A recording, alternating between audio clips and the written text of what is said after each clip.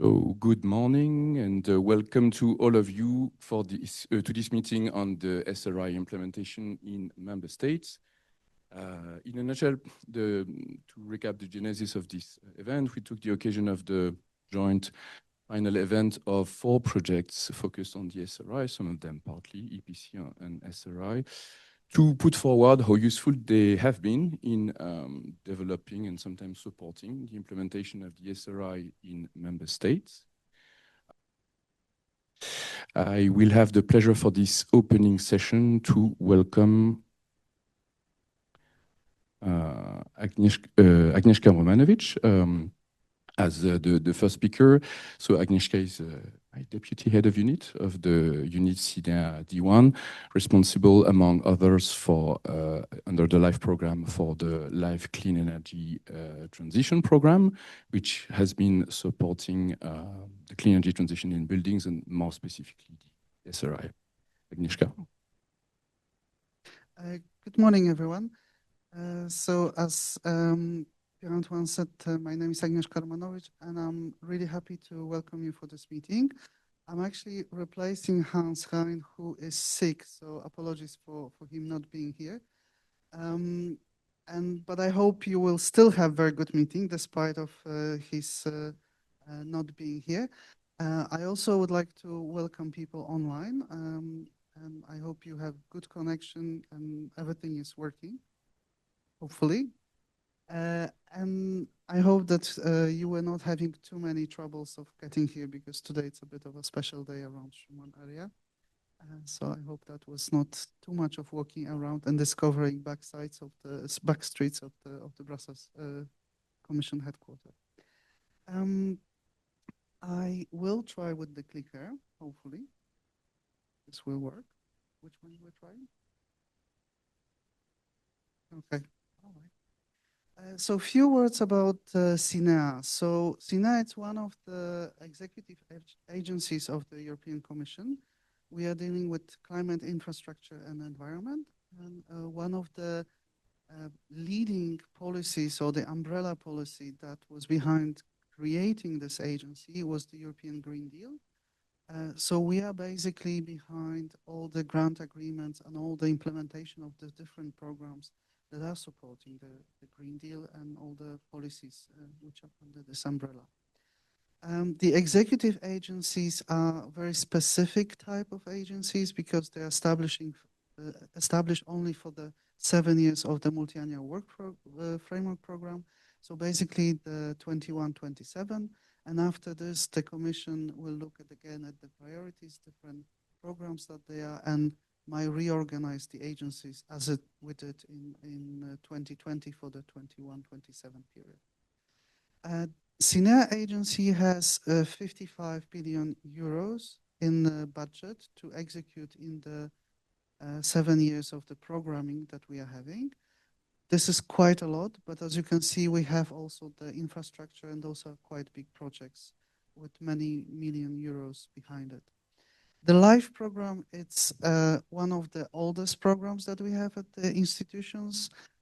It was established at the beginning of 90s, and with having in mind that we should have something for the environment at the beginning. Later on, the climate was added, and in 21, the clean energy transition joined the LIFE program.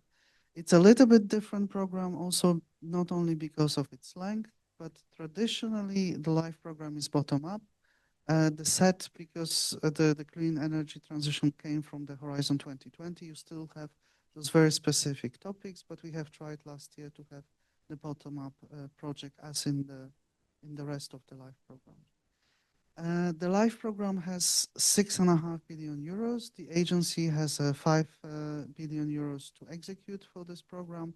And the set, I think it's the next slide, if I will manage to get. The Clean Energy Transition sub-program is primarily supporting the Renewable Energy Directive, Energy Efficiency Directive, Energy Performance of Buildings Directive, and is trying to help the transition towards the energy efficient, renewable energy based and climate neutral and resilient economy. What we are trying in this part of the program is to have coordination and support actions that will not only help member states and different actors and stakeholders in the sphere of trying to implement those directives to work together, but we are also trying to bring people at different levels, at the national level and the region level. The coordination support actions are also very helpful to bring people together, because you are obliged already at the beginning of the program, project, to put a minimum of 3 member states together. I think it's one of the very good way of exchanging information between the different actors, how you implement, how things can progress, how you can deliver on the different objectives and articles of the directive. Sorry for that. Going more into the calls and proposals that we are having. So I will say a few words about the 2024. As you know, we are usually working in a little bit different schedule. So we are closing the 24 call in a sense that we sign most of the grant agreements at this stage. We have selected in 24 51 projects with 32 countries being involved and 449 beneficiaries. It's quite a lot. We have used 81.5 million euros for that, and you can see the 8 main topics that we had in the work program and the number of projects and the budget. As I said, we nearly signed all grant agreements. There's still some grant agreements that will be signed, or they are just about to be signed, but will start later on. But at the same time, we have, that's interesting. At the same time, we have just closed the 25 call, and the colleagues are evaluating this call, or will soon evaluate, but we are at the same time together with the colleagues from DG Energy drafting topics for the 26th. So we are a little bit working in parallel on all different years that we are having in the program. In the next slides, which I don't know if I'm switching all the colleagues in the back. If you're switching, thank you very much. We have, as you know, specific topics for the clean energy transition. And what we are trying in every year when we are programming is that there's no revolution, but rather evolution. And you probably have seen how the topics have evolved over the years in order to support in the best way the member states. So we have the Better Reno as a main heading, then we have the policy, which is also supporting, and all the other additional topics which are there that can be used for supporting the topics that we are having. And I think we are in a very exciting moment for the projects, and I will say thank you very much for the projects which are highlighted here for organizing the meeting, and organizing also the meeting that took place in Milano at the beginning of the month. I think it's very important for the SRI as a topic in terms of the support that we are giving to the colleagues in DG Energy for the development and further steps in the policy process, because the projects that are just about to close or are closing have worked very hard on a number of elements that are crucial for the colleagues later on. You had the project, the meeting on market uptake data and tools, and today we have a meeting more with member states to discuss the tests, the support, and what is needed. And I hope the colleagues later on will be able to really take all the information from those 2 workshops and will feed the policy process. And I think I have the last slide just to say a few words also on the 25th call, which, as I said, we are evaluating. It was oversubscribed across all the sub-programs of LIFE. So it will be a very, very challenging task for the colleagues, and I'm wishing you already good luck with that. But it will be very, very competitive, and probably many people will be not happy with the final results, because this in 24 for part of the sub-programs, our success rate was 12%, so we might go even below that. So just to keep in mind that the projects which are running and the projects which are just signing the grant agreements are really, really selected in a very competitive process. You have also all the links, and I wish you a very good meeting, good discussions, good exchange. Use the colleagues in DGNR to pass all the information you want, and have a wonderful day today.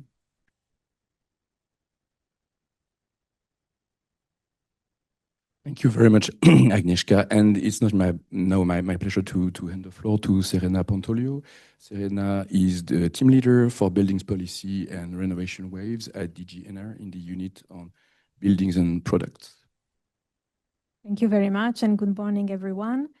Try to go to the next slide.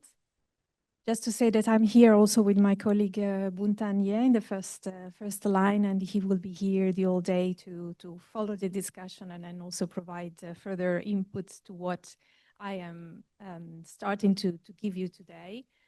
You will have the whole day to discuss really about the implementation of the SRI. So what I will do in my presentation is more to recall what is the policy context, what is the framework of also from the policy and legislative point of view of the Energy Performance of Buildings Directive, what we are doing in this context also a bit beyond SRI, what's the impact of expected impact of what we are doing, including the implementation of SRI, and what we have next in the pipeline.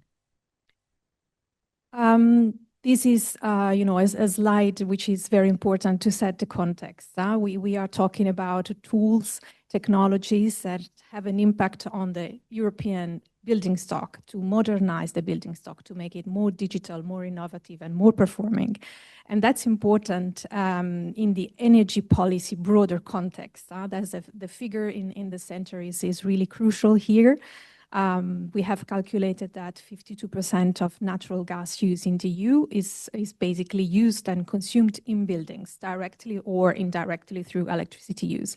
That's why it's so important to make the use of energy more efficient, because this has an impact overall on energy policy and even beyond on energy security. And also there's a dimension, there's the environmental dimension, because 1/3 of the energy-related greenhouse gas emissions depends from buildings, and overall is buildings make 40% of the whole energy use in the EU.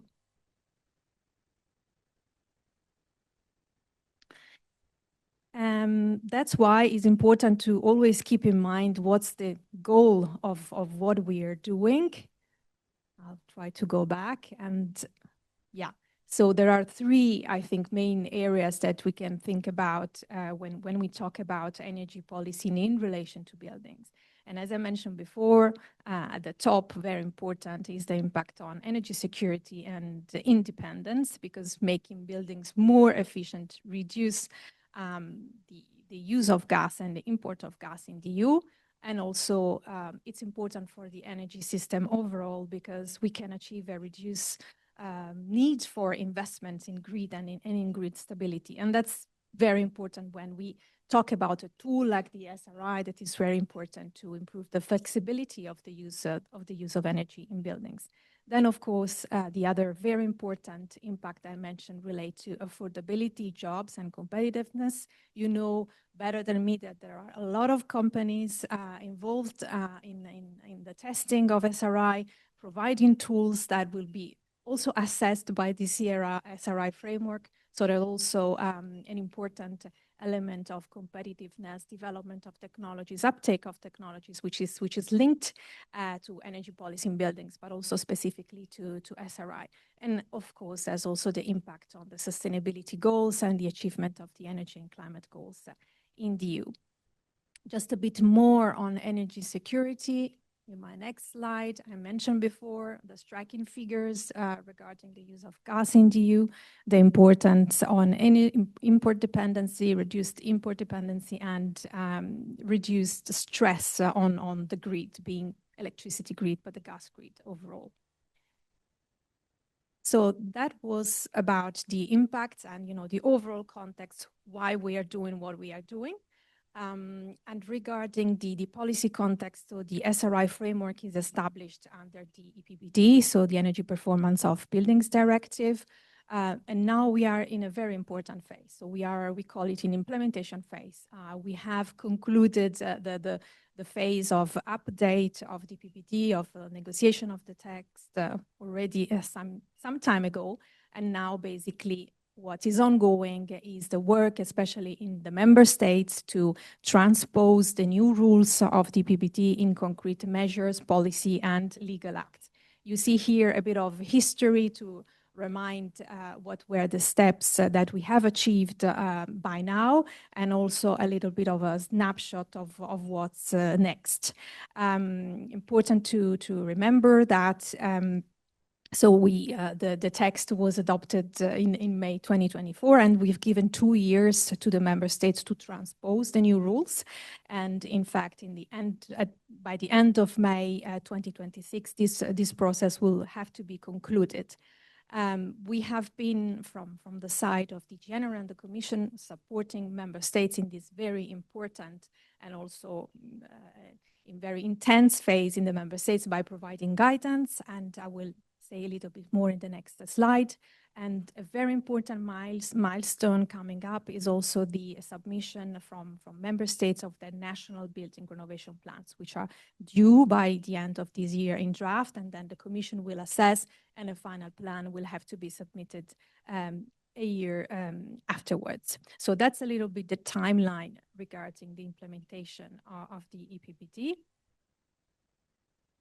And then I would like to say a bit more about the package of guidance that we have published in June, which includes recommendations on 13 different topics that are in the EPBD, and also some elements of secondary legislation. We have adopted a delegated regulation to update the cost-optimal methodologies, which is very important to set standards for major renovation and for new buildings in the member states. And also we have adopted an implementing regulation regarding the transmission of data from national database to the Building Stock Observatory. And we also try to assist further member states with templates, for instance, for the one for the submission of the national building renovation plans. And this is a set of documents that we really developed in close coordination with the member states, with lots of meetings, sharing draft, with the aim of, I wanted to go back, but I'm going forward. Okay. So that's the list of topics that we basically address in the guidance package. And really the guiding principle for us was to try to be as practical as possible. So really to provide concrete examples, explain the flexibilities which are in place to implement EPBD, which is a directive. So it's not a legislative framework that can be transposed just by, copying what is written in the EPBD, but it's really important to implement it with specific and more practical legal acts. So what we try to do with this package of guidance was really to help and assist member states as much as possible with really practical examples. So now what's next? We have still some work to do from the side of the Commission beyond the intense work that is ongoing in member states. We still have a few secondary legal acts which we have to develop in the coming years, and also Commission reports. And you see here highlighted in green what is related to the next step regarding the Smart Readiness Indicator. So if I go to the right side, that's a very important report from the Commission that we have to deliver by mid next year, which has to take stock of the tests the testing, which is ongoing now in 16 member states, and really with the very good support of the project that are also present today, and also very dedicated team of all contractors. So what you will be discussing today, it's really very important to inform this process, and we'll have to take stock of these in the report to the co-legislator that we'll have to prepare for next year. And this will be basically the preliminary step towards then developing a secondary legal act to really decide on the technical elements related to the application, the concrete application of the SRI to certain type of buildings. And this will be our task later on after the publication of this report. There are also other acts and reports which are due, and you have there in this slide, like for reference. Okay, that was it from my side. Thank you very much, and I really wish you very, very fruitful discussions today.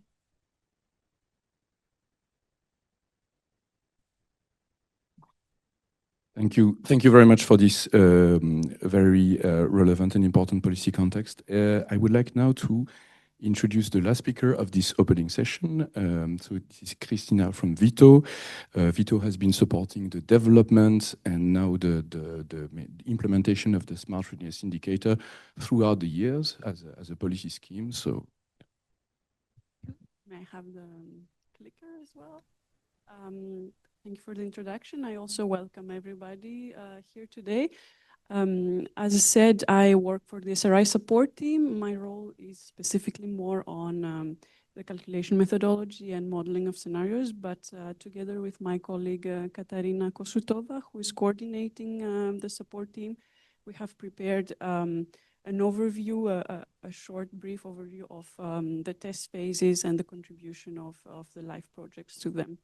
So let's see if my many animations will work today. That was perhaps a mistake.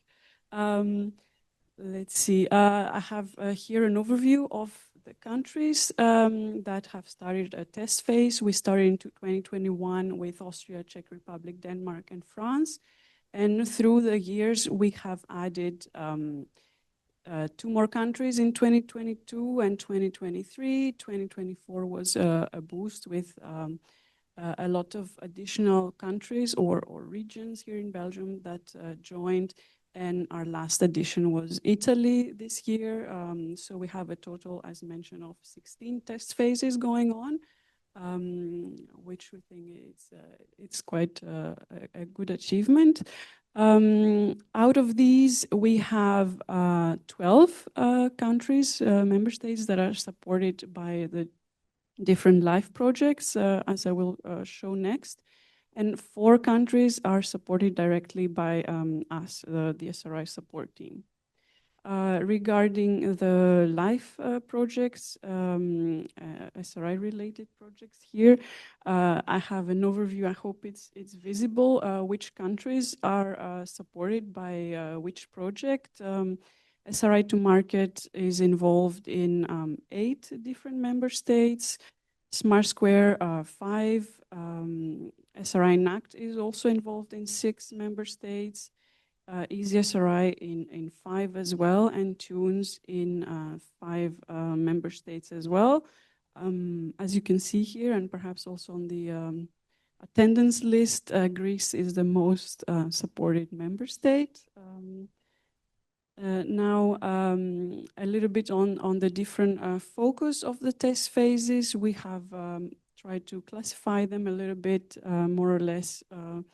The majority of them is focusing on assessor training, skills, and requirements for the SRI. We have several countries looking into adapting the methodology to their local context. Others are looking also into the link with the EPC, and we have also Austria and Germany working on benchmarking of the methodology. A few numbers here related to the number of buildings that are being assessed. We are almost at 1,000 different building units.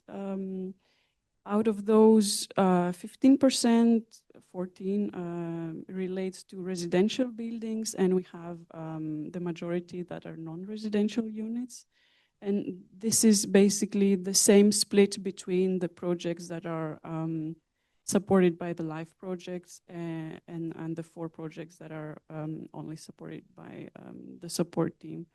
We are collecting information on these, but we don't yet have a clear picture to show you more detailed results, but we're working on that to also support the Commission with the outcomes of the test phases.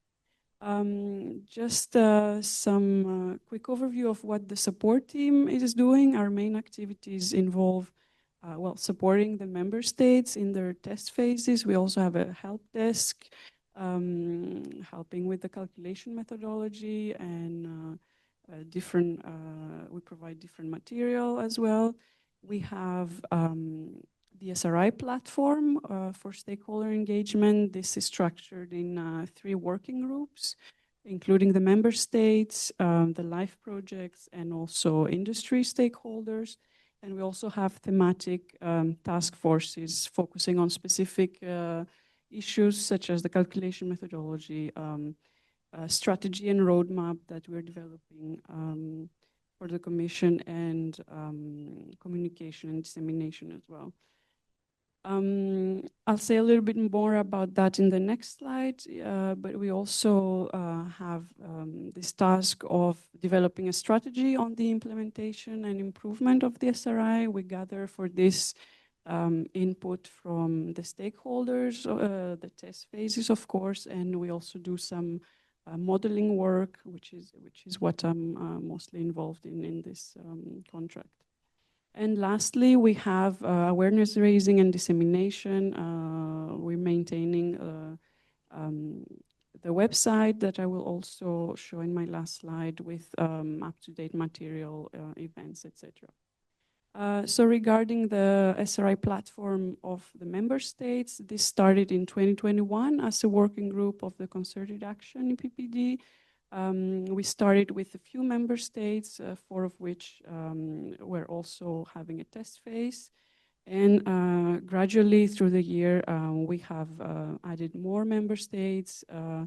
This platform, the working group of the platform, has regular meetings, mostly to discuss and exchange different experiences from their test phases. I'd just like to close with the website where you can find, of course, more information about the test phases, but you will probably also hear a lot of this today. For national authorities, we have different guidance material, training, slide decks, calculation tools are summarized also there. We have a communication kit. You can find there also the different events also of the platform, but external events as well. You can find there all the LIFE projects linked as well. And finally, there's a Q&A that we gather from questions that are posed to us through the help desk. And these are also summarized there. So I think I did well on time. That was what I wanted to share. And I wish you as well a very good rest of the event. Thank you.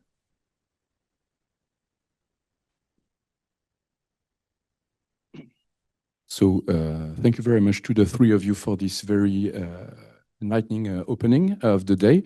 And so this opening session is closed. I would like now to pass the floor to Dimitris Athanasiou for the next session.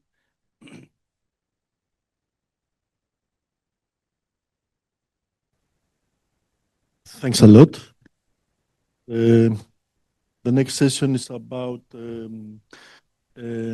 how some specific SRI projects actually supported member states, and maybe with we also have to invite we have actually speakers that will also join online, but also need to find the speakers. So maybe we can already ask for Armin.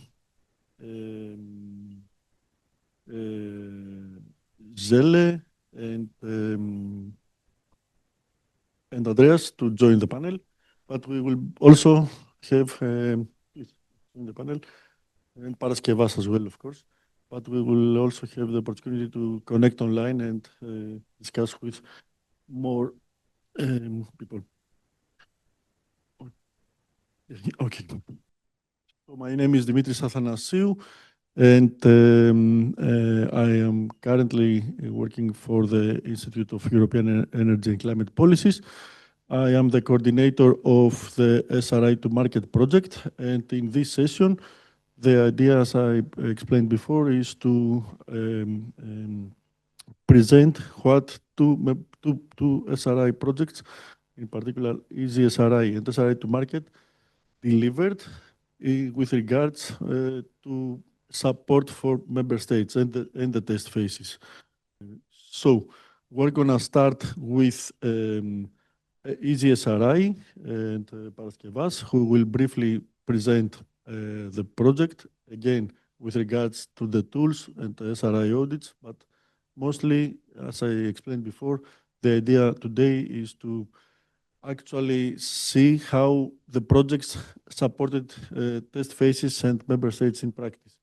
Then we will also, we actually discussed a lot with CINEA and their colleagues, and since we presented the projects in Milan a couple of weeks ago, where we actually presented the technical perspective of the projects and the tools, today the idea was to give more like a policy orientation and focus mostly on the support and what we have actually supported, how the projects actually supported the test phases.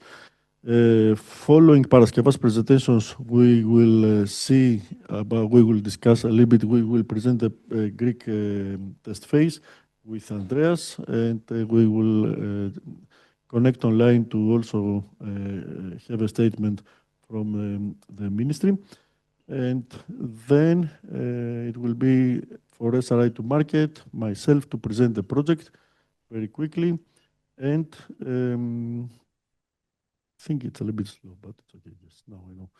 And then once I present the project, then we will also have the possibility, the chance to see, in particular, four test phases, with in particular the Spanish test phase, the Austrian test phase, the Portuguese, and finally the Croatian test phase. But okay, let's start, because we also have to finish within 1 hour. So there are many speakers, so let's try to be as concise as possible. Let's start with Paraskevas. The floor is yours.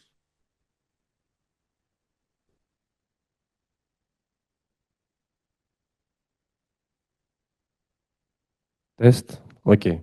Good morning from my side. Okay. So let's start with the EasySRI audit tool and the SRI audits.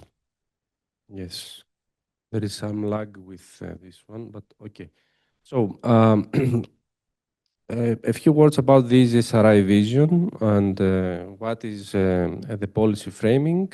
So the main goal was to produce a platform, let's say, or provide a tool that it is easy for the assessors and the non-assessors, even the homeowners, to perform an SRI assessment. For the market, we wanted to provide and address specific characteristics like the energy efficiency consulting, the real estate development, and the facility management. So we have different audience. We've been in talks with different people there, and how this could be materialized, of course, by providing an SRI assessment plus a recommendation system. So I get the SRI score, and what do I do with that for my home? Of course, EasySRI supports all rollout phases for the countries that it is involved with. And now a few slides to just flex the platform. Okay. So what are the features that it provides? We have the buildings, an SRI calculator wizard, a recommendation system, an investment portfolio, dashboard, and the capability to report and show our data. So very briefly, here you see that the platform supports all member state. What happened? Okay. Supports all member state official languages. My buildings here. The admin dashboard showcasing some numbers, some training material and videos that you can check out and gain knowledge about the SRI. The certification test. And then we have the SRI Express and the SRI Assistant, two novel, let's say, toolkits integrated in the EasySRI platform. Very briefly, we have the AI-powered SRI Assistant. What are the features? You can ask, type something and ask about the SRI technical framework, or ask about sources for training material and many other capabilities. And here you can see an example how the user can interact with the SRI Assistant. Then we have the SRI Express, and we concluded, or after some discussions, we said that it could be actually an ideal tool for pre-audit screening of any building, because you can interact with it and make options and actually perform SRI assessments very, very fast, in less than a minute sometimes. Okay, given the complexity of the building regarding SRTs.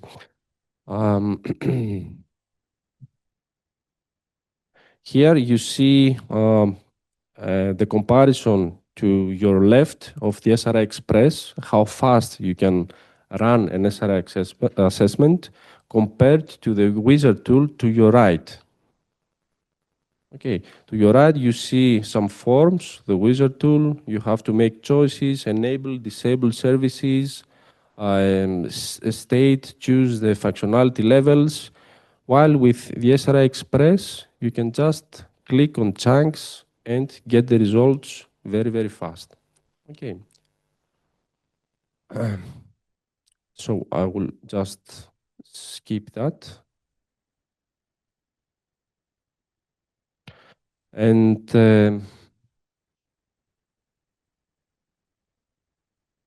okay, we also have the investment portfolio. As I said earlier, the user of the EasySRI platform can check all investments that he or she has made according to the certificates or assessments, SRI assessment that were conducted. And this is very quickly the EasySRI recommendation system. You create a new investment and you set actually just the budget that you wish to spend.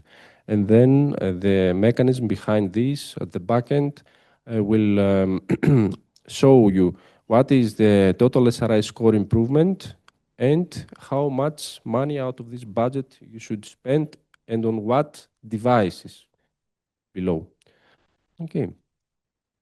How to access the EasySRI platform? Here you can see QR code. It is a platform developed for assessors, building owners, and all public authorities, of course. What is, let's say, the key characteristic?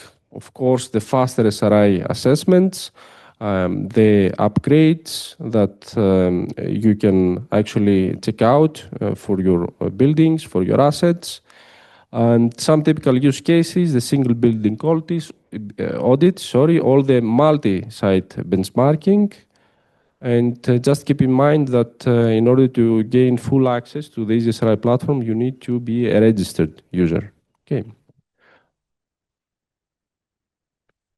Now, one more slide, and then I think I will start talking about the policy-related aspects. These are the tools supported by the SRI across the uptake of the market and across the EU. So we have some common characteristics. As I call it, it's actually a third core, and this is the SRI assessment, the auditing process. Of course, the update recommendations, most of the tools offer upgrade recommendations as a toolkit and scenarios and maybe some reporting dashboards. What changes, of course, is the coverage on the domains, how much data detail can be pushed to the platforms. Also, some capabilities to upload SRI data and fill in automatically some forms. The market readiness, depending on the member state, and so on and so forth. Now, about the EasySRI pilot sites, these 6 pilot sites are our starting point, actually, the ones that dictated by the GA. So these buildings that you see here have been assessed by our auditing tool. And we moved one step further, and right now we have more than 1,000 SRI assessments using our platform.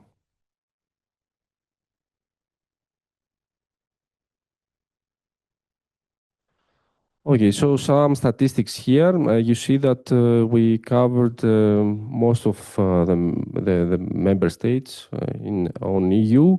We have almost 300 assessments using the SRI Express with an average score of 22.79%. 400 plus assessments with the simplified and method A. And with the detailed or method B, we have 378 assessments. So you see that the overall SRI scores vary. And one insight that you can get out of this is that method A typically has a higher average compared to method B. Why? Because it does not dive into so much data detail for the assessment. Okay, so typically with method B, you expect to have a lower SRI score, according to our benchmarks, of course. Now, some plots regarding the distribution of the individual scores of the SRI. Here we see the score per key functionality. If you observe this visual here, you can understand that one strong area is the response to user needs, and this can be observed in the detailed representation, around 30%, stands around 30%. Also, energy performance and operation, that although in Express it stands around 21%, for simplified detail it moves higher to 28, 29%. And energy flexibility stays low at 13%. So, as an insight, this is something that we need to think of, and ideally we should try to target flexibility. And storage, maybe the demand response readiness of the buildings. So this is an issue and a point for improving our buildings. Sorry.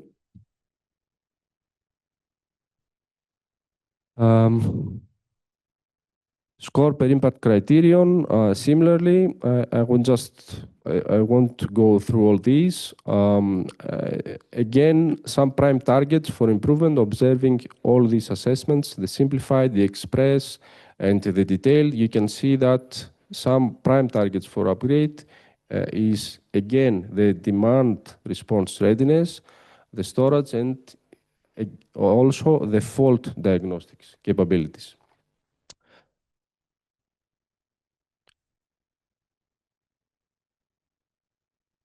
And here, moving to the score distribution per technical domain, we see that we have very high scores in heating and domestic hot water, at least for the cases that we benchmarked as ESRI. Cooling and lighting are a little bit lower, falling to 24%, and EV charging is about 5%. So this is also one point for improvement. Yes, some problems and benefits for national authorities, some pain points, of course, the fragmented schemas, the many different schemas developed to store the data, the SRI data among different projects, and this would and will lead to poor comparability, and this is something that we should think about and how to address it. Of course, we have the manual entry of data from EPCs, BMS, and this can cause errors. Limited API is something that we try to solve with EasySRI and to improve interoperability. I will talk about this shortly. And the training burden. How much time is needed to train new assessors for the SRI? So with EasySRI implementation and the other sister projects, we addressed these, and they come with some benefits. We have faster throughput with the toolkits and all these features that I showed you earlier. We have the upgrades for the buildings according to the recommendation systems developed. We have KPIs benchmarking and policy reporting straight from dashboards provided and created through this within these platforms. And let's move to the next slide. 1 minute. Yes, I will be very brief. Okay, some policy lessons learned. One big thing to consider is the interoperability. We need APIs, we need shared data models, and with common SRI schemas, we can proceed with, let's say, cross-mapping comparability. We have, it's important to have some disciplined SRI versioning and track what are the changes between different versions that are released.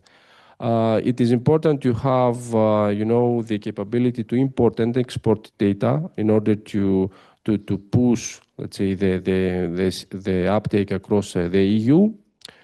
And of course, for large-scale adoption, we should think of, you know, taking advantage of technologies that are available and allowing, you know, to run assessments in different scenarios.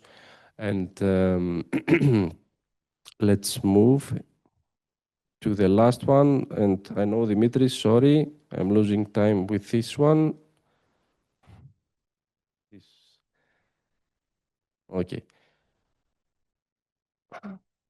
What we did as part of you know, the interoperability, at least for Greece, and then I will pass the floor to Andreas from CRES, is the SRI Nexus. So all sister projects came together. We talked about the issue of interoperability, so we came up with this platform.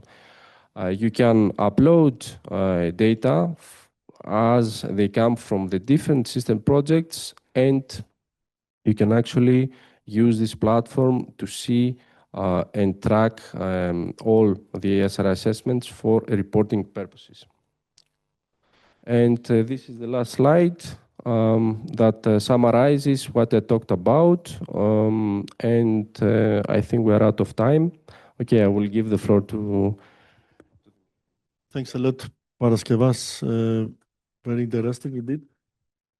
I know, just to let you know that this is the final event for our projects, and it is important for us to also present you the developments, the tools that we have managed to produce all this 3-year journey. Interesting to see also, in my opinion, what I find very interesting, Paraskevas, is that the different results you had with regards to, let's say, the express assessment tool, the detailed and the post-detailed, the advanced and detailed. Sometimes we could see that the results were similar. Sometimes there was a big gap. Interesting, for my opinion. Maybe this is something that we can further explore and improve. Anyway, we're out of time indeed. So let's see about the Greek pilot case. We have Andreas Androutsopoulos from CRES, the agency of renewables and energy saving in Greece, associated with the ministry. So, Andreas, can you please briefly present? I mean, we had many chances in previous workshops to present the results of the different pilot phases. So maybe this time, if we can focus more on how the projects actually supported the Greek test phase. And as Ms. Portopoulaki said before, Greece was the most supportive one by all projects who were there. So that was a good, let's say, opportunity for Greeks.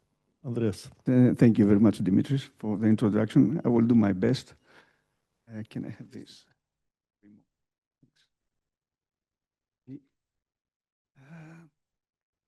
Good morning, everyone. It is my pleasure to be here. I only have 7 minutes, so I have to be really fast. So I will start by trying briefly talk to you regarding what we did in the SRI cluster in Greece and what we have succeeded so far, because the results I'm going to show you are not the final ones, because we are still working on them. So very briefly, it has been already talked about. The Greek test phase was generated by 4 programs, 4 European projects: SRI Enact, SRI Square, SRI to Market, and Easy SRI. It was launched by the Ministry of Environment and Energy, and it was participated by signed MOUs from 5 organizations.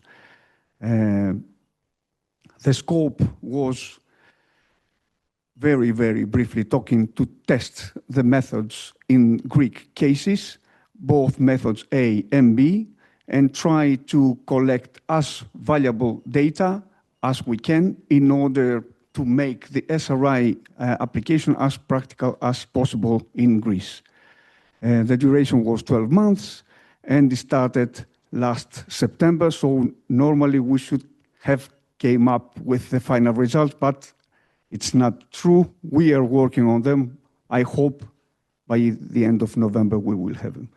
But until these final numbers, I would like to show you that until then we have conducted, we actually divided into 4 main parts the work of the Greek SRI cluster. It was first to test method A, so we conducted more than 600 SRI assessments for that method. The method B was used for trying more than 500 test cases. We worked quite hard, as already mentioned, Paraskevas, for the SRI Nexus in order to be able to gather all the information from the platforms that have been developed through the 4 projects and be as much as, let's say, coherent with their results. And finally, be able to provide good policy recommendations and best practices for the Greek government. So I want, since the time is really, really small, I wanted to show you some first outcomes from parts of the methods we have done, but I will skip them. This is from SRI Square. 322 cases have been worked on, and these are the main outcomes. What I wanted to say is that for the SRI and ACT project, we managed to train 42 persons, from which 13 were also energy auditors and very experienced people who actually worked all the case studies and actually did a quite good job. I wanted to express this more effectively. This is a part of the different results from the different platforms that have been, from the work that has been done until then. You can have a look at the average SRI scores. You can see to the right up that they are really small SRI scores, and they get the lower grade G, the great majority of them. The platforms Paraskevas told you are already what they have done. We also have taken into account other possibilities to ameliorate the current conditions by applying different and more advanced bugs systems. You can have a look at the platforms themselves. This is some ideas from results from the EasySRI project. The number of the samples here is about 350. You can see which methods have been used, what kind of buildings have been used, but the results were low. I skipped the Nexus because actually Paraskevas said everything about it. The idea is to be able to collect data and to be able to compare them in between them in terms of making the sample bigger and see the accuracy of each method, and of course come up with very good results. And I passed to the conclusions. The conclusions, we can say that in Greece, of course, the educational facilities have the lower SRI score, while the office buildings get the higher score. We were actually waiting for this to happen, while healthcare buildings and other non-residential buildings are a so to say moderate score between 8 and 11%. Comfort, convenience, and accessibility, where the user-centric functionalities that got the higher SRI average, followed by the building level functionalities, while the grid related ones like load management and energy flexibility got really low scores. Regarding the domain, it was mentioned before from other projects as well, and results, the heating and cooling systems get the higher smart readiness help in order to get a higher score. The lighting and electricity domains get moderate scores, and the dynamic building envelope and EV charging get really low scores. So the distribution I'm not going to talk about. There is an uneven distribution. Sorry about this layout. It wasn't expected to happen, to see that way. My presentation is quite good. The distribution of smart readiness is uneven in many technical domains and building types. So targeted policies and incentives are needed to accelerate this technology integration, and especially in older and public sector buildings. And the emphasis is required on green integration, predictive maintenance, and user-centric design. We come up with the policy recommendations from the Greek SRA cluster. 2 slides. First and foremost is to establish a comprehensive regulatory framework. Why? Because we have to work on that and it should be a concrete one in order to be able to follow the EU regulations and tailored to the Greek national needs. In that way, we will provide to stakeholders and ensure consistent application across the whole country. Yes. Well, we prioritize the non-residential buildings in initial phase.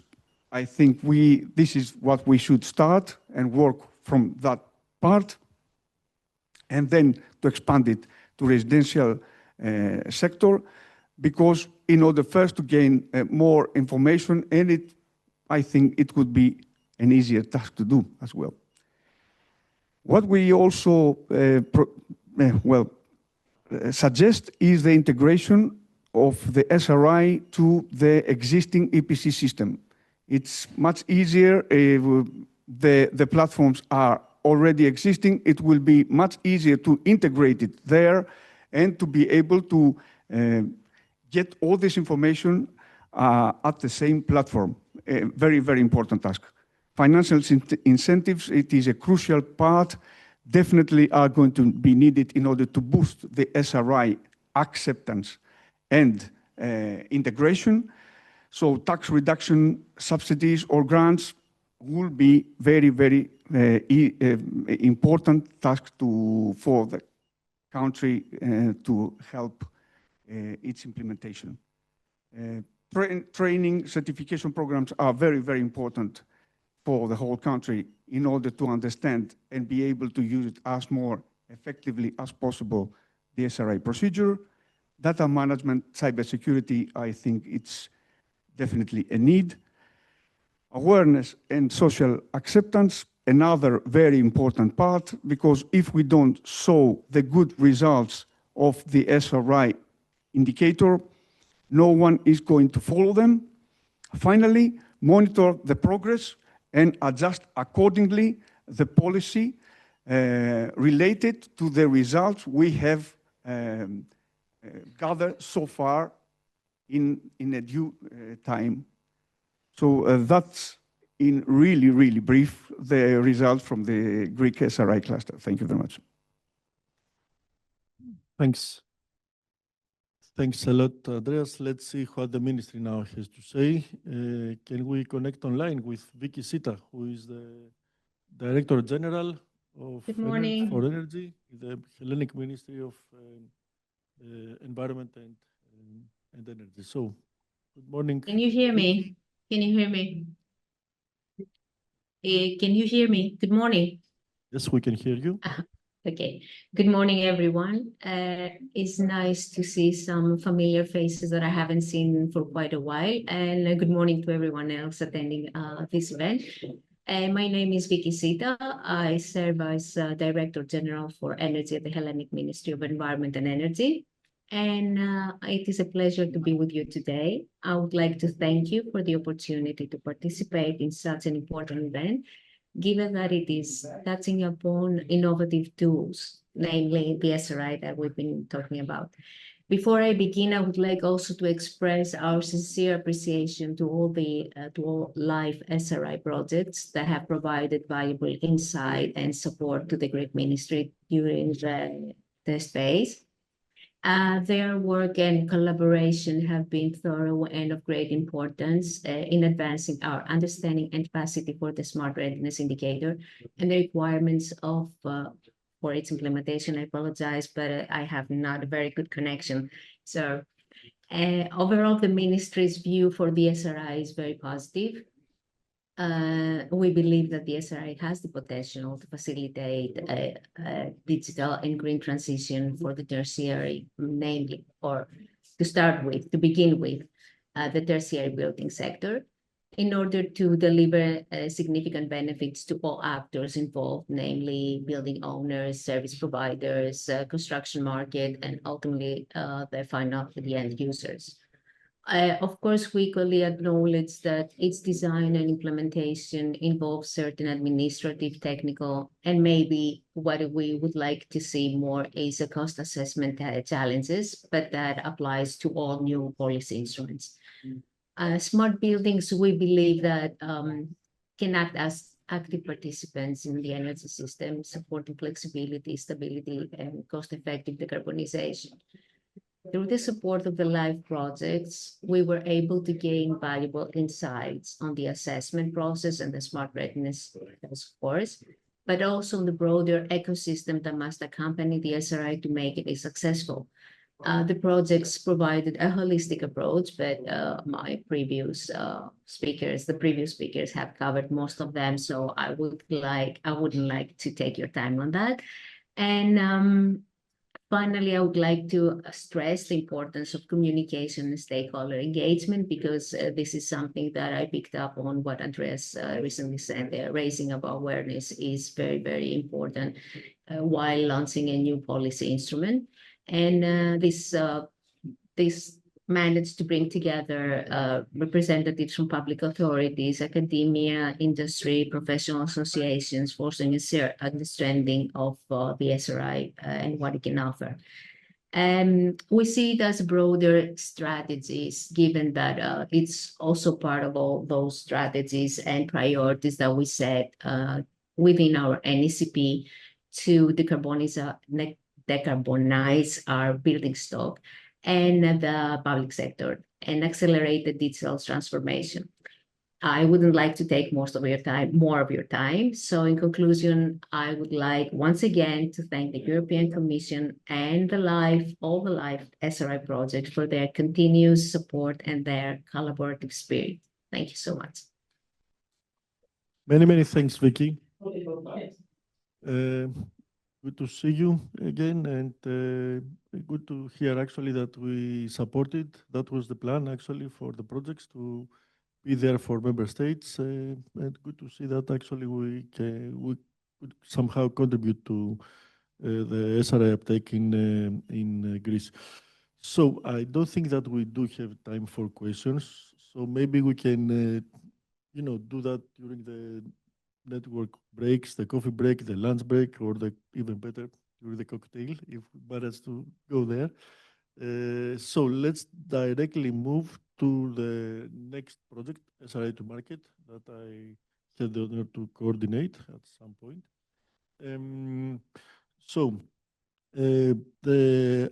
I will try to briefly present the project, the deliverables, and then we will see, as I explained before, case by case, what happened in 4 member states. So, almost there, yes. Again, while I was preparing my slides yesterday, and I tried to go through, the 3-year journey of SRI to market, and I was looking to all the deliverables, trying to see again what we achieved. I think this is the case for all projects. We managed to do a lot of work, and I think this is, and we have a lot of tools there that member states should actually take over. They are of great use. I fully agree with what Vicky said before, that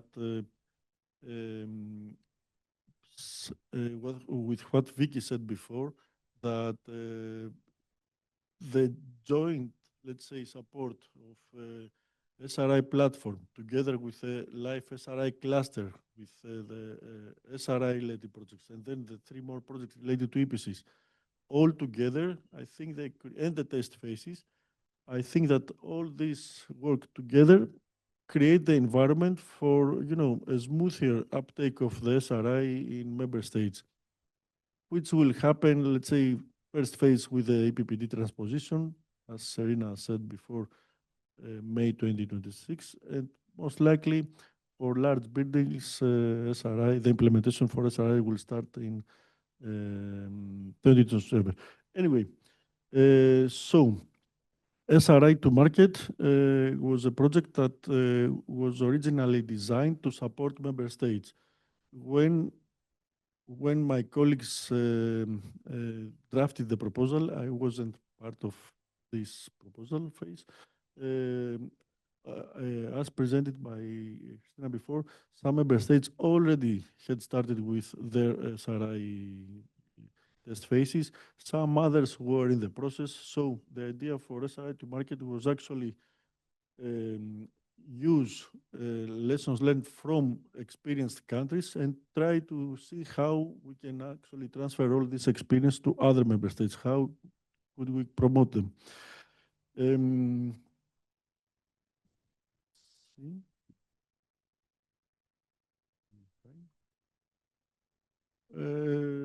So yes, we targeted 6 member states, but in the as the project developed, we also decided to support Greece, which I think is a big success of the project, to also provide support to one more member state. Since we already had Greek partners there, and since all the material was translated in Greek, Cyprus, and Greek is the same language. So we said, okay, let's do that for Greece. So training for Greek material, also workshops in Greece. So also participating in the SRI cluster, as Andreas mentioned before. So the idea for us was really to design tailored support for member states. We were discussing a lot with authorities, with stakeholders, trying to see exactly what the needs are for specific member states. The idea was to integrate, to review national conditions, national legislation, then create the demand with trainings, with workshops, with the tool, and finally, of course, try to engage stakeholders and create the necessary environment that is needed for the uptake. The project outcomes that more or less are related with the support we did for member states had to do with the policy context for SRI. I will briefly explain what we did. It was developing methodologies for adapting the SRI to national specificities. Then it was again about providing strategies to integrate EPCs and SRI. We created an assessment tool and benchmarking tools, e-learning training programs, recommendations for building owners, and also guidelines to design public funding schemes for SRI upgrades. And finally, we did a lot about establishing an SRI communities and so on. And all this we are packaging into a final, let's say, deliverable, which is about replication of recommendations that it can easily be applied for all member states, because it is actually combining results from other projects, from test phases, from experience we had during all this journey with stakeholders and so on. So the first thing that I wanted to mention is that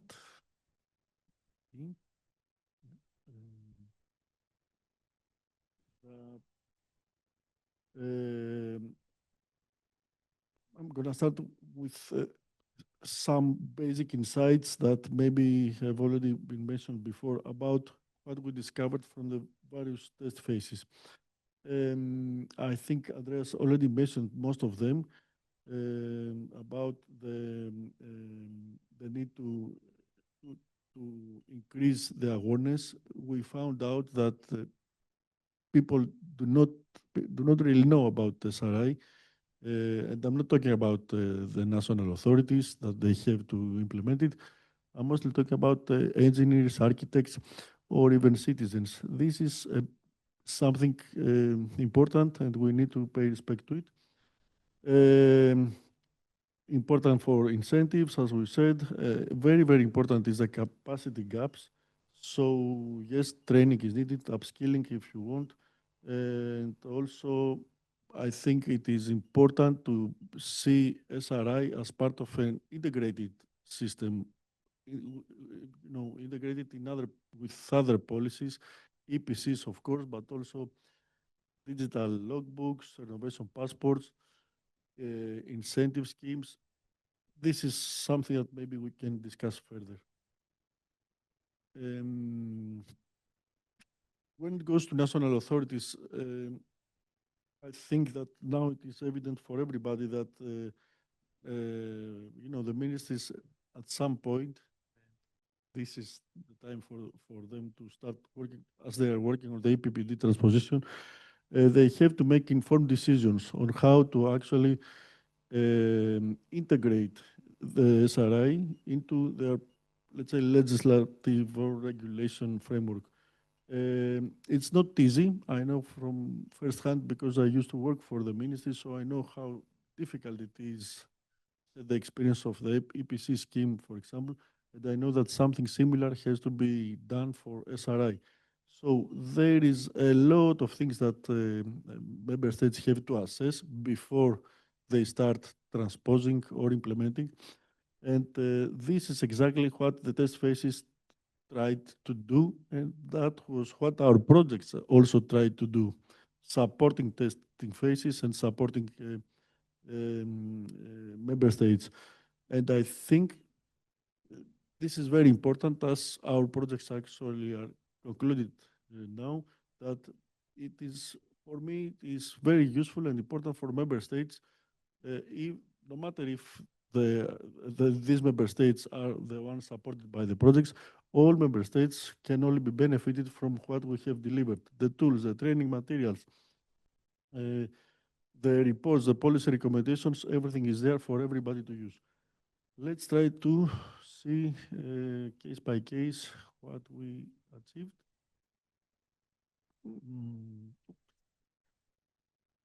So the first thing we did in SRI to market was to conduct a policy review in all member states.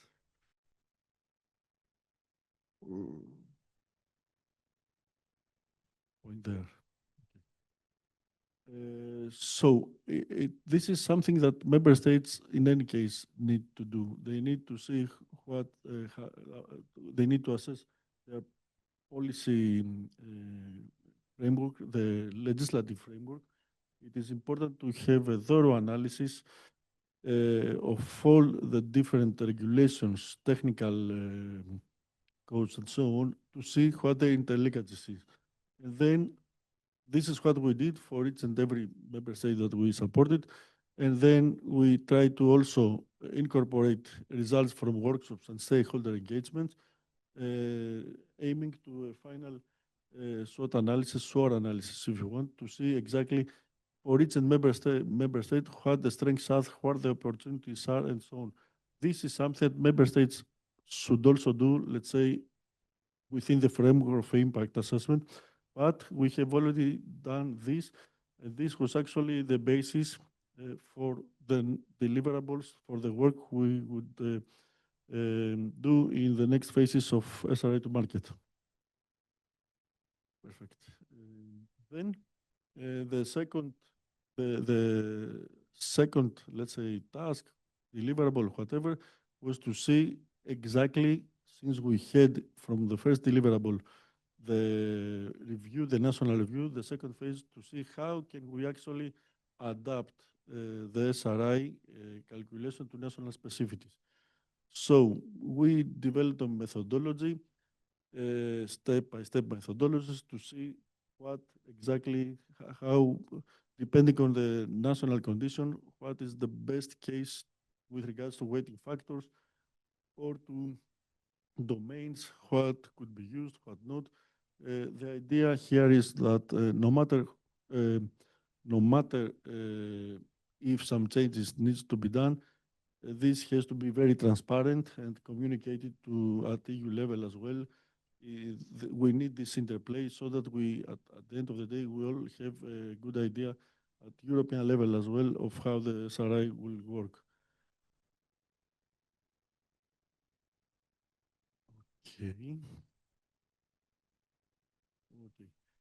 Then I think also a very important deliverable that I really liked is that, okay, we speak a lot about integration of SRI and DPC systems. Okay, but how can we do that? In SRI to market, we developed three different scenarios. fully integrated scenario, mild integrated, and solo scenario based on the EPC system. So regarding of the case, the member states, and based on what the EPC system was, how the EPC system was implemented, we had different scenarios, and together with some other factors, we had some ideas, let's say a roadmap that member states could also follow to see if it makes sense to fully integrate SRI with EPC or not. We don't have time to explain all this now, but I trigger you to have a look either to this specific deliverable or to our final reports, because I think, at least for me, it was very useful as post old member of ministry to at least have some guidance. Okay, let's explore these factors to see if it makes sense to go for a solo scenario or a fully integrated one.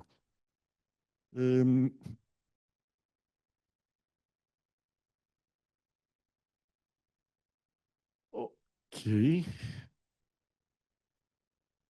Okay, so two very important deliverables of the project have to do with the SRI platform, which actually is a assessment tool, SRI assessment tool, not SRI to market assessment tool, SRI assessment tool in general, so it can be used for all member states, by all member states, or it can easily be adapted as well to national conditions. It also offers basic and advanced benchmarking possibilities to compare different, let's say, domains or different buildings and so on.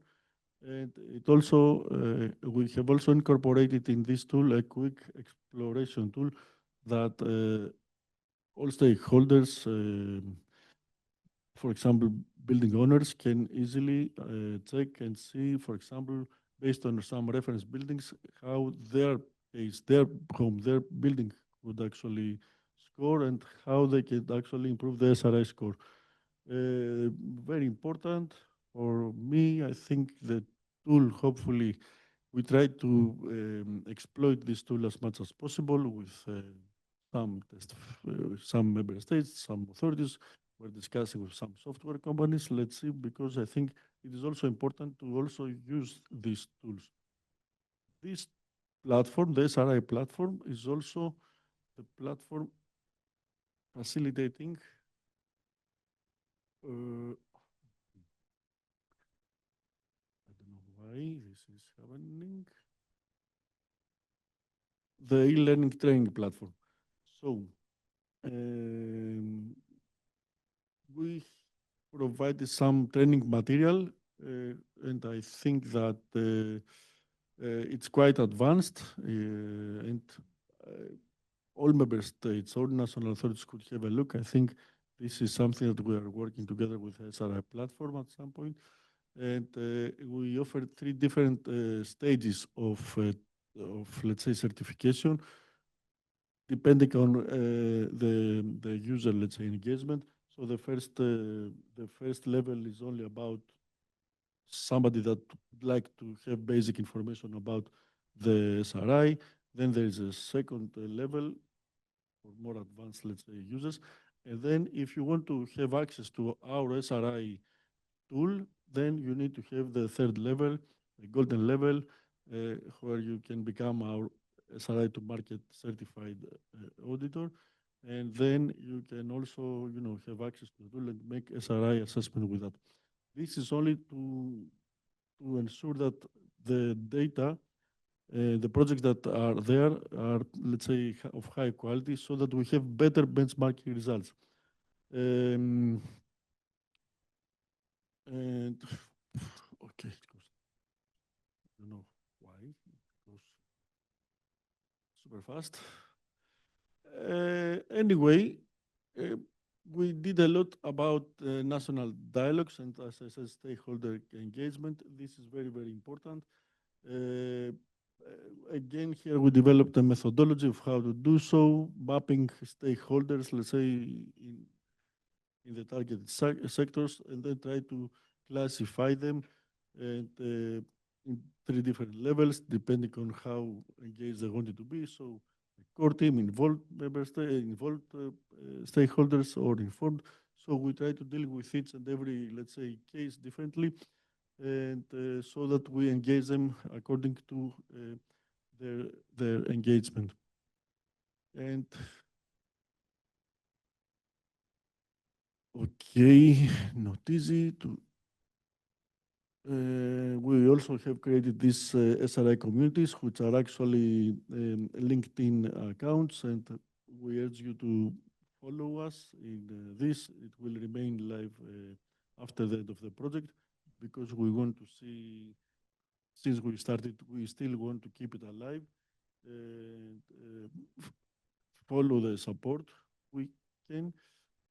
We also have a couple of tools supporting building owners. We don't have much time to discuss about it, but one is about the quick exploration tool that I described before within our platform that every user can easily play if you want to check. I mean, they're easy to follow with some simple questions, and then you have a reference building, and then you can play with different scenarios.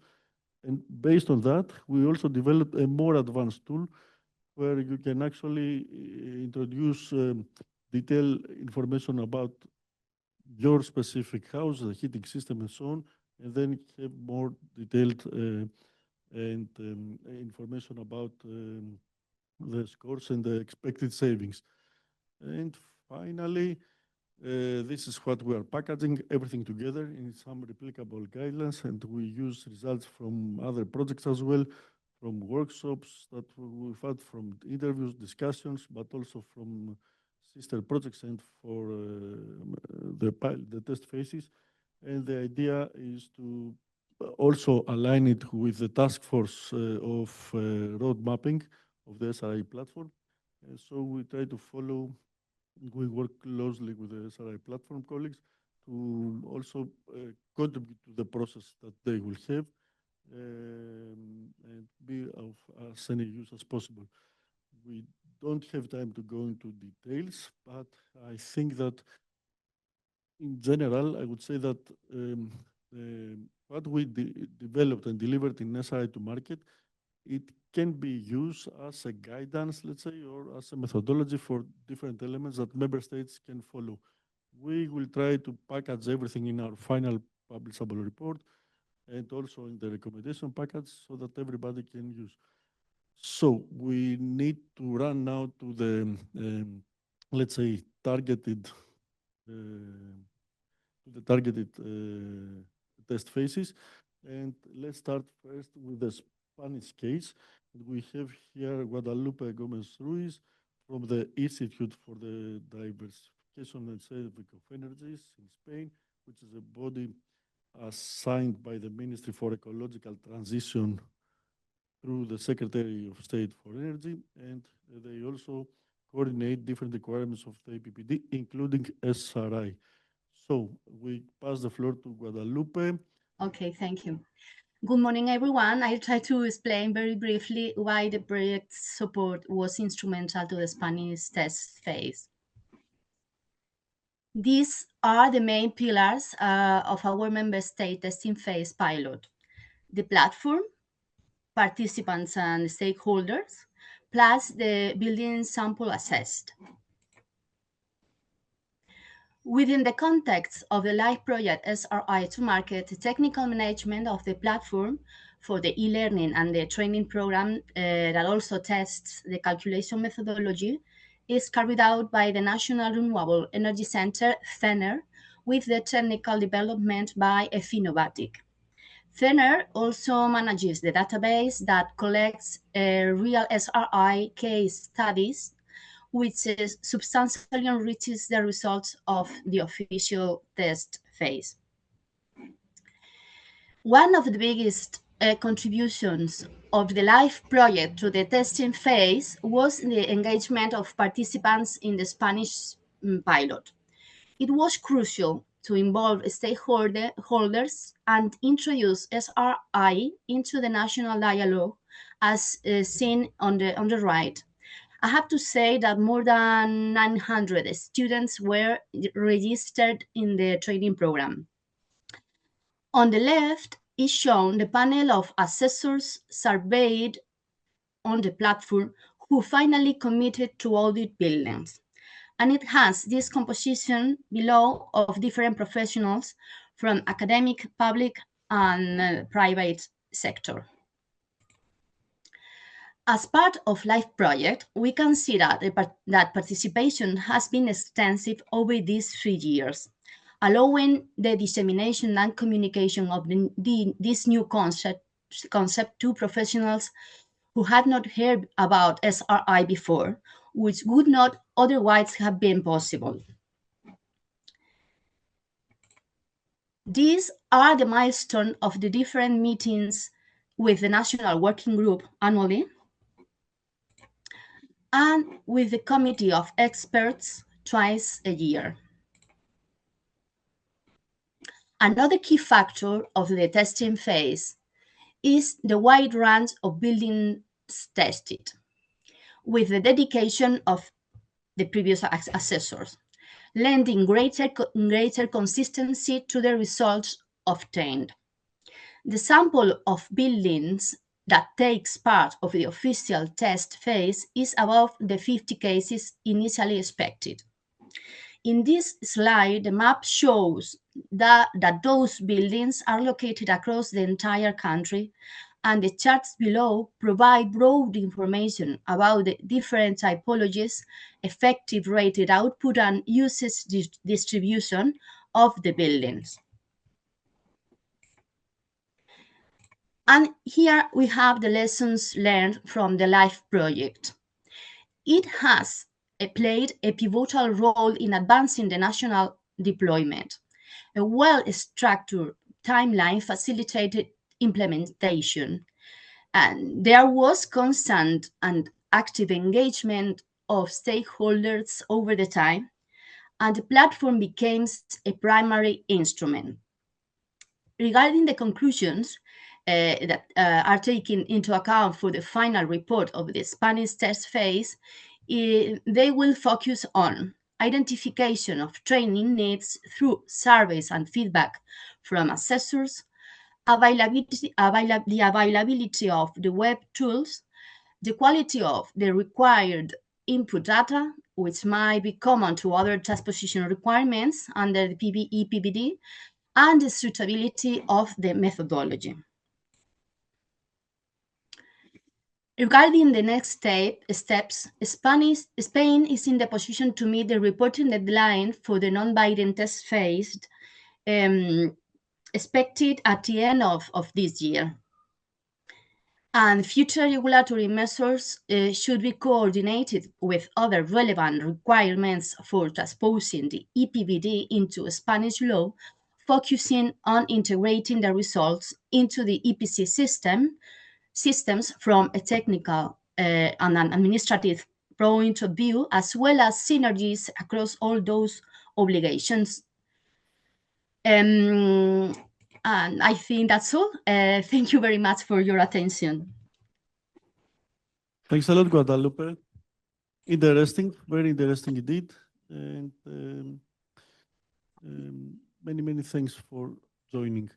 Now let's move, because we are really out of time, with the Austrian case. So I will pass the floor to Armin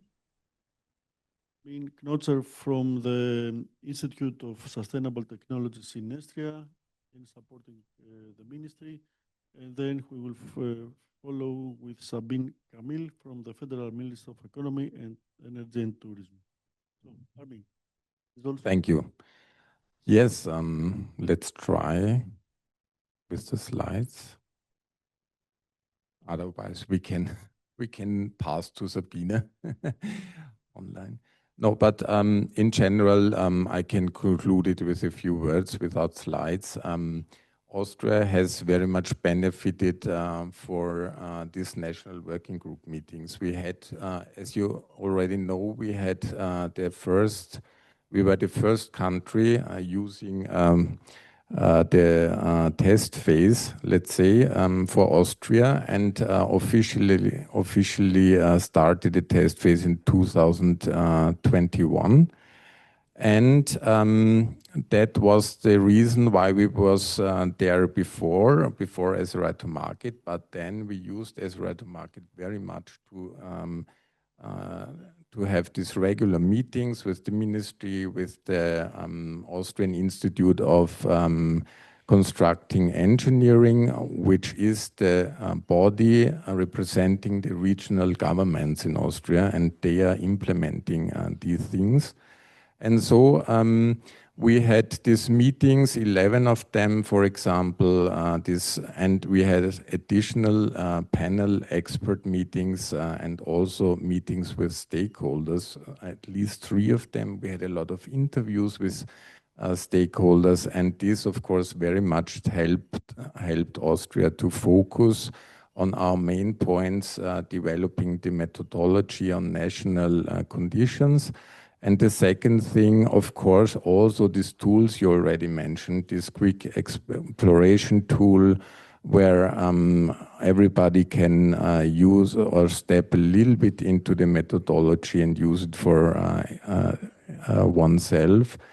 And this is mainly what I wanted to mention. First, the involvement of the stakeholders. We know then, we knew then what they want from us, from the SRI development. We could very much communicate with the SRI platform, and European member states are the ones. The third thing, use the tools and of course all the supporting documentation here. That's maybe all for me. I don't use the slides. Please pass on to Sabine from the ministry. Thank you. Thanks. Hello, Armin. Interesting to see. Yes, in any case, the slides will be shared after the meeting with everybody, so everybody can have a better idea of what happened actually in Austria. Can we now have Ms. Sabine Camille from the Federal Ministry of Economy, Energy and Tourism in Austria to also give us some insights about her experience, how the support. Yes, thank you very much. But it's interesting to see that, you know, ministries, but yes, maybe Sabine can explain better. Sabine, Thank you. Thank you, Dimitris. Thank you for joining. Good morning. Good morning to every one of you. So on behalf of the Austrian Federal Ministry for Economy, Energy and Tourism, I'm very pleased to be here today, at least virtually, and to acknowledge the important contribution of the SRI to Market project. Our ministry has been supporting the Smart Readiness initiative for several years now, and we've been seeing how this project has significantly advanced Austria's, but also Europe's understanding and implementation of the SRI. The SRI to Market has played very much of a key role in bringing together research partners and also policy stakeholders, not only within Austria, but also across Europe. The project itself, and it enabled many regular coordination meetings among Austrian partners involved in other EU initiatives such as Easy SRI, Toon ES, or SRI in Act, together with the Austrian Institute for Building Technology and our ministry. Moreover, it facilitated several national stakeholder workshops and several other outreach activities to have greatly enriched the dialogue on the implementation of the Smart Readiness Indicator. One of the most valuable outcomes of this project is certainly the SRI to Market tool and its e-learning platform, which is available at the sri2market.eu webpage. This tool has made the complex EU methodology much more accessible and has helped build capacity among professionals and policymakers alike. For Austria specifically, the SRI to Market has been instrumental in supporting the adaptation of the EU methodology to our national context, while also giving us insights into how other member states are approaching their implementation. We are currently in the testing phase of the SRI in Austria, and the knowledge and experience gained through this project has been essential for preparing this phase effectively. Looking ahead, the lessons from the SRI to market will directly feed into our next steps towards a broader rollout of the Smart Readiness Indicator and the implementation of the EPBD recast. In particular, towards the end of this year, Austria will reach out to the European Commission and other member states with a refined version of the SRI methodology. This work, based on the research carried out within the project, will help further clarify and improve the current methodology in order to ensure greater consistency and reduce potential deviations. Our research partner, AEE InTech, Armen in particular, is currently finalizing the corresponding texts for this submission. In that sense, SRI to market has not only provided us with valuable tools and insights, but also it has strengthened European cooperation in shaping a more precise, transparent, and effective approach to assessing smart readiness within buildings. This is a crucial step towards a smarter and a more flexible and decarbonized building sector in Europe. And said that, thank you all to the partners for your excellent collaboration and your continued engagement in this important field. Thank you so much. Thank you so much, Gabi. Thank you so much, Sabine. It's always good to see that we supported and we helped and many things. So let's move now to the Portuguese case. We have João Cleto from Adene. Hello, good morning. So Can you hear me? Line with us? Yes, we have your slides. We can see your slides now. Okay, And because it would be much faster to explain to us to do. So so thank you very much. I will share a bit the role of SRI to market on the launch of the Portuguese test phase. So I'm João Cleto from the National Energy Agency, ADEN. And basically, I will not focus on results. We are working on them, but I will focus more on the process, on stakeholder engagement, on the training, and on the support to the EPBD transposition process, but most likely implementation and further implementation activities. So basically, just a bit of context. We had already the SRI included in our national legislation and strategies since a long time. For instance, the long-term renovation strategies. We also had already defined in 2021 that the energy certificate could include smart readiness indicators, although it was not implemented, but it was something that was already highlighted in 2021.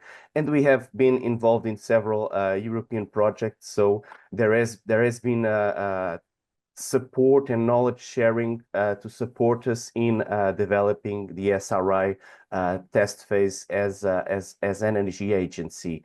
We also have something in our system where we have the minimum BECS class requirements for some buildings, and this means since we are using the ISO 52120 BECS standard, this means there is a strong correlation with the SRI because it's also a basis of the methodology. So in principle, we have all the tools in place to develop the SRI in Portugal. So one question could be why we need the SRI to market. And I will try to let you know that in the EPBD transposition in Portugal, we have two phases. We are on the first phase, which is linked to stakeholders consultation, identifying what thematic areas will be transposed, and prepare the technical proposals with cooperation of the relevant entities. And then we have phase 2. I won't go into that, but we have ADEN, us, and the National Energy and Geology Directorate. There's geology missing here, as the two main institutions responsible for these two phases. So ADEN is responsible for managing the energy certification systems of buildings, and we also coordinate stakeholder engagement and provide logistic and administrative support to the working group. And then the National Energy Directorate as the supervision and inspection of the system, and they will provide the legal diplomas and the public consultation. And why am I showing you this? Because this was a very important aspect of SRI to market and how SRI to market boosted some of these activities in phase 1. First of all, we established our national expert panel before the first stakeholder consultation during the EPBD transposition, and a part of the same institutions were involved in both exchanges, and some were identified because they were already part of our SRI national expert panel. So academia, industry, and other stakeholders were already involved. Then we had an EPC large consultation, so EPC experts. We consulted them and we had specific questions on SRI that were only possible because we were already developing and involved involved and using the tools from SRI to market. We had 655 experts responding, and I will show you briefly their main ideas. And then we also have inside our organization, this is a bit internal, but inside our transposition team working on the EPBD, we have a specific group, a specific project on the SRI. And then in the end, we will also prepare the technical proposals to support the implementation of the EPBD in what relates to the SRI. And this obviously with all of the work and all of the results we take out of the SRI to market tools. So just to let you know, you can see this, but this is just our overall interactions with stakeholders, but just so that to let you know that the project kicked off in 2022. In 2023, we had the first meeting with official representatives, both from the National Energy Directorate and ADEN, at the working group 1 of the SRI platform, and the official test phase started in 2024, late 2024. So it takes time, but SRI to market provided the structures, tools, capacities, and resources. And I know for sure that it would not have happened otherwise, because this was something that the National Energy Directorate, a precondition that the National Energy Directorate stated to us, that they are very interested, they want to push forward, they want to be prepared when they need to implement the new delegated acts and the new methodology, but they don't have the resources. So this was kind of a precondition. So we took this opportunity. This is the timeline. All the first phases are supported by SRI to market. You already heard this from other speakers, the tools, the training. So we have used all these tools to support us in developing the basis of the results. And we will also use this to the report that we will submit on the work that has been done to the Commission. I'll focus just on the training because it was an important part of our process. We had 195 registered people in the e-learning course. Not all of them finished, but we had around 90 SRI assessments made in 50 buildings, and now we are looking at these numbers to see which ones we can also take as valid for our conclusions. And we have included the SRI to market e-learning platform in our own academia. So we have several courses available for EPC experts and building experts in our organization, and this course has been included in our academia, let's say, in our infrastructure for learning. And finally, some key aspects the experts mention.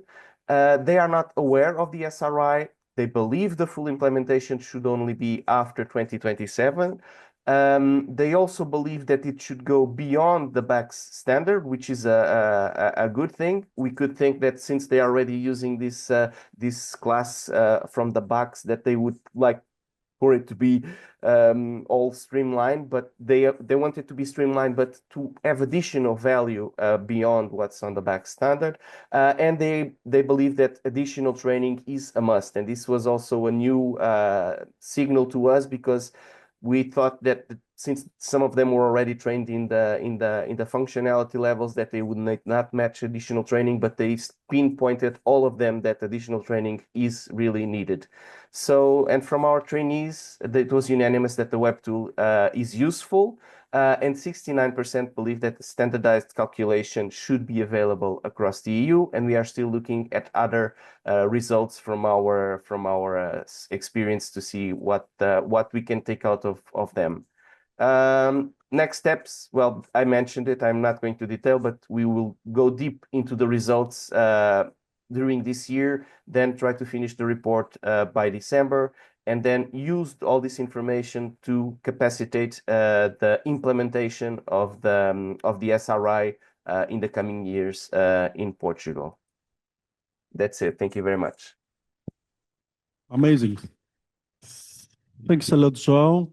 Really amazing job, and I think another success story. And I know all the efforts you put to, for this test phase in Portugal. Many, many things. And now let's move to our final test phase, which is the Croatian. They also started early, so maybe let's go directly to Laura Lepur from the Energy Institute of Wrocław-Poznań. So we have this time Laura will be online, and we have Vyacheslav Zele from the ministry with us. So Laura, thank you for joining. Okay. Thank you, Dimitris, again. Good morning, everyone. I'm Laura, and today I'll be presenting on the topic of Croatia's Smart Readiness Indicator pilot phase. The pilot phase was made possible in Croatia through the SRI to Market project, and also supported by CINEA, TimePack, as well as SRI Next, a project conducted by Northwest Croatia Energy Agency. The test phase followed three main objectives that include testing the SRI assessment process under real-life conditions, evaluating e-learning tools and collecting relevant feedback, as well as fueling interest in the SRI implementation. Throughout the whole test phase, and especially in events organized, support from the Ministry of Physical Planning, Construction and State Assets, as well as Northwest Croatia Energy Agency, and other stakeholders played a key role.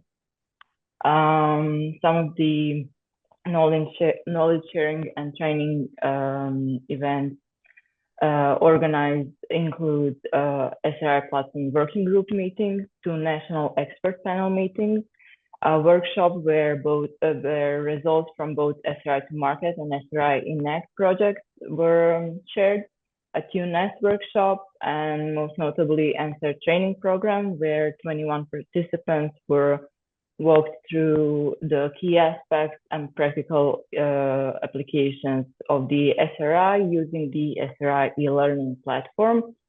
Afterwards, they completed a series of theoretical exams and also tested their knowledge in practice by assessing the SRI of a building of their choice, as well as that building improvement potential while keeping cost effectiveness in mind.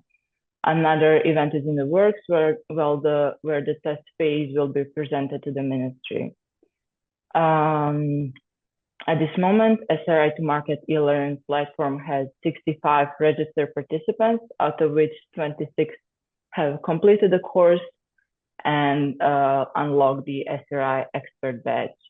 Through the SRI Next project, another 24 SRI experts were gathered, and that totals 50 SRI experts in Croatia.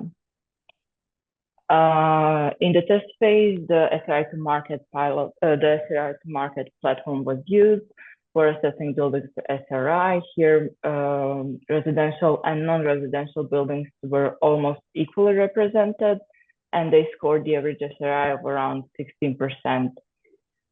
Buildings' financially feasible improvement potential was also tested, and in this case, the building scored the average SRI of 40%. Since we were also interested in comparing the results obtained by methods A and B, as well as how including or omitting certain technical domains impacts the final score, the SRI to market platform now counts over 230 cases. As using the SRI Index platform, another 188 buildings were assessed in Croatia.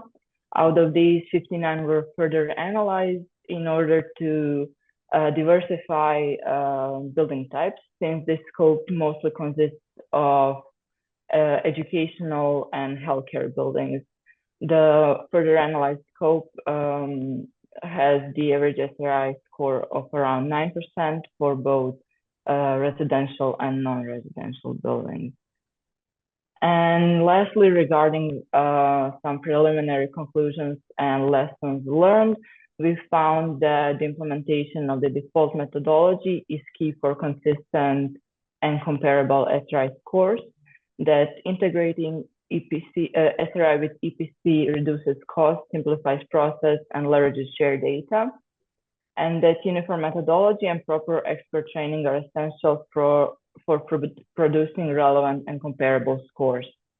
Lastly, we found that it is difficult to achieve high scores using economically viable technology, and because of this, many stakeholders see SRI as a futuristic tool, and this also makes SRI more suitable for large non-residential buildings.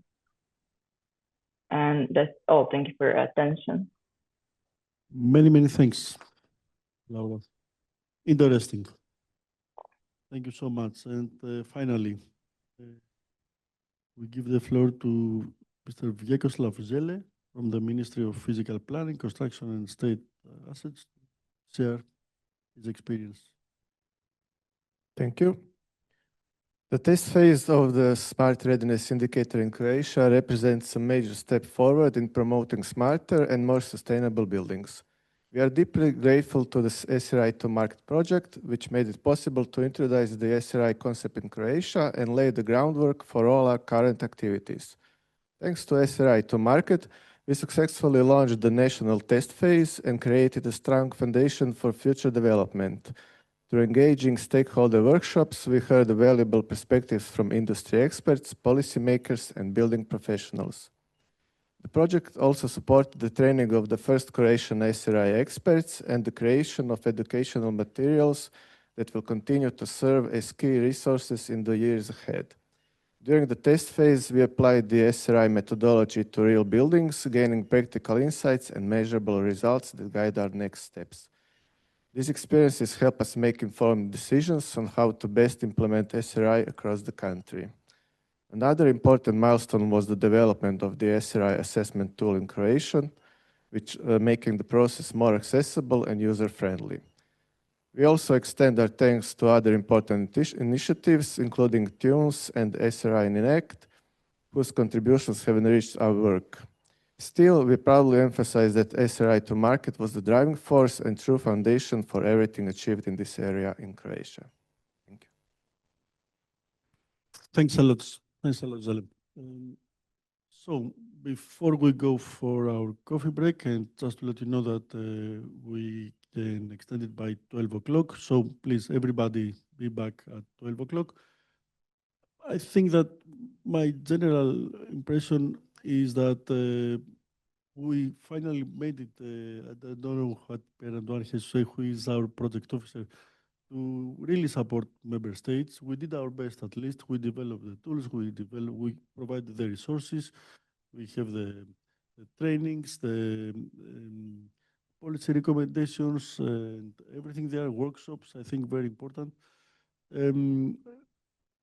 All I have to say now, as I conclude this statement, is that it is now up to member states to grasp all these results, the tools, the policy recommendations, everything, the conclusions, and applied as they move to the transposition of the EPBD.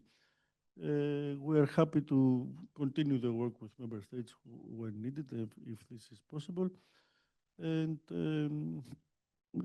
I believe, yes, that the results should be somehow be engaged in member states. So, as I said, let's now move to the coffee break. Sorry for the delay, but I think it was important to present what we have achieved, and also important from, member states, from the agencies and the national authorities to see how all this experience was, if we were supportive, and so on. So, back at 12 o'clock, Andre, correct? Okay, many thanks.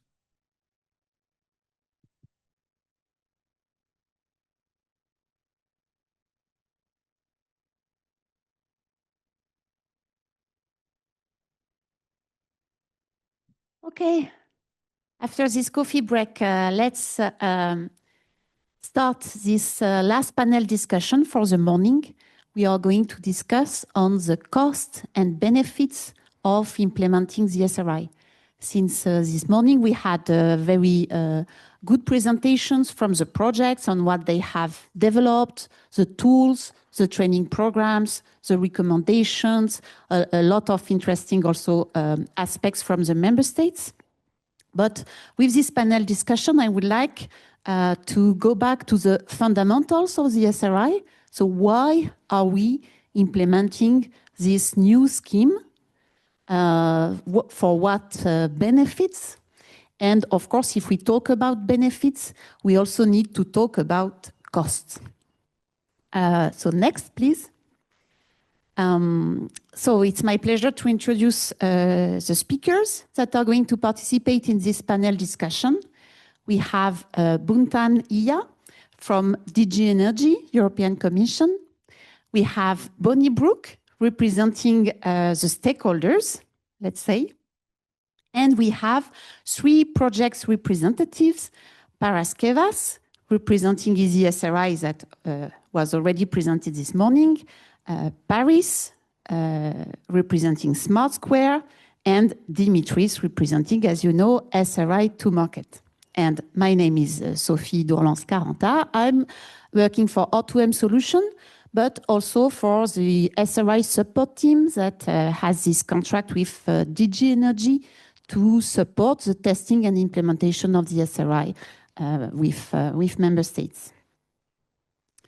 So first, I would like to give the floor to Buntan to explain how the EEC is taking into account costs and benefits of implementing the SRI in policy makings and what are the current policy options under consideration. If you can click 2 times or 3 maybe, and you will see, so there are benefits, there are costs. Of course, we expect the benefits to exceed the cost somehow. And if you click 1 more time, this is, well, just this simple drawing to illustrate how the European Commission may consider this balance, of course, respecting also the principles of subsidiarity and proportionality. So, Buntan, the floor is yours. Thank you so much, Sophie. Hello, everyone. About costs and benefits of the SRI. So where we are right now. I mean, as a little bit mentioned earlier today by CINEA about the current policy of the EPBD costs, next year report, and after next year report, the implementing and delegated acts. So what we are trying to do at the commissions and of course with the support of the SRI platform is to study the options of every policy that we can take. We are of course in this current context of the implementations of the EPBD costs. We have the provisions under the EPBD talking about the mandatory calculations of SRI for non-residential buildings over 290 kilowatts.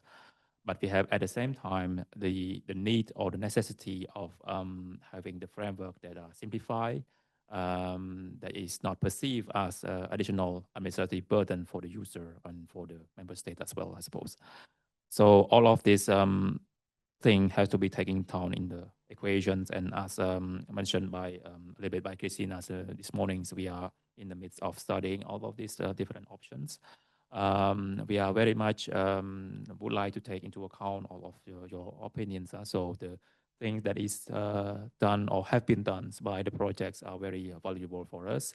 The experience from the member state as well as presented earlier on, and we are hopefully to try to take into account all of this in terms of costs and benefits, and the cost of having to implementing all of this new framework, or the framework that is foreseen but is still new, or the cost of having no thing of this at all. And beside this, overall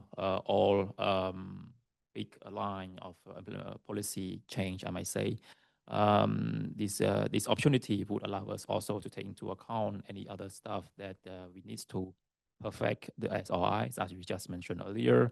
Looking forward, for example, the input from Austria that was mentioned earlier about the SRI, what we can do to make it better, I might say.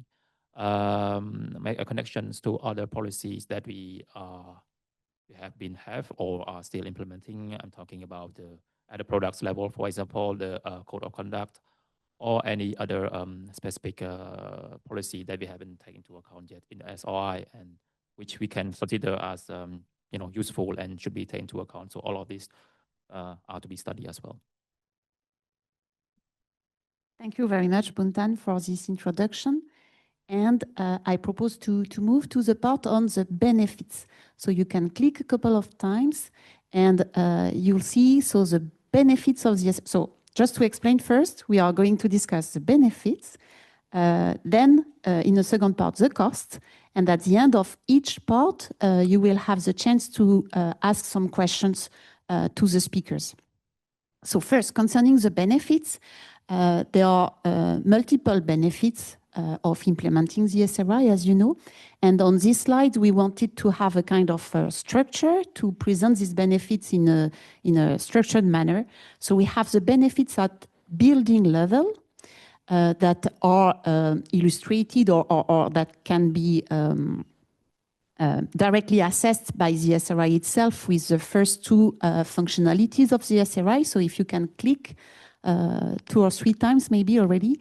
So you know the first two functionalities of the SRI on energy savings, maintenance, information to occupants, comfort, etc. All these benefits that can be assessed at building level. There are also benefits for the energy grids. So this is based on the third functionality of the SRI if you click.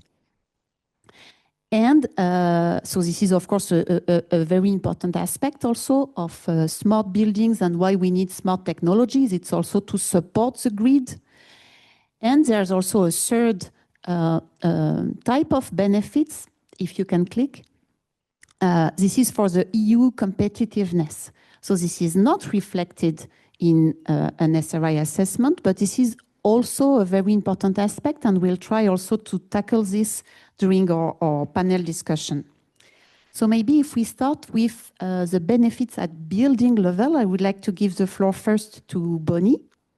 And Bonnie, I would like to ask you how to explain the benefits of the SRI to building owners. Is the video going to play? Okay, I just thought I had 2 minutes and the video is longer, but that's fine.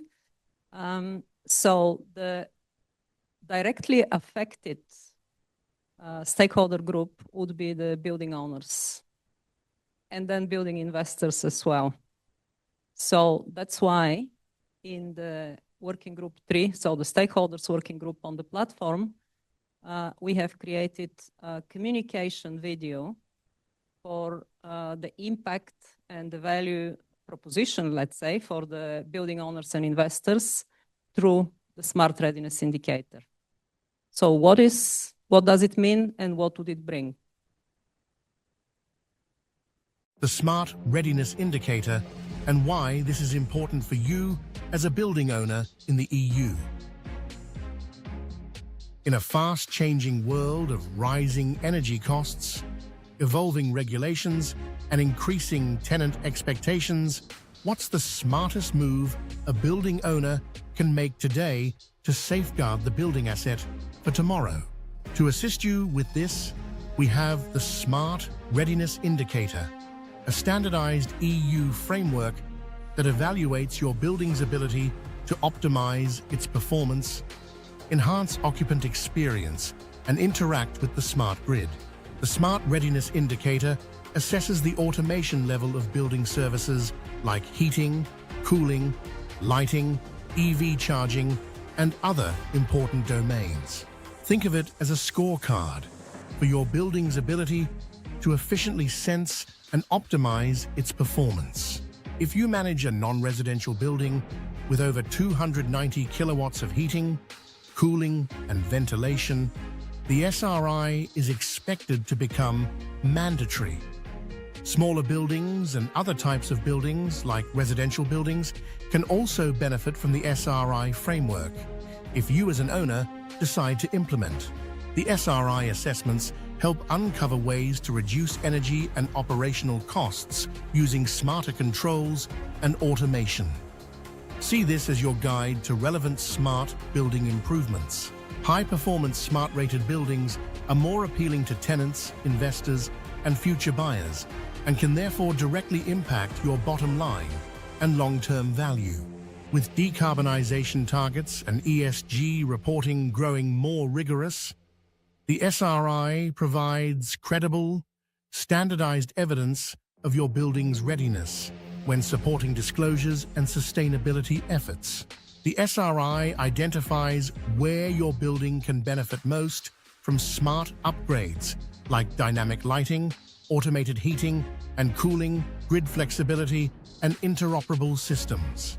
With this knowledge, you can prioritize capital spending and service contracts where it creates the most impact, cutting waste, improving tenant comfort, and boosting performance. With data-driven insights, you can reduce operational costs, improve tenant satisfaction, and strengthen building resilience. The SRI offers you the framework to enable new insights about your building's smart readiness features and capabilities now and in the future. The SRI is not an audit. It is a roadmap to ensure that buildings become and stay more energy efficient, comfortable to tenants, and energy adaptive to the smart grid. Visit the official EU SRI web and learn more.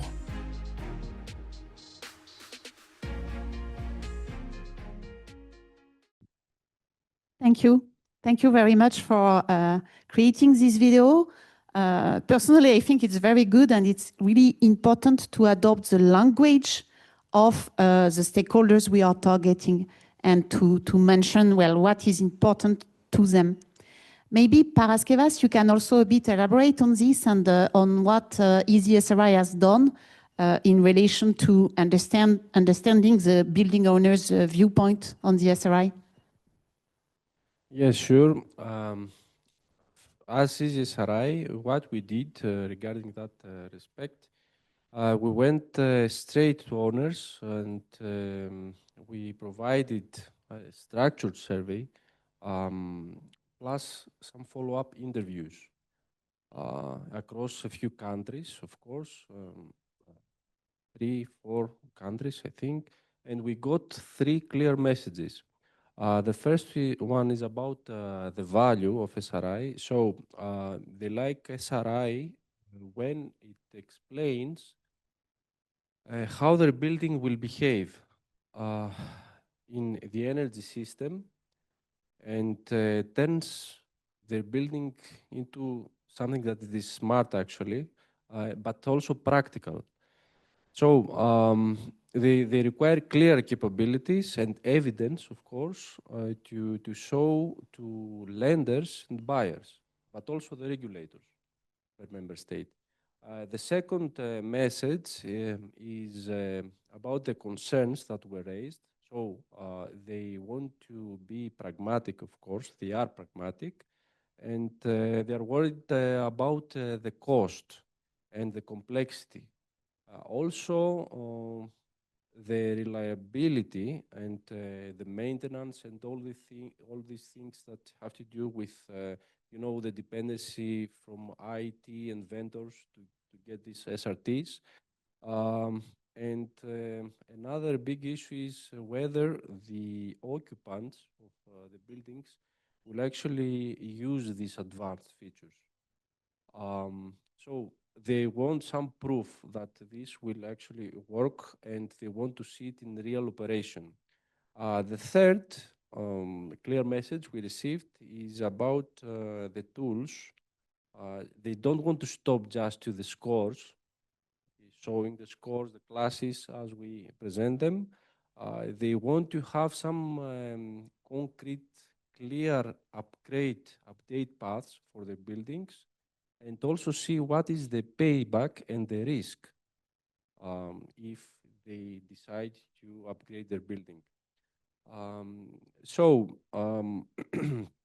Also, something that we've been discussing so far is the compliance of SRI with EPC and all these involved workflows. To be on time, what's the bottom line? We have the owners that will actually engage with the SRI and this concept, the framework, when they see that the SRI is actionable, it's interoperable, and also financially legible, let's say. That is all. Thank you. Thank you, Paraskevas. Paris, I know that also in Smart Square, you have been working also on the cost optimality of smartness upgrades, and this was already mentioned by Paraskevas. So can you a bit elaborate on this? Yeah, sure. In Smart Square, we had several activities which brought us closer to the wider public. Indicatively, I would like to refer to the SRI Days. These were events that were organized in all 8 member states in which the project was implemented. We had over 40, it was in total 49 events that we organized across Europe. And the main question that people have is that, okay, smart building, I like the idea. How do I benefit from that? And it was always a question to relate cost optimality and energy savings with smartness. This was the main challenge, and actually one of the tasks that we had in Smart Square, which was also related to standardization, was to develop a methodology to monetize the benefits from upgrading the smartness of a building. We identified gaps in that case, and those gaps are mainly in the field of standardization. We do have a lot of methods for cost optimality and energy efficiency, which is the one pillar of the SRI. We do not have those standardized methods on monetizing the benefits from improving the human comfort and for the interaction with smart grids.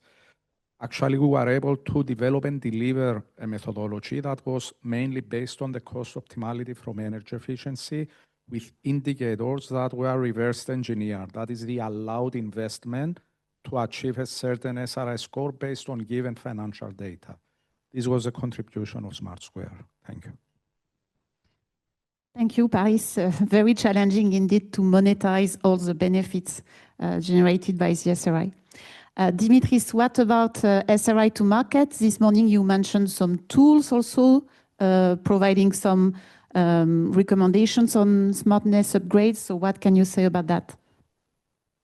Thank you, Sophie. Indeed, I mean, in SRI to market, we also had, similar to other projects, tasks dedicated to recommendations for building owners, and not just building owners, but building users, also facility managers, all these type of stakeholders.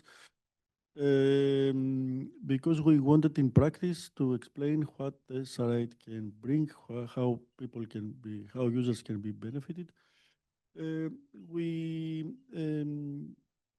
It was strange to see. I mean, everybody is talking about smart buildings. If you go to technology, let's say shops, they have smart building sessions there, and it was strange to see, interesting to see, let's say, that people outside have a completely different opinion about smart buildings, or at least they are not aware of the EPBD and the specific definition we use in EPBD.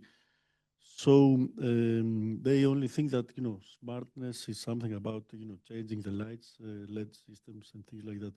So what we try to do again with interviews and workshops and communication material was to explain what this is about, but also we took an extra step. We delivered, let's say, we produced a report about specific benefits that they can have based on the technology. And we decided that this is not enough, so we make an extra mile, maybe two. So we decided to not just have a report, but also develop a tool that we finally decided to incorporate it in our SRI platform, the quick exploitation tool I presented before. Very quickly, a user can play with some easy questions, decide on the building type, the construction age, and things like that, so that he can get a score. And then he can also have different scenarios to see how the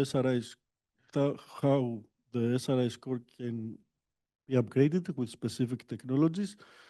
And then we decided to develop an extra tool, which would actually try to connect the previous experience and use data, specific data of the buildings, of the heating system and so on, to give you specific results on expected, let's say, energy savings, on cost savings, payback periods, and so on. So we really want to promote these tools. It is interesting and very useful for everybody to know. Together with, for example, what Bonnie presented before, this type of material is super useful. Everybody should somehow be aware about it. Thank you, Dimitris. Yes, indeed, we need tools and examples, a lot of things to convince all the stakeholders of the usefulness of the SRI and the benefits. If we continue with different types of benefits, in particular for energy grids, well, before that, maybe Buntan, can you clarify how the SRI relates to the push for minimum BACS requirements? Since if we want to have smart buildings, we need BACS. So this is the very first step. I mean, the SRI itself said, since it was introduced in EPBD 2018, it has been, subject to thesis and stuff. And through the negotiations and adoptions of the EPBD, we can see like a new threshold for EPBD for the SRI, which is from the outside, we can always like question like why would we need to put this threshold and that threshold, and why not another threshold? And one thing that we can try to have the SRI as meaningful as possible is to link it with other policies that we have in EPBD. Why not EPC and why not BACS? And that is one of the options that we are looking for in the assessments of the policy options that we have right now. Thank you, Buntan. Coming to the impact of the SRI on energy grid and the capability of buildings to provide flexibility services, Dimitris, can you share the findings from SRI to market, maybe revealing untapped functionalities overlooked by other building assessments? Thank you, Sophie. Yes. So first of all, for me, it is very important that the SRI captures this service. I mean, the adaptation to signals from the grid, the flexibility market. This is super important because indeed there is a strong link between, let's say, smartness in buildings and the capabilities of flexible markets. I think that all projects concluded that this specific, let's say, adaptation to signals from the grid, this specific feature is the less advanced, and this is where, let's say, all buildings lack. It really depends on the market, on the member state. So the situation is completely different, let's say, in Greece than in Netherlands, for example, where the market is advanced. So this is an area where we can improve. And it is also important to say here that, for example, and that is why indeed we need to have an interplay between EPCs and SRI. That was another conclusion, not just because of the benefits that administrative costs that we discussed before and so on, about integrating SRI to EPCs. I think exactly because the EPCs do not really capture bugs or flexibility services or all these demand and response features, SRI can actually do that. So I think that by merging these two instruments together, these tools, EPCs and SRI, we can have a better, let's say, perspective of the building.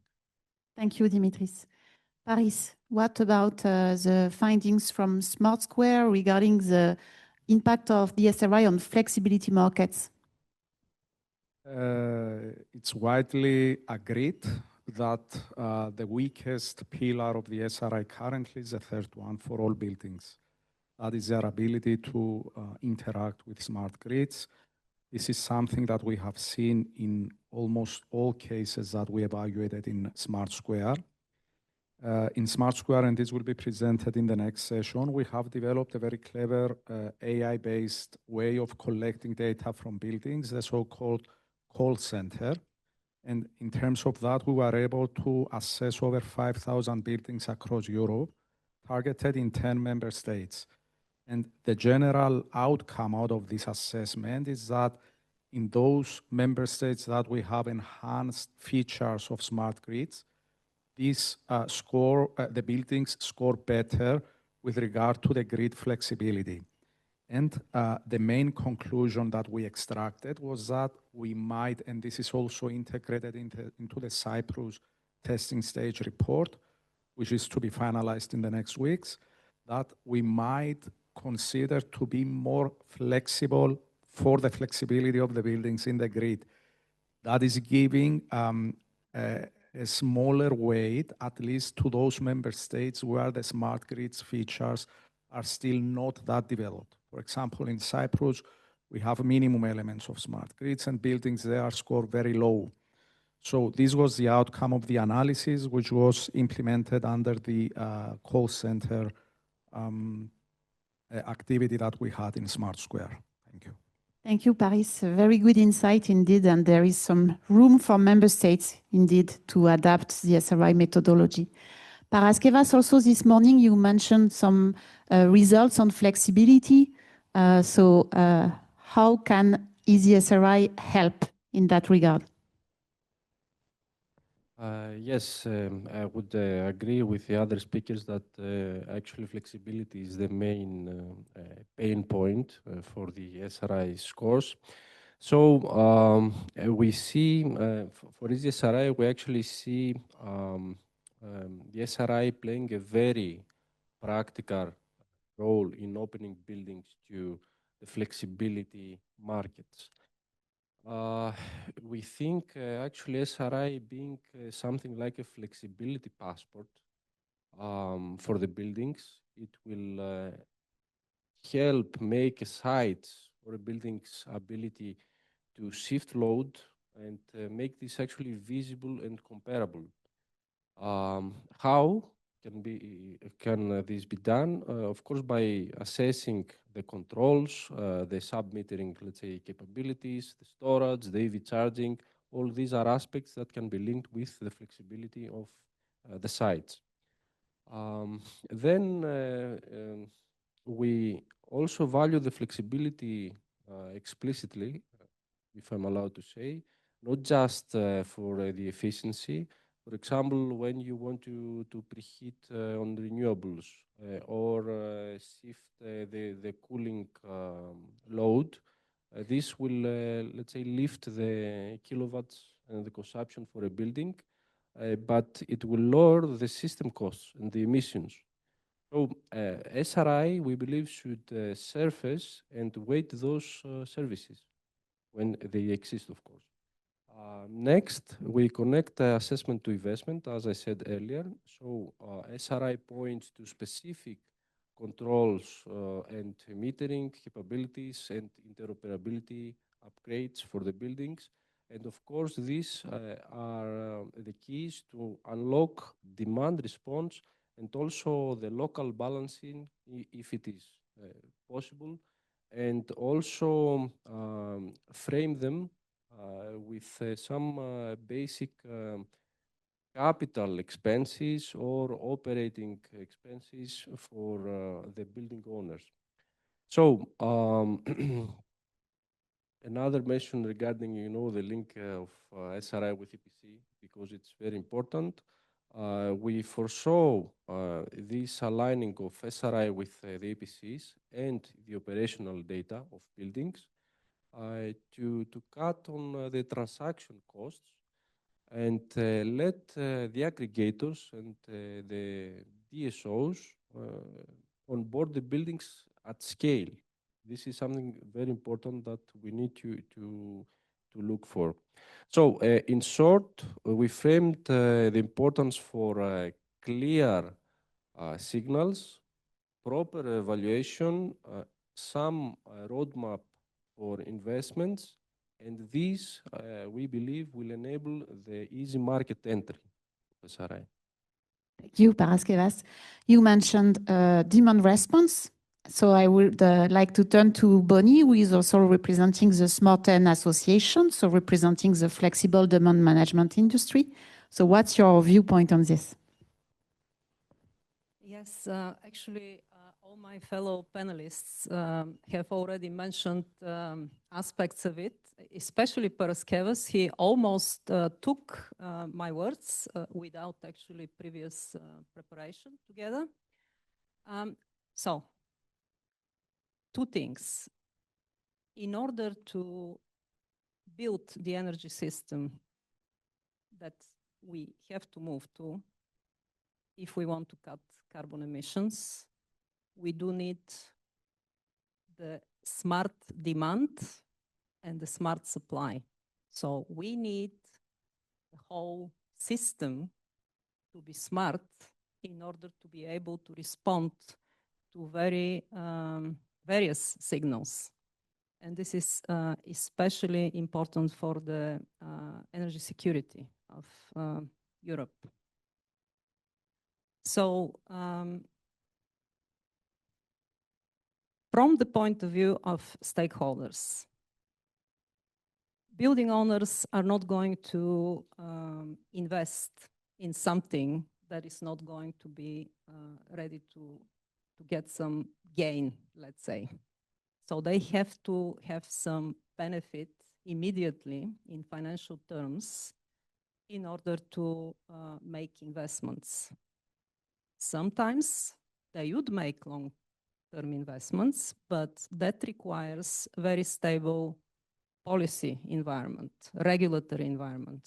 They have to be sure that this will stay this way in order to make long-term investments.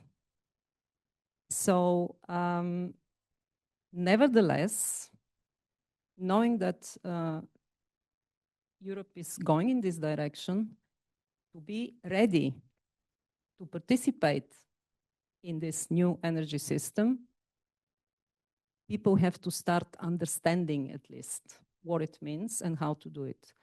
And in this case, on behalf of Smart 10, I would say this third key functionality is really, really important because it gives the visibility of this flexible demand management industry, because these are aggregators and suppliers and technology providers and market operators, and it's very diverse, the membership of Smart 10.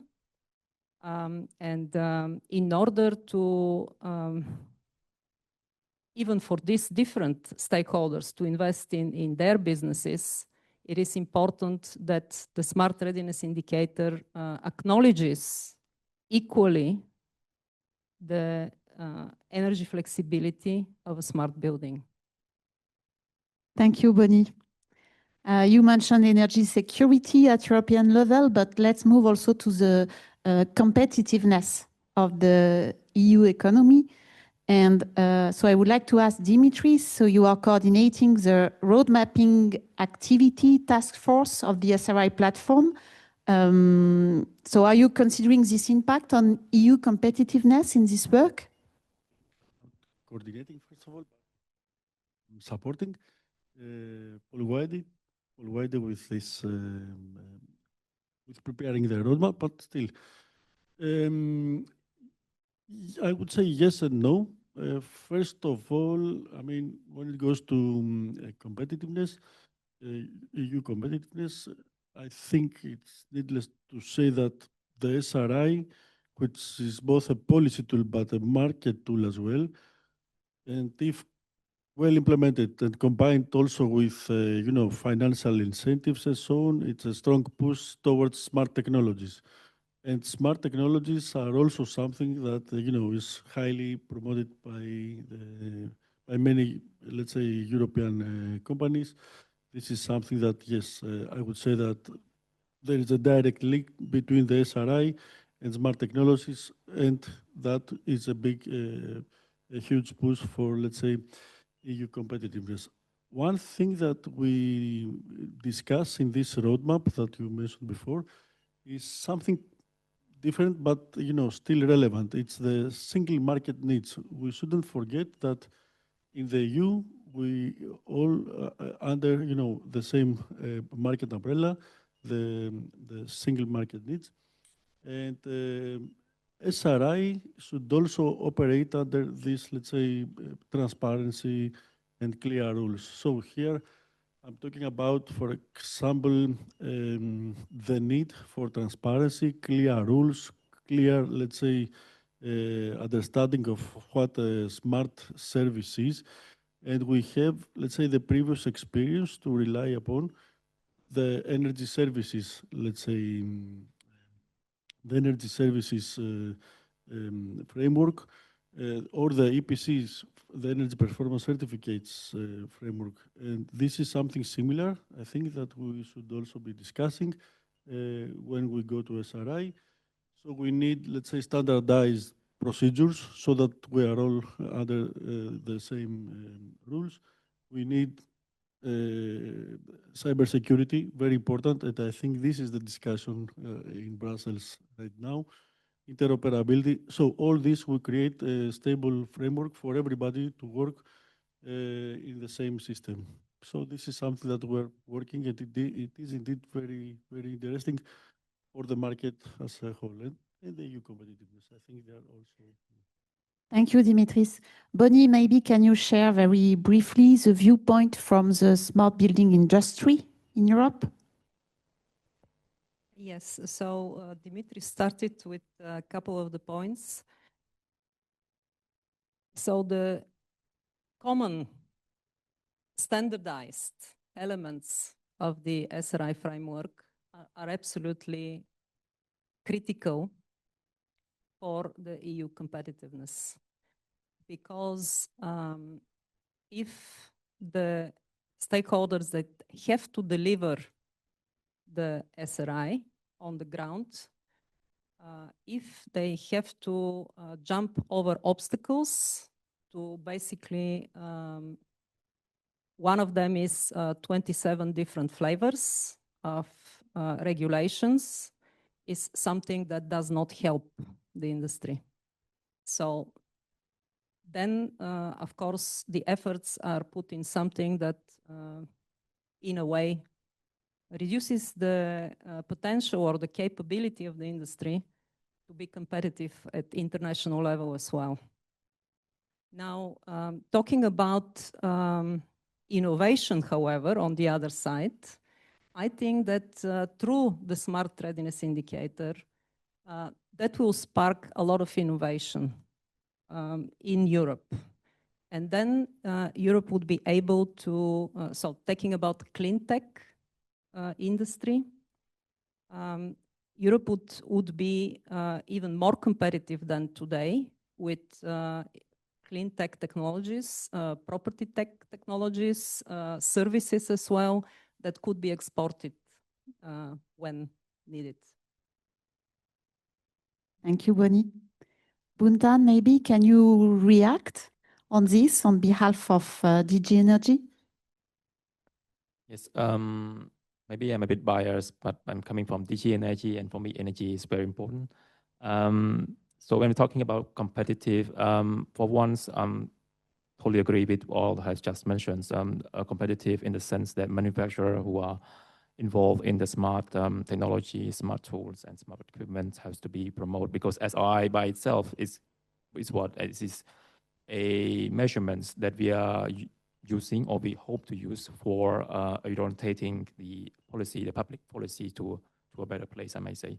So using SRI, I can see that it can encourage the the use of smart desks and the use of smart equipment in the buildings, hence encouraging the industry. But at the same time, when we're talking about the competitiveness at the European level, we should talk also about the industry as a whole, and industry has to work with energy. So seeing smart indicator helping the household or non-residential as well to reuse the energy, use the energy more efficiently, be smart and be smart in the demand, and also have also for the supply of the energy and interconnection with the grids. It's also one of the main components of the SOI that we should not be ignored. Thank you, Buntan. We have some minutes to take questions from the audience on the benefits, and then we will discuss more briefly the costs also of implementation of the SRI. Are there any questions from the audience here in the room or from the online audience? Maybe to break the ice, I'm asking Bonnie, so you have prepared with working group 3 this video, so are you preparing other videos? And if yes, on which topic? I'm so happy that you like it, because that gives us motivation to continue.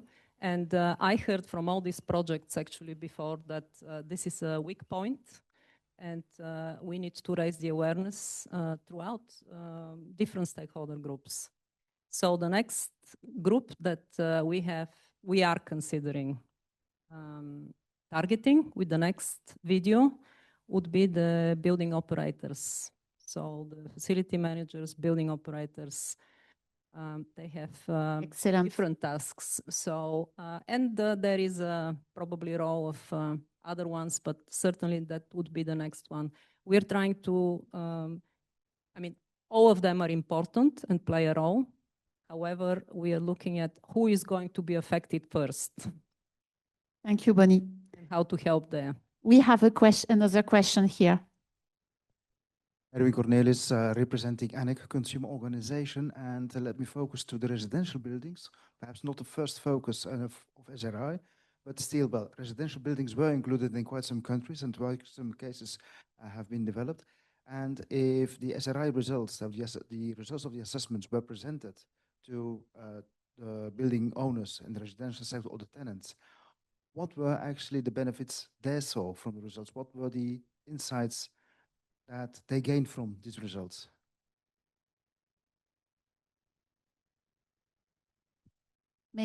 Yeah, Paris? Okay, a very interesting slide was shown earlier, demonstrating the fact that around 15% of the assessments that were carried out for the national testing stages concerned dwellings. And also concerning the legislation and how we envision and we aspire the implementation of the SRI across Europe, we are starting with larger buildings, with buildings that have an installed capacity that exceeds 290 kilowatts. So this is a good question, and actually this also brings to the table a discussion for something that might be developed in the future, that is SRI, which is more adapted to certain types of buildings. Because in larger buildings, we have other systems, we have the space for automation and control, we have space for BMS. This is a must, based also on the EPBD and on the previous version of 2018. By definition, we know that in dwellings, the SRI scores lower. The reason is that we do not have this level of advanced systems in dwellings. And this brings again to the question of cost optimality. So a building tenant or a building landlord should have, let's say, a motivation to proceed and upgrade the smartness of the building. And unfortunately, as of now, this motivation is only the cost optimality. That is why we need to further, because we want our buildings to become smarter. So we don't give any space or any excuse to building owners not to proceed in this direction. But to my point of view, and from what we saw in Smart Square, it takes more effort, more time to develop more comprehensive approaches in cost optimality and smartness. We have the 5220 standard that gives some solutions there. But again, these are only related to energy efficiency. So we have to monetize the human comfort and the interaction with smart grids in a better way so that we are more convincing to dwellings and smaller buildings. Very quickly. Very quickly, mention also that there is a direct link, I think, with Paris mentioned comfort, but here we should also say, let's say, about health or environmental quality. These aspects are really important, especially for the residential sector, but also for other type of buildings. And I think this is also an area that we should also study more and maybe try to make better links with, our reporting and awareness campaigns. Thank you, Dimitris. A last question. Hello, my name is Judith Kockert from the Buildings Performance Institute Europe, and we're currently involved in the Bluebird project, which seeks out to enhance and empower users to provide flexibility to the grid. So very important, this aspect. You mentioned that currently the benefits or the monetary benefits are only through the optimization, and we're looking at business models on how to enable flexibility to provide another payback for also smart readiness. And we have identified already that one of the main problems is that there is no market for flexibility in lots of member states, and that's also depending on the EPBD implementation. And we've seen, unfortunately, in Spain that a regulation has been cancelled this fall that was going to improve the situation and define aggregators and communities. Did you have in any of the projects contacts to TSOs or to potential actors that can enable the market, that can design or make it happen? And what was the feedback? What was the learning from that? Thank you. Maybe I can answer this one because so I'm involved in these discussions in France. And I would like to refer to several initiatives that are conducted in France. There is a GoFlex initiative. That's a new indicator also that can quantify the flexibility potential of a building, so in kilowatt and kilowatt hour. So contrary to the SRI that provide an assessment of capability, here it's a quantification. There are other initiatives also led by the French TSO, in collaboration with the industry, with the DSO, etc. So things are moving, and I think the situation is different in every country. So I'm sorry, because maybe the other speakers want also to say something to illustrate with other countries, but we will discuss this maybe at the lunch break. And I would like to move to the next part of the panel discussion. So we will also discuss the cost. So if you can move to the next slides. So we will discuss this more briefly. And if you can click a couple of times. So concerning the cost of the SRI, we are structuring this as two main parts. The cost of conducting an SRI assessment. So this cost in general will be borne by the building owners. There will be some assessors that need to do the work, paid by the building owners, possibly with some subsidies. Well, and there are the administrative costs. So everything that the member states have to put in place in order to implement the SRI. So the training programs, the certification of assessors, the quality control also is super important. So in order to illustrate this aspect, the administrative costs, so Dimitris, can you very briefly share the experience that you have gained with SRI to market? Thank you, Sophie. So in SRI to market, we started from the beginning, if you remember from my presentation before, by analyzing exactly all the features needed to have a full SRI scheme. So one of these elements were also, the administrative costs that national authorities actually have to undertake. It's not easy. And we also realized that in some cases, at least in the beginning of the test phases, or even before, many member states thought that this is an extra administrative burden, and they couldn't, let's say, realize from the beginning the added value that SRI could bring. Then we had some case studies about the exact administrative costs, and especially with regards to the integration with EPC systems. We analyzed in one deliverable how different scenarios, the solo scenario, the fully integrated scenario, or the mild integrated scenario, can actually also reduce, and in what ways the administrative costs for monitoring, quality control, for setting up the assessment tools, or the training schemes. All these are very costly if you develop them from the beginning. And one other point is that we also realize that, yes, we realize that it is not only about EPCs. You can further reduce the administrative cost if you consider SRI as part of a more holistic, let's say, policy. So SRI should be embodied in other policies as well. For example, in digital logbooks where this exists, in funding schemes. So you don't necessarily need to have separate funding schemes for SRI, but you could integrate it in already existing schemes and so on. So administrative costs are there, but you can minimize them if you consider SRI as part of a more holistic approach. Yes, thank you, Dimitris.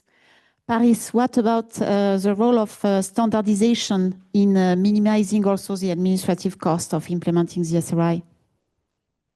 Well, a major aspect in our work as engineers is related to the contribution of standards. And in those cases where we have standards, our life as engineers become much easier.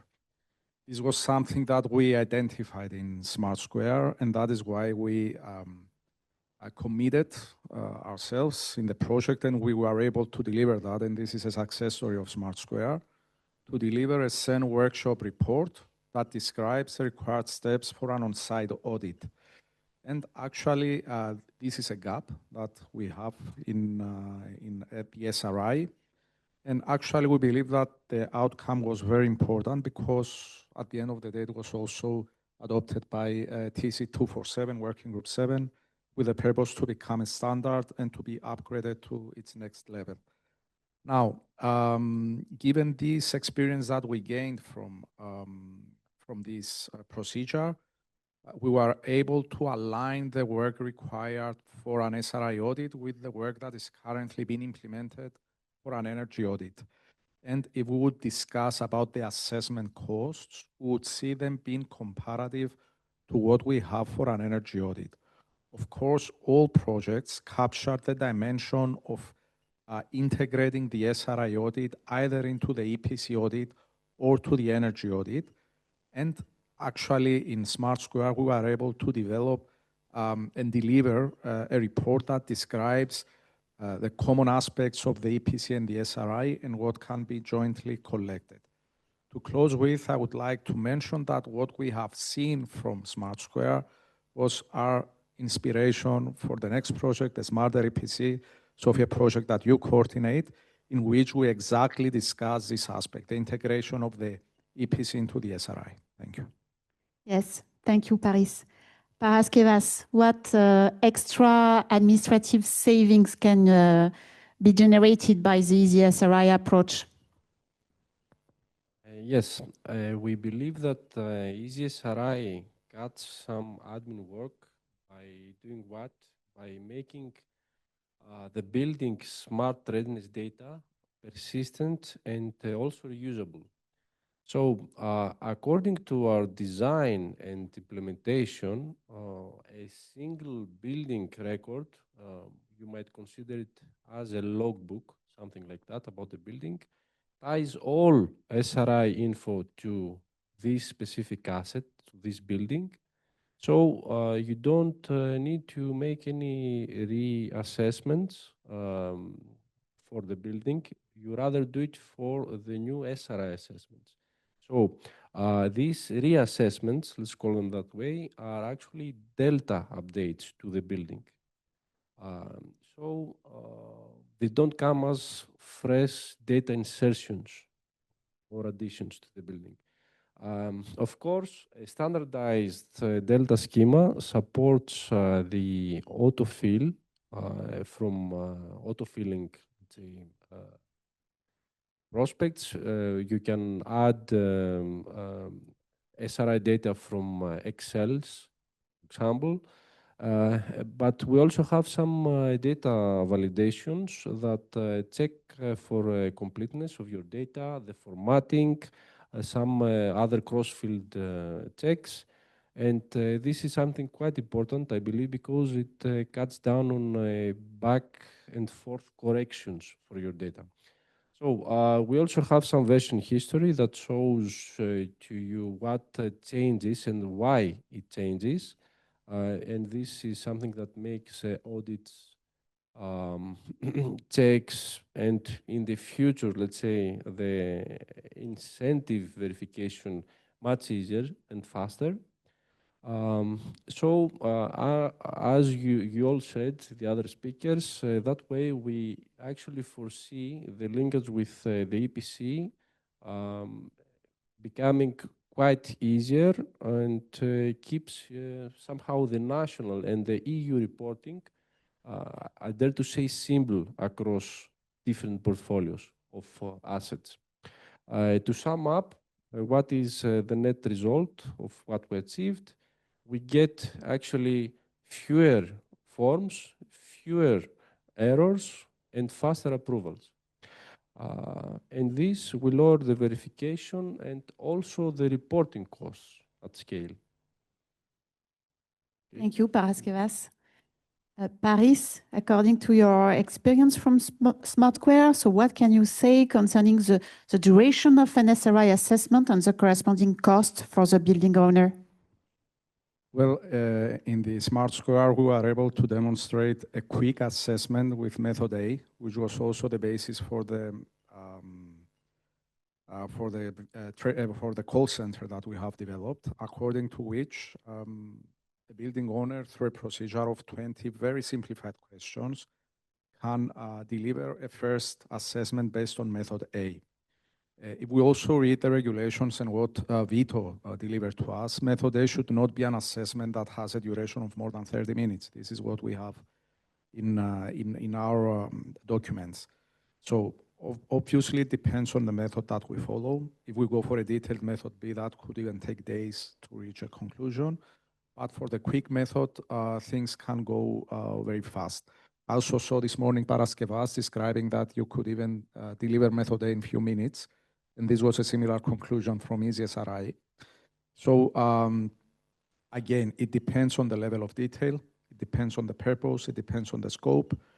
And what concerns the costs, I believe this was analyzed in the previous question, which is related to the way we conduct the assessment and the information that we have.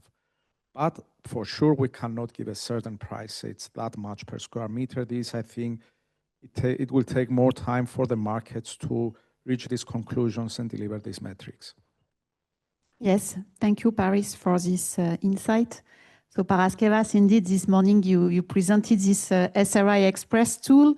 So what's your conclusion concerning, well, the range concerning the duration of an SRI assessment in general, using this tool or using other tools. So what can you share about that?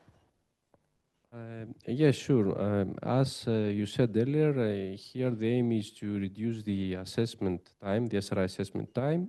So simply put, again, the SRI cuts on the assessment by fixing the front end regarding the SRI technical framework or the auditing process. So the SRI Express tool that I showed you earlier today asks only what matters from the end user. It asks once, and I dare to say in a smart order. So we fix that in a way so it's smart and easy for the user to follow. And this adapts to the building context, and you may skip some sections that are not relevant with your asset. So I think this is quite important.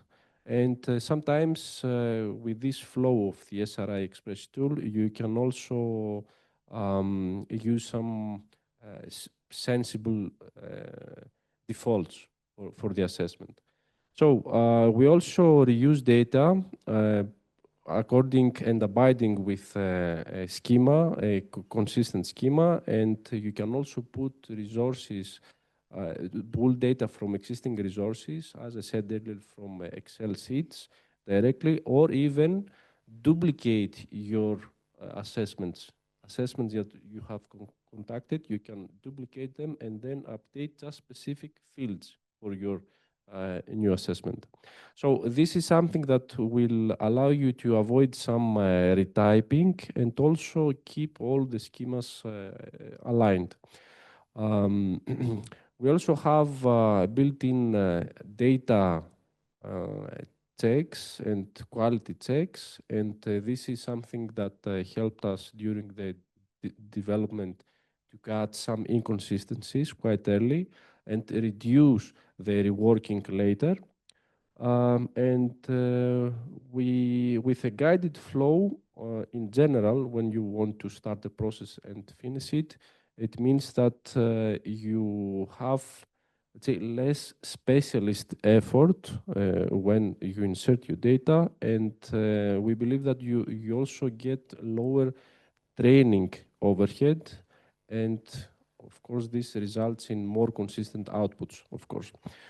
So to put it in a nutshell, the effect we achieved, I think, is shorter preparation time, smoother site visits, at least for the SRI platform, cleaner inputs, and also faster sign-off. So you enter fast, you enter quite easily, you do your job, and you sign off without, cutting any corners, actually. Thank you. Thank you, Paraskevas. It's really very useful, I think, everything that the projects have been doing to consider all these aspects.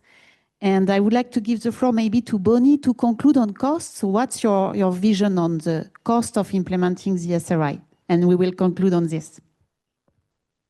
Okay, so first of all, very good inputs already. I just want to build on them. Apart from all the certificates that were mentioned and audits and assessments where synergies could be used, the building renovation passport is another one. And actually with the SRI included in it, you can include it in the roadmap for the asset. That would be a good tool to do it. So it's not just one-off, but also a continuous. And this is something that is important to the owners of the buildings or the investors. Also about the data interoperability in a way, this will reduce immensely the costs. And I'm not talking only about building information, I'm talking about the data coming from the buildings. When you have a smart building, you have this data. And then you can use it in different assessments. So actually, the other assessment might gain from the introduction of the SRI, which will negate the cost. On the two sides that I see on the screen in front of me, so the administrative costs could be reduced by actually standardizing and having a common approach across Europe rather than 27 administrative costs. And also standardization can help the market players to make it reliable and effective introduction. On the assessment costs, this is a matter of business models. So let the market play, and there will be different ways of covering the assessment costs. That much about that, but I just want to bring the other sentence that we've discussed. So ask yourselves, what would be the costs of not introducing the smart readiness indicator? What would that cost Europe? So, and we have here, yeah, you know that 75% of buildings in Europe are not efficient. We know that, that's a fact. And this is only on the energy efficiency side, let alone the other ones that we still have to measure and optimize and evaluate. So, and the energy transition is at stake as well. Thank you, Bonnie. Thank you for this very interesting perspective. So I propose to conclude this panel discussion. Maybe we can go to the next slide. So you have heard about what the projects have done. So you can see here in this table just a couple of deliverables and achievements from the project. And this will be included in the slides that we are going to publish. So of course you can check these reports and these tools later on. I think the projects have done a lot. And in some cases, more than expected, I think. We also discussed that there is still a lot to be done to continue to pursue the effort in terms of standardization, to evaluate the benefits of smart buildings and of the SRI. So to monetize all these benefits, it's also a lot of work. We also mentioned a lot the integration with other schemes, EPCs in particular, but also other schemes in order, of course, to have to reach, let's say, an integrated approach of the assessment of building performance. So in principle, we wanted to take also some questions, but since we have the lunch coming, I propose to stop here, and of course the speakers will be available for your question during the lunch break. Thank you so much.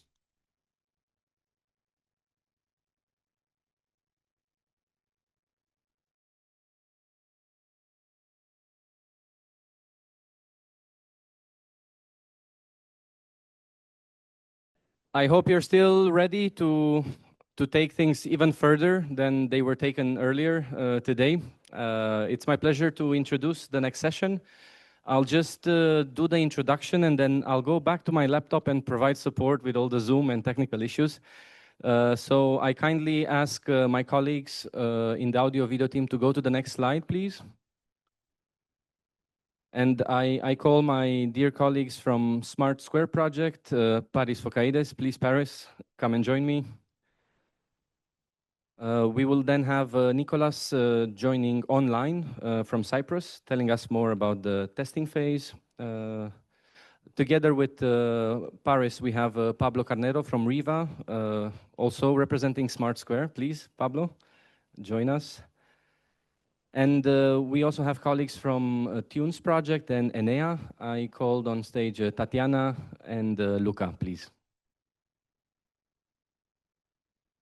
So they will guide you through additional insights and lessons learned from Smart Square Project and Tunes Project. And with that, I give the floor to Paris and kindly ask each of you to then pass the floor from one to the next. And then at the end, Luca, I kindly ask you to pass the floor back to Pablo, who will be also moderating the second panel discussion that we have orchestrated for this afternoon. Many thanks and happy listening, and please keep your questions alive. There will be this moderated panel discussion, so we will still be able to answer some of your questions. And I hope online everything is okay. Please continue reporting as you have this morning if there are any issues, and we will do our best to solve them. Thank you. Please, Paris. Okay, so I'm very happy to be here with you today. I would like to apologize to my very good friend and colleague, Pablo Carnero Melero, because his name doesn't appear in the agenda, but he's the one to present the virtual training center. Pablo, that was my mistake, and I apologize for that. So what we will present today, we have chosen some highlights of the Smart Square project to present. Smart Square is one of the 4 SRI projects that was initiated back in September 2022. The main purpose of the project was to support the uptake of the SRI scheme in Europe. And this was our main concern all these 3 years, to support CINEA and the European policies in the field of the smart buildings, and to do our best in order to bring the SRI closer to the European citizens. We have chosen many ways of doing that, but what we will present today is how we developed some smart ways of doing that. And actually, this is also the meaning of Smart Square. Smart Square goes for smart tools for smart buildings. So this is why we have Smart in Square. So what we will present today, we will mainly focus on 4 aspects and deliverables of our project. The first one is related to the scalable SRI assessments. We will demonstrate the tool that we have developed. By the way, all 4 projects have developed great tools that we all envision that will stay in the market and support the SRI uptake. In our case, in the Smart Square project, we have also developed a tool. It's named Smart Ready Go. It's a standalone tool that will soon be available as a SaaS as well, and that is currently available to the open public for use. So we'll demonstrate the tool and how we were able to provide scalable assessments with the use of this tool. Then we will move on to the dashboards that we have developed, which are useful for the engineers, for the assessors, and the most important thing, which was also managed by other projects, was the creation of benchmarks. What we are currently missing in the field of smart assessment of buildings are benchmarks. We don't have a clear vision on the building stock, the European building stock, how it performs in terms of benchmarks for building smartness. Then we will demonstrate the work that was carried out in the field of standardization. Smart Square delivered a CEN workshop report, which is proudly being continued by the Technical Committee of Bonnybrook 247 under Working Group 7. This was a completed work, a report that is now available for all European engineers, guiding them how to conduct an SRI on-site audit. We'll demonstrate what was achieved in that field. And one of the most wise decisions that was taken by Smart Square was to give to RIVA the responsibility for developing the training session for European engineers in order to, and we will finalize with what was done for the training by RIVA, and this will be presented by Pablo, a virtual training center that we envision to be established as a reference for training in the field of the SRI in Europe. Next slide, please. Okay, starting with the tool that was developed in the Smart Square project. The Smart Ready Go is a cloud-based tool that currently being accessed by everyone. So we'll have a QR code in the next slides. You can even Google it, Smart Ready Go. It's an open platform that can be used by all engineers. The main idea of this assessment tool is to provide to the engineers different methods and ways of conducting the SRI assessment. We have placed a lot of emphasis in user-friendliness for our platform, and this is something that you will realize when you will use the platform, and all that with the purpose to make the SRI more approachable to engineers and to support the uptake of the SRI. So the user-friendliness interface was something that we placed a lot of emphasis on. And at the same time, we have decided to focus on dashboards. We'll demonstrate these dashboards in order to enable the creation of the backbone and the required knowledge for insights related to smart buildings. Next slide, please. So this is a QR code where you can download the application. As said, within this application, you can find links to dashboards with the analysis of all the assessments that were conducted with the use of the tool. At this point, we have over 6,000 assessments with the use of the Smart Square tool, and all the assessments, all the metrics of these assessments are available. We have almost 400 certified assessors from all 27 member states that have used our tools, and we have assessors that are registered in all 27 member states. Of crucial importance was the call center that we have developed, a simplified service with the help of which in just a few minutes an assessment could have been conducted. And actually in the next slides, we will present in more detail this aspect of the project. Oh, can we go back, please? Okay. At the same time, we also have access to the virtual training center in the tool, something that is very important and that we envision to be established as a reference in training. And as said, this service is powered by Riva. Next slide, please. Now, in this video, this is a video, if you can start it.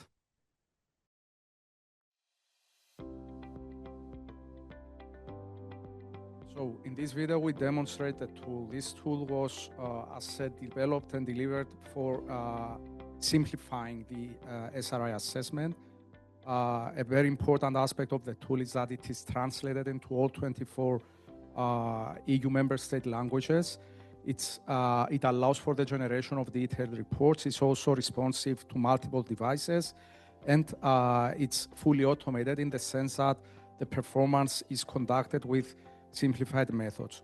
What you see here in this slide are some interfaces of the tool, which demonstrate the simplified way in which data is provided. We follow all steps of the regulation for conducting the assessments. You can use different methods, and as you can see, you also have the related dashboards, which will be demonstrated in the next video, where you can see the metrics of the assessments conducted. The tool delivers certificates, it delivers reports, analytical reports with the different aspects of smartness of buildings.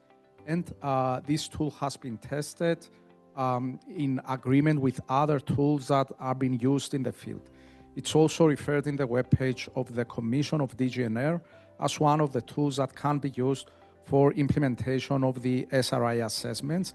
And we envision to keep this tool after the completion of the project to enable and support the uptake of the SRI in Europe. So Smart Ready Go is accessible to all users, and it is at this point open access to all interested parties. If we can move to the next slide, please.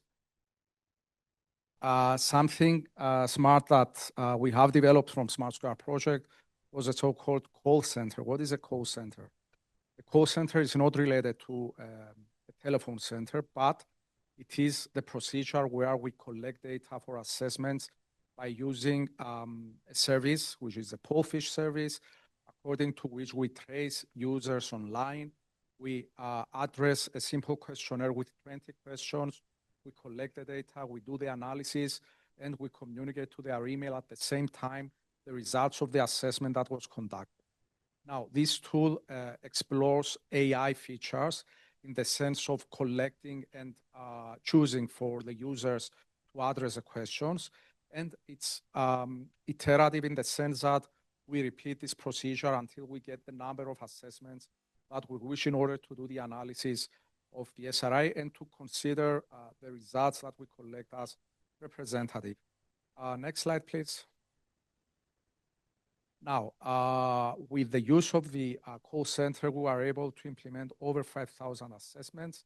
We are able to cross-check the results of the assessment in different ways.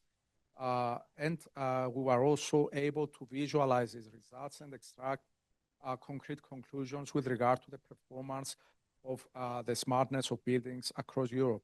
Next slide, please. Okay, as you can see in this slide, we see the number of assessments that were conducted in different EU member states. It's very important to state that in many occasions, the results of the assessment were cross-checked with analytical assessments of buildings and were also used in testing stages. In the case of Cyprus, this will be presented in the next presentation. We had 20 analytical assessments and another 500 assessments with the use of the call center, and we were able to cross-check the results with regard to their agreement and to identify trends. Next slide, please. So the work that was carried out in Smart Square included as well the numerical analysis of all the results that were delivered by the use of the training, the call center. And you can see here the case of Germany, the assessment that was conducted among 545 buildings. You can see the metrics of the individual domains, as well as the classes that were found for the building stock in Germany that was analyzed. In the next slide, we can see further analysis of the results. In the next slide, in different domains. So we are able to do the analysis for the automation and control level for different services that are found in the 9 domains that were analyzed. Next slide, please. This slide demonstrates another 4 domains in which this analysis was conducted. Next slide. And at the end, as said, we were able to extract conclusions with regard to the average performance of the smartness of the building stock in those member states that the method was employed. Next slide, please. This is a very nice visualization of the result. We have seen this the first time from the Polish testing stage from our friend Pavel, who is in the room.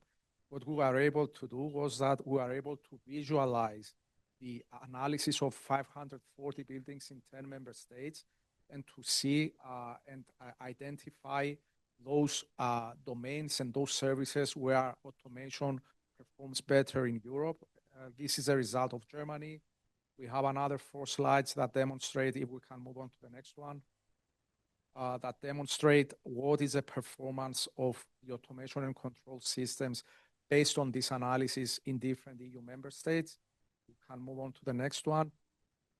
In this case, we were able to identify what we discussed earlier, the fact that in those countries that have enhanced aspects in flexibility of the grid and in the smartness of the grid, we were able to identify better performance with regard to the smartness of the building. Next slide, please. Next slide. This is a case of Poland, for example, where the aspects of smartness of the grid and in general flexibility of the grid are not that enhanced compared to the previous countries. And we can see the difference. This was the case as well for Greece and Cyprus. We were able to identify those domains which lack compared to the similar domains in other EU member states. This comparative assessment gives space for policy making as well, as it identifies in individual member states what are the challenges and what are the gaps. Next slide, please. And this is similar for the case of Greece as in the case of Poland, where these differences can be observed. Next slide. Now, one of the main aspects that was delivered by Smart Square, which was highly helpful for the engineers, were the dashboards that present the benchmarks and thresholds and in general the metrics analysis of the building stock that we analyzed. It is important to mention that we had a major challenge in the case of the dashboards in the sense that we had to secure that the quality of the assessments was to the level of having the assessments being accepted. To that end, we have different dashboards. We have the dashboard of the certified assessors, in which the results are delivered by assessors that have undergone the training and have achieved the required level of knowledge in order to conduct the assessments. But at the same time, we also have those dashboards that present the simplified assessments and the assessments conducted with the training center, with the call center. It is important to mention at this point that we identified a very good agreement between those assessments that were conducted with the call center with the assessments that were conducted by the certified assessors. If we can move on to the next slide. Okay, these are the 4 dashboards that are available in the tool and that you can access. In the general dashboard, you have over 6,000 assessments. In the call center dashboard, you have around 5,000 assessments. The certified assessors have more than 1,000 assessments that were conducted in terms of the project by certified assessors. And the last dashboard, each assessor has their own dashboard where they can see their own assessments. Next slide, please. Okay, this is a video, if we can show the video.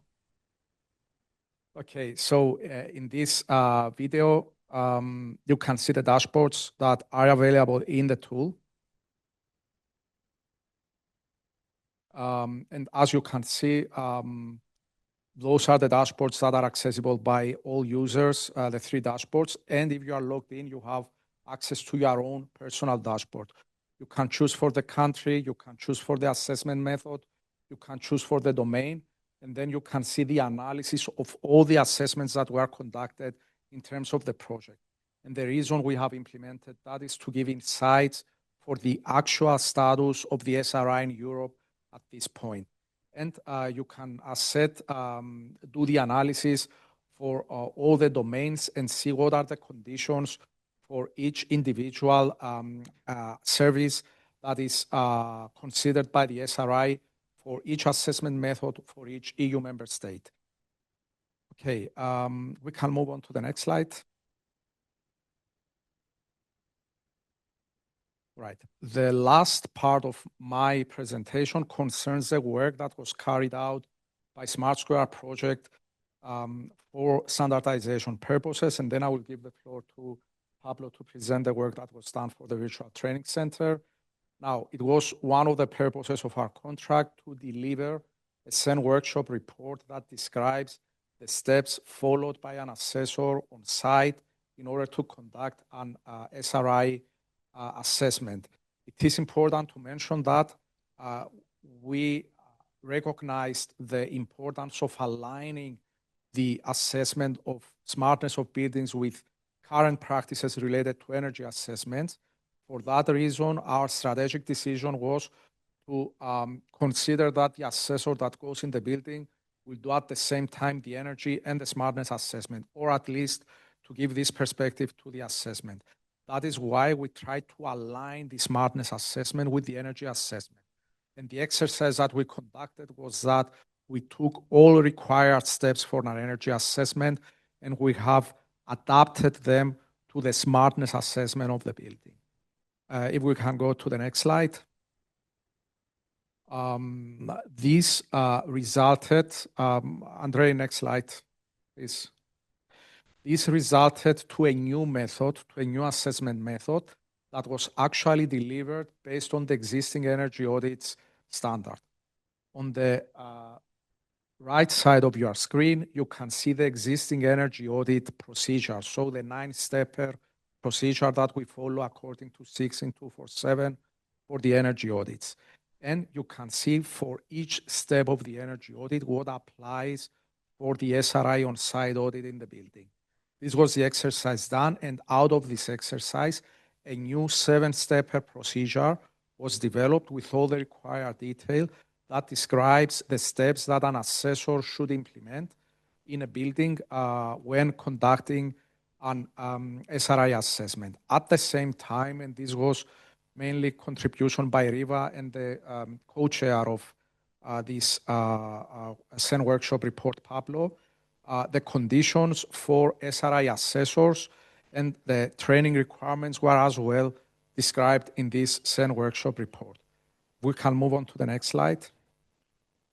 What was actually delivered out of this exercise was a detailed procedure, step by step, what needs to be implemented in order to conduct a comprehensive SRI assessment and what are the outcomes of each step.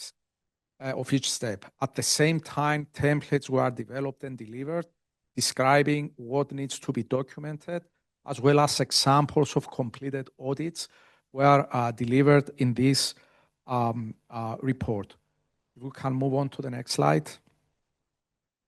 Of course, the whole process results to the assessment of the building and the extraction of the SRI report, which is the purpose for which the assessment is conducted, and all the steps for the extraction as well and the content of the report are given in this CEN workshop report. The next slide presents a video in which we demonstrate the standardization work done. For this one, we will also need the sound. If we can start the video.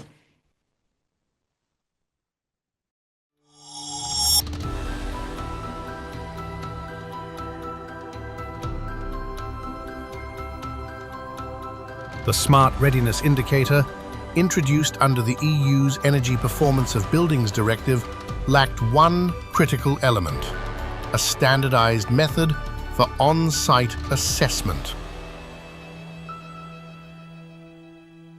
The Smart Square project, funded under the Life Clean Energy Transition Programme, led the development of CWA 18193-2025, the first harmonized framework for conducting standardized on-site SRI audits. The CWA outlines a complete methodology from fieldwork to analysis, aligned with EN 16-247. It has already been integrated into CENTC 247 Working Group 7, with the perspective to become the official CEN standard for SRI audits. It also defines the competencies required of SRI auditors and offers implementation tools like the Smart Ready Go platform, ready for Europe-wide deployment. CWA 18193-2025 bridges policy and practice. Smart Square has made the smart readiness of buildings auditable and actionable. Okay, this was a contribution of the Smart Square project for standardization by delivering this report, which is of course accessible by everyone. And then for the last 5 minutes of the presentation, I would like to give the floor to Pablo to present the work that was done for the Virtual Training Center. Pablo. Thank you very much, Paris. We also actually prepared a video that I think you can start playing. It's self-explanatory. I will say a few remarks on the exploitation of this because as I don't think it was mentioned, but many of the live projects are ending today. In 2 weeks, they're over. But many of the results, and particularly this one, is being sustained by Riva. We have a clear determination with that, through partnerships with very trusted colleagues. And I will just say a few hints of what is not in the video. But as for the video, I'm going to shut up so that we can also try to keep up with the time. So yeah, whenever you're ready there in the back end, we can play it out. So yeah, this is what we prepared. You'll see now the main features of the platform, but it was intended to support practicing building service engineers. So the features were very cautious on making your life easier, being able to compatibilize that with your work or your professional practice. This is the course that we developed in the project. We are already thinking of ways to improve it and to add additional features. I will say a few words about that when the video is done. But yeah, it aims to build your knowledge as you go through. So that is the intention, that you cover the basis on the smart readiness function. So what is being smart in the heating emission service? What is that? Once we're covered those bases, then you're ready to be trained on how to conduct an SRI assessment, largely based on the audit procedure that was standardized, CEN worship agreement that will soon continue its life to become a standard. And then when you're done, Riva certifies you as an accredited, let's say, SRI assessor. You have a LinkedIn credential, and there are many other resources to try to make your learning experience smoother. So it's not only accessing the content, but yeah, we'll keep you updated with the community forum, news and updates on the policy we saw earlier today, the many changes that are ahead. So we will keep informing the enrolled students on what is coming. We may have done something wrong, so students have the chance to spot and report anything, any typo, anything that might be inaccurate. And any materials that they access during the course, they can keep for their professional practice when they leave and are done with the course and they are ready to implement this in their professional life. Well, they can take all the materials and the templates with them to be able to continue the practice. as a few, in a nutshell, it's what we're aiming to do with the course that was developed in English, reflecting the technical framework from the SRI support team, so proposed by CINEA, by the DG Energy, sorry.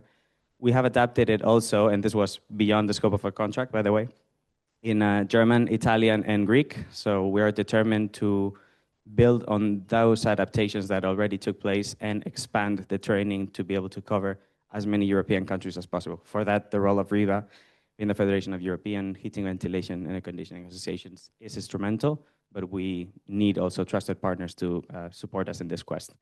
So yeah, I'll be more than happy to explore any potential partnership and collaborations. If any of you in the room are interested here today, I'll be around when we're done. But yeah, for the sake of time, I'll give it to actually, before we pass the floor to the next project, we are able to go to the previous slide.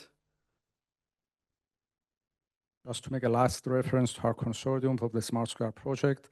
So 10 partners across Europe. The project was led by Cyprus. And as a Greek Cypriot, I'm very proud for that. The fact that Cyprus, in collaboration with friends from Italy, Greece, Bulgaria, Romania, Germany, Belgium, and Ireland, took a very important initiative to implement this project. The fact is that out of Smart Square, many new projects resulted. I will only refer to Smarter EPC. Sophie is in the room. We are very proud to be actively involved in that project as well and to contribute with the tool that we are developed in the Smart Square project. And actually, before we move on to the next project, we have another 5 minutes presentation remotely for the Cyprus testing stage, which was supported by the Smart Square project. So Nicolas Avxendiou is online to present the case of the Cyprus testing stage. All right. Hello, everyone. My name is Nicolas Avxendiou. I'm a research associate at Frederick University and a project manager at UFIA Tech. Today, I will present the outcomes from the SRI testing stage in Cyprus. The work plan outlines the key steps undertaken during the testing phase of the SRI in Cyprus. The testing phase was led by the Ministry of Energy, Commerce and Industry, while the technical work was carried out by 4 partners, Frederick University, UFIA Tech, Cyprus Energy Agency, and CIRIC, all active in live projects.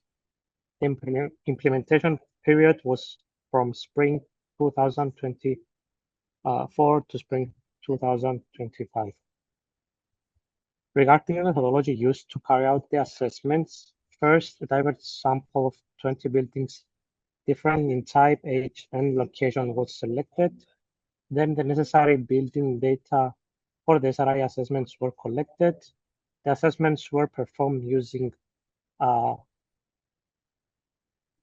tools developed under the Life CT projects, and the results were reported following the guidelines of the CIN workshop agreement. This slide presents the results from the 20 SRI assessments. The chart on the left shows the half of the buildings were rated in the lowest class, while only a quarter of reached class E. The remaining buildings fall into classes F and D, with none achieving classes A to C. The figure on the right illustrates the energy flexibility scores remain below 13%, mainly due to the lack of smart grid infrastructure. A deeper look at the average impact and domain scores. On the left chart, we see that comfort and energy efficiency achieved the highest impact scores. However, once again, energy flexibility and storage is notably the lowest performing impact category. On the right figure, the domain scores show stronger performance in heating, cooling, and lighting. In contrast, electric vehicle charging shows a negative score due to uncontrolled charging. This figure provides a detailed overview of the smart ready services implemented in one of the assessed residential buildings. Each row corresponds to a technical domain, such as heating or cooling, while each box represents a specific service. The colored cells indicate the level of functionality achieved from level 0 to level 4 using a gradient from light to dark green.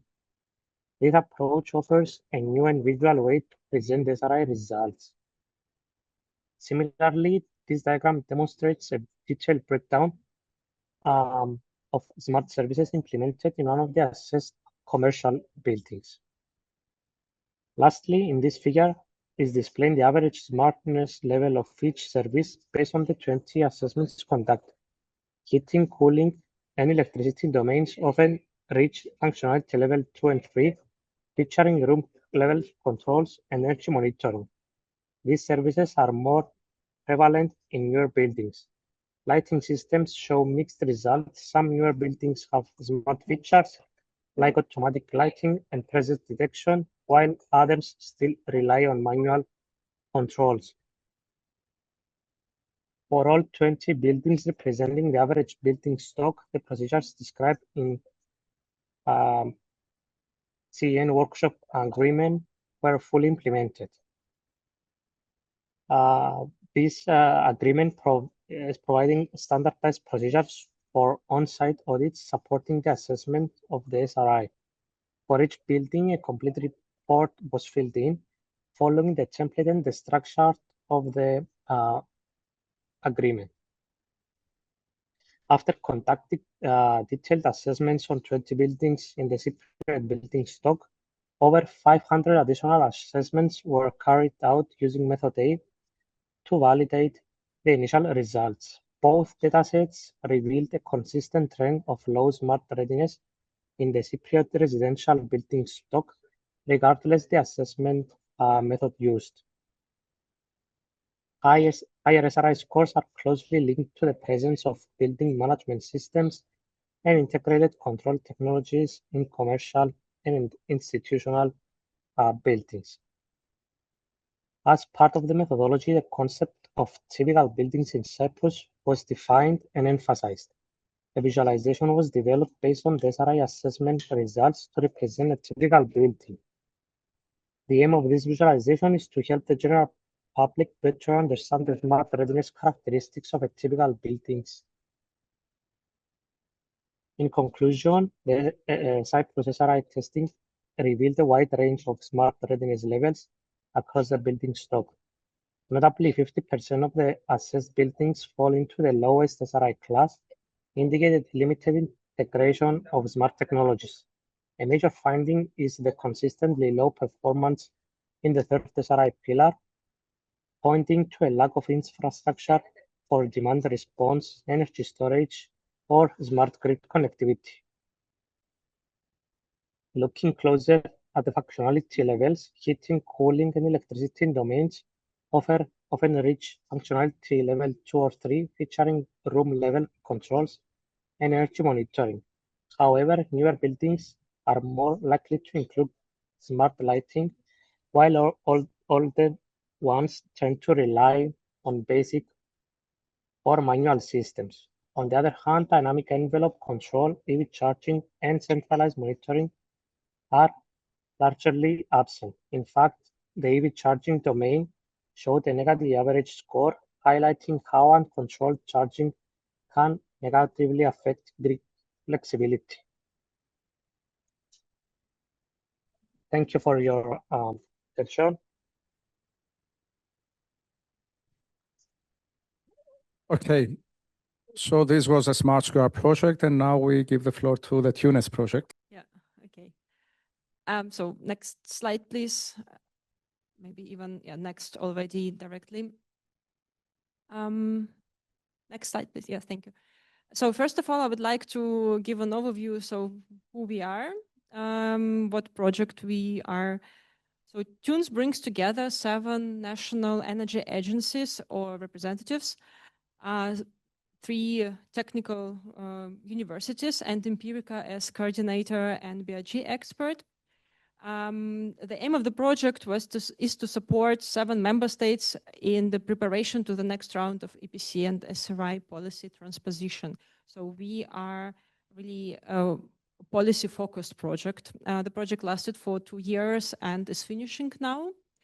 And today I would like to present to you our methodology, so the tools that we used, that we applied, And in the end, I will present to you some general key results, what energy agencies prepared, and yeah, in a general way. Next slide, please. So first of all, a few words about Better Regulation Guideline, or shorter BRG. It is a European framework to policy making, a very advanced approach that actually was created for the European Commission staff. And the objective for better regulation is to ensure that policymaking is based on evidence, that it involves stakeholders, businesses, and citizens in the decision-making process, and yeah, was created to make laws on European level. The complementary or companion resource to the Better Regulation Guideline is a set of tools, Better Regulation Toolbox, which contains about 69 tools which help to make policymaking transparent, evidence-based, and inclusive. And we decided to take some of the tools and apply them to the work in our project, and energy agencies went through some of the important methodological steps to go to make a deep analysis, collect evidences, and based on that present the final result, the policy options. Next slide, please. Here you could see how energy agencies applied better regulation guidelines. So you see the scheme is quite complicated, a lot of points. In general, energy agencies went through the specific methodological steps, and through the whole process, the stakeholders were involved. So we conducted a survey, series of interviews, workshops with stakeholders, workshops with ministries, regular consultations with stakeholders and ministries. So it means that throughout the whole process, we used a collaborative approach from data collection to implementation, which helped us to collect the data, the evidence, and to validate this data and assumptions and ideas. So next slide, please. So we started with the first step, problem tree, in a series of analytical approaches. Why it was that important? So problem is at an existing negative situation, and just aiming to eliminate problem may not always solve this problem. If you kind of cut the tree, but you leave the roots, the new tree can grow. So that's why what was aim of our project is to, in work of energy agencies, to find the drivers of the problem, the roots of the problem, to go very deep and understand what factors lead to these main problems. This was a very challenging task exercise in the very beginning of the project. Next slide, please. After identifying the problem, we also worked on objectives.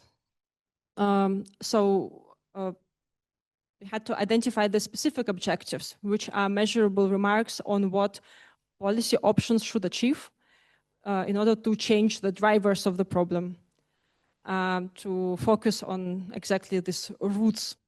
These were specific objectives to be that energy agencies set. But we also had to work on the general objectives, the policy-like statements about the consequences. So those which are aimed to reduce the consequences and achieve the desired positive impact. In this process, we also used the theory of change, which describes how a combination of measures contributes to these desired actions, and thereby impact which will tackle the drivers and contribute to achievement of both general and specific objectives. In our case, in particular, theory of change, we used the theory of change for, firstly, more innovations, so increasing number of innovations, then particularly deeper renovations, and usage, higher use of renewable energy sources and energy storage. This was also applied. Next slide, please. And when we identify what is the problem and what objectives we want to achieve, we did the next step.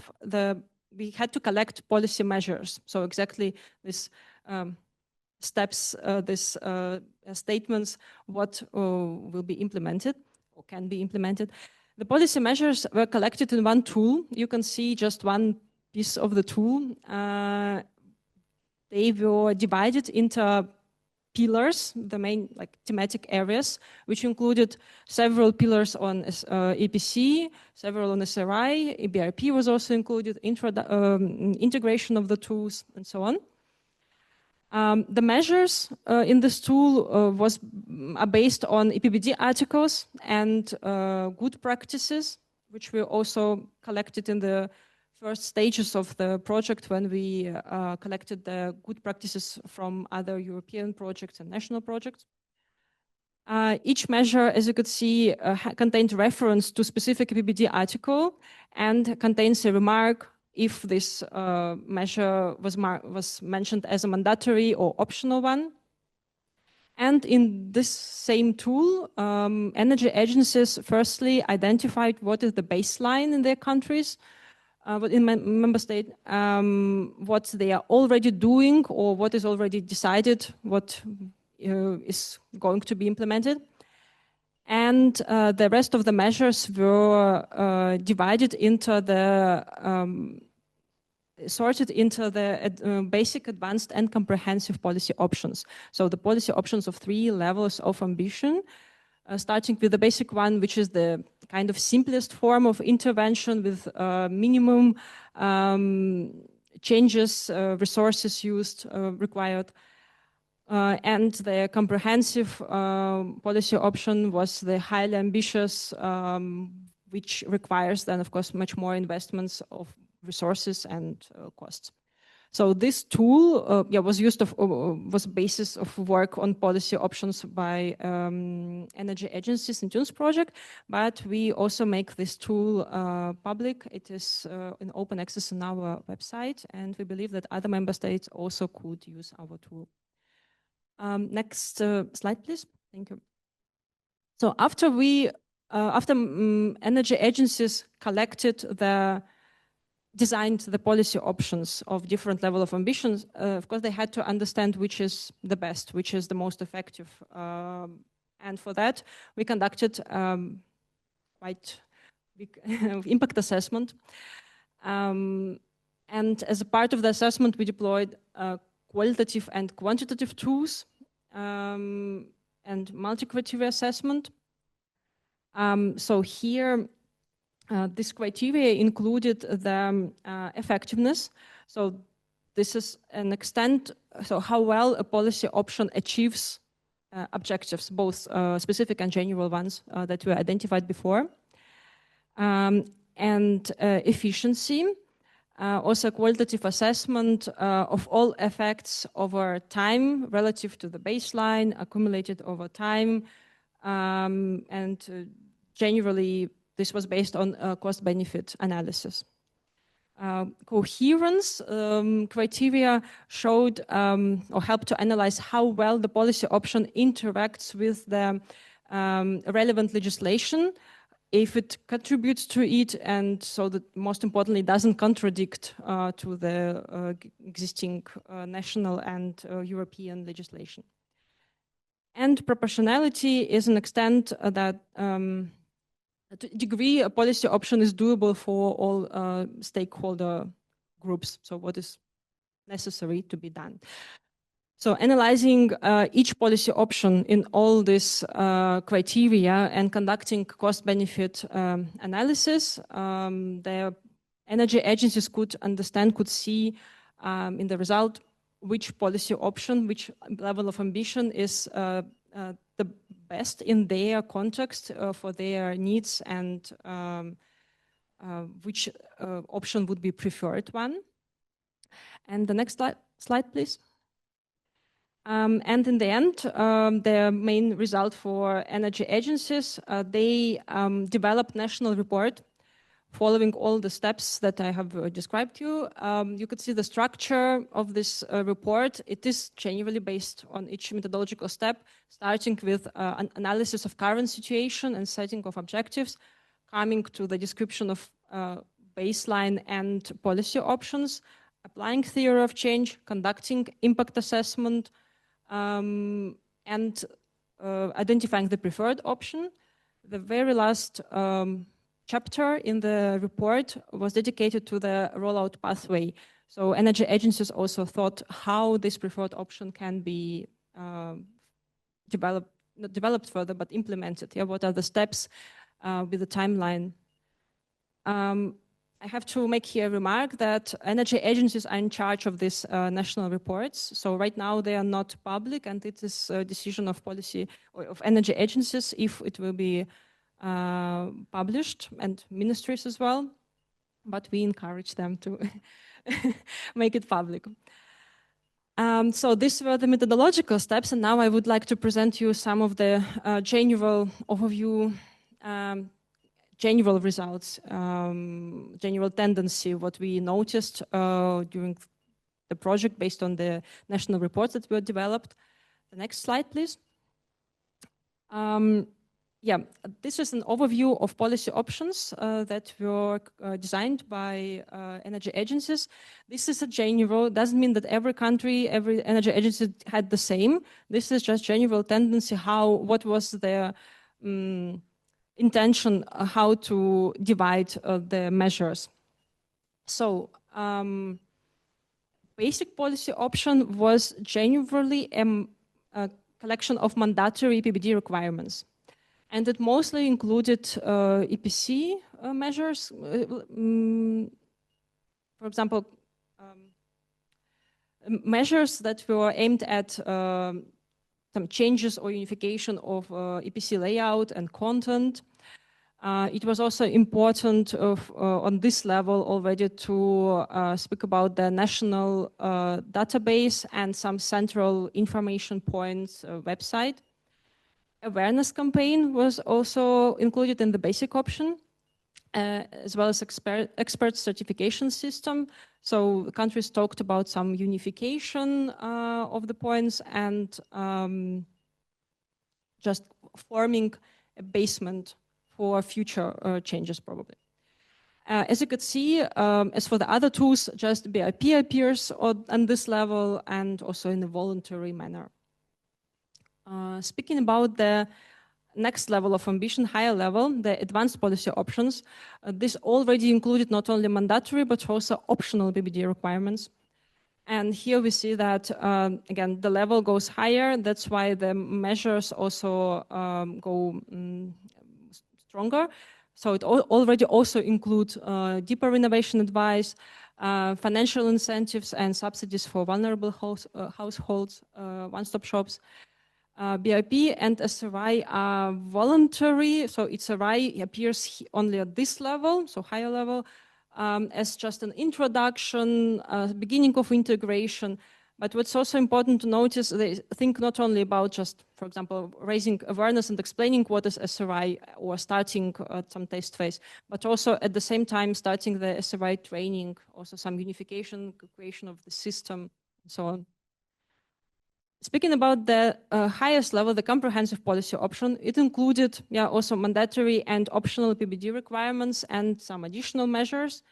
And here we see that energy agencies understood that at this level, only at this level, we can speak about integration of some processes, of some tools, integrated building passports and real-time monitoring, more comprehensive financial mechanisms, some establishment of information portals with detailed data and who gets access and so on. You can notice that BIP and SRI are mandatory at this level.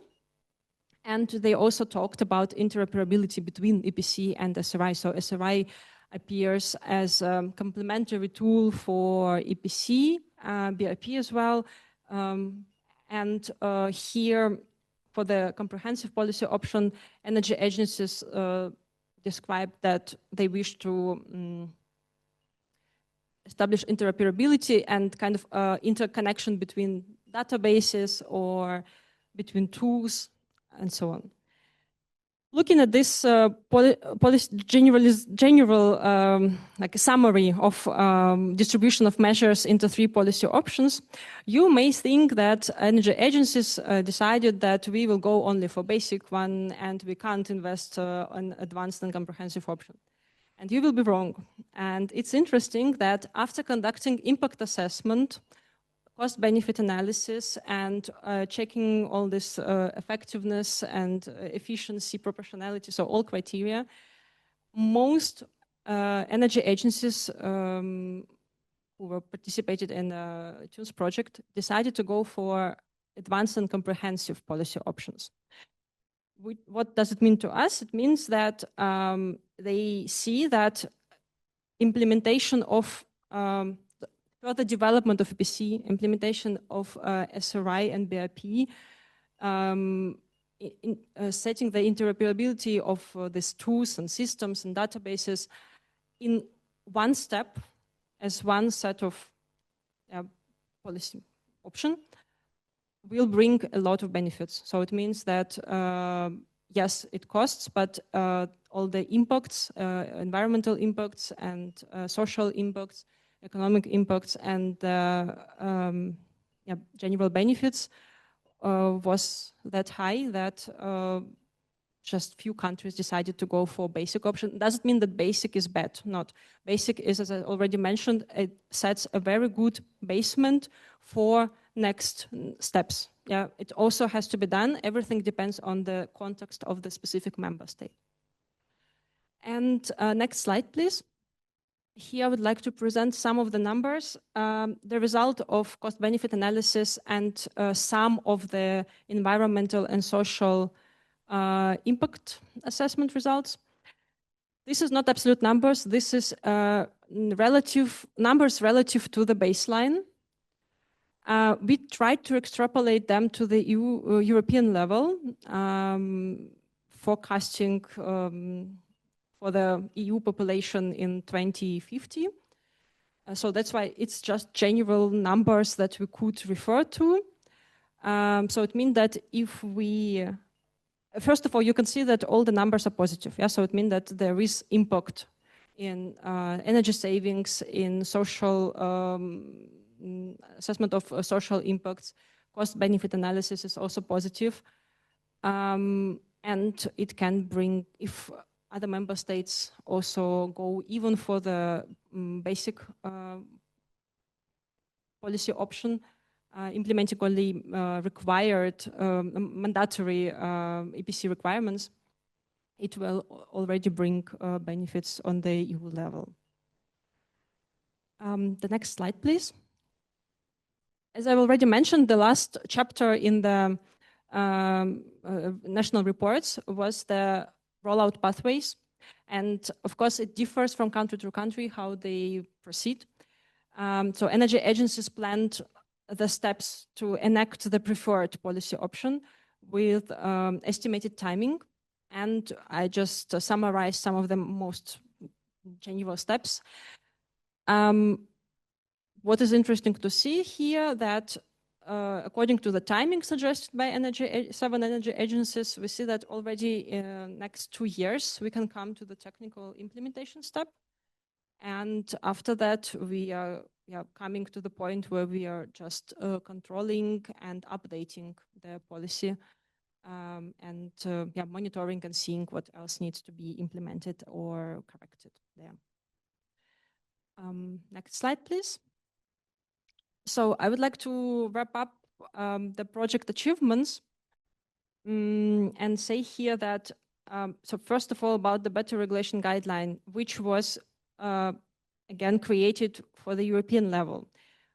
Energy agencies worked with this for the first time and they applied the methodology and it was very challenging. Some of the processes, so they had to go very deep in analysis and they had to start thinking a bit differently, I would say.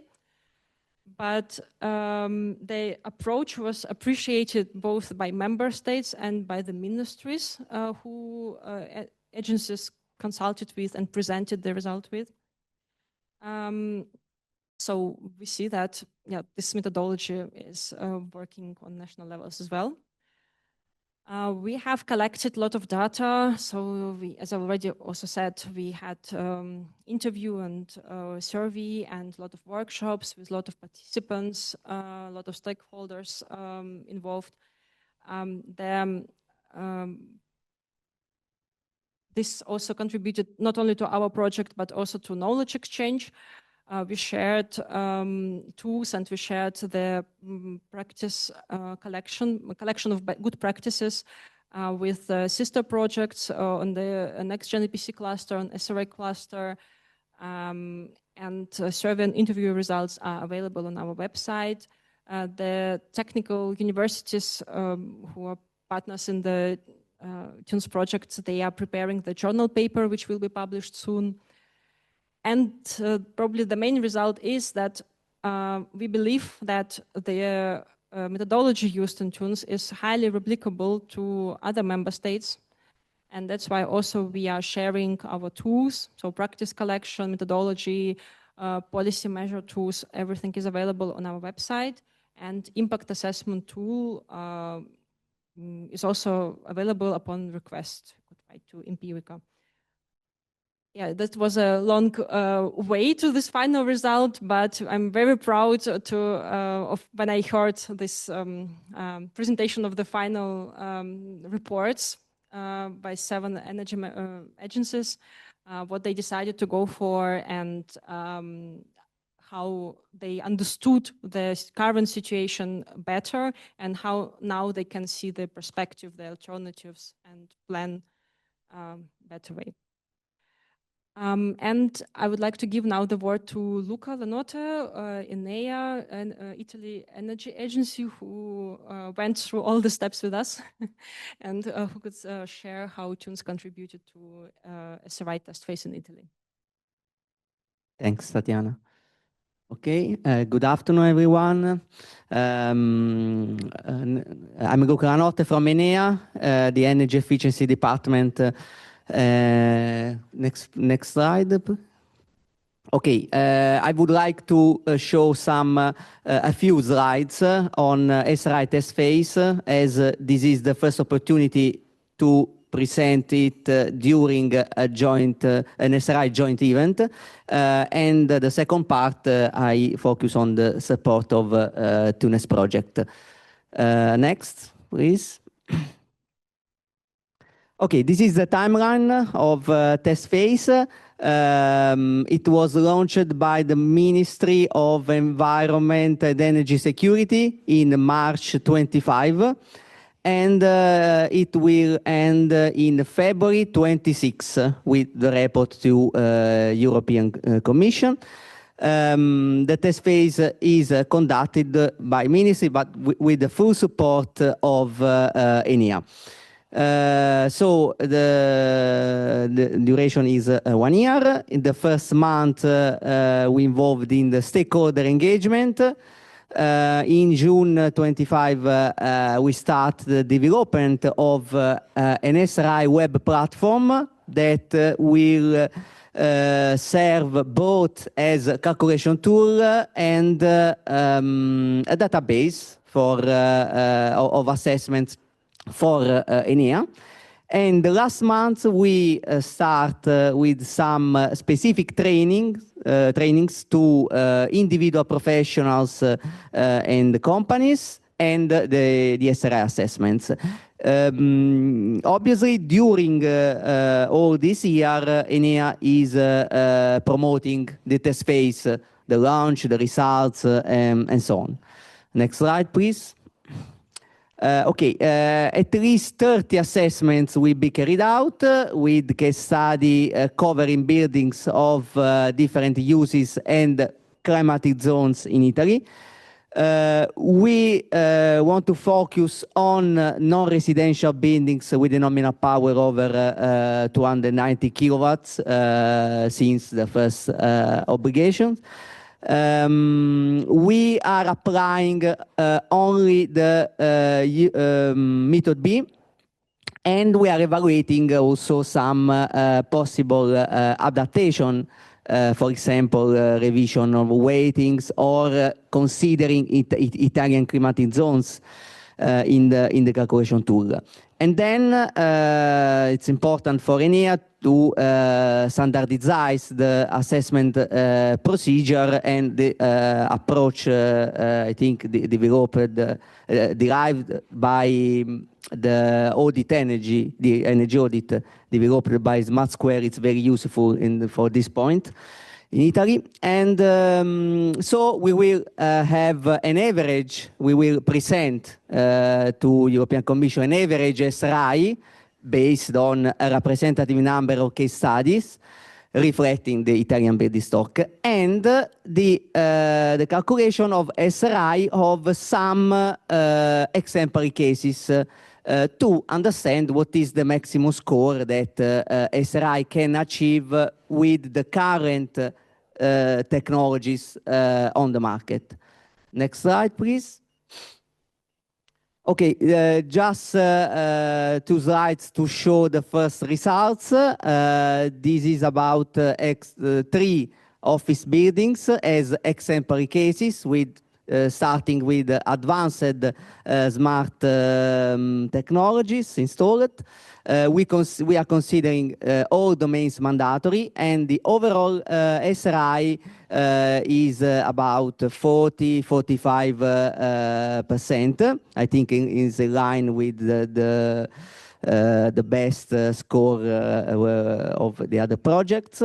Next slide, just to show that the key functionality that has the lowest score is obviously the interaction with the grid. Next slide, please. Now, the final part, I show how TUNES project support the test phase and our activities. I think the most important support is regards the stakeholder interaction. We conducted within TUNES surveys and interviews to stakeholders to investigate the opportunities, barriers, and problems on EPC, but also on these 2 topics, SRI development and deployment, and the integration of instrument, in particular EPC and SRI. This allows us to interact with research institutes, companies, standardization bodies, and the ministry. And this interaction facilitated the launch of test phase. So it was the TUNES project was very important for the launch of test phase, actually. And then another aspect faced within TUNES is the organization of thematic workshop. In this case, we addressed this workshop to professional bodies because there is a lack of knowledge in this field. Next slide. I think the last slide, yes.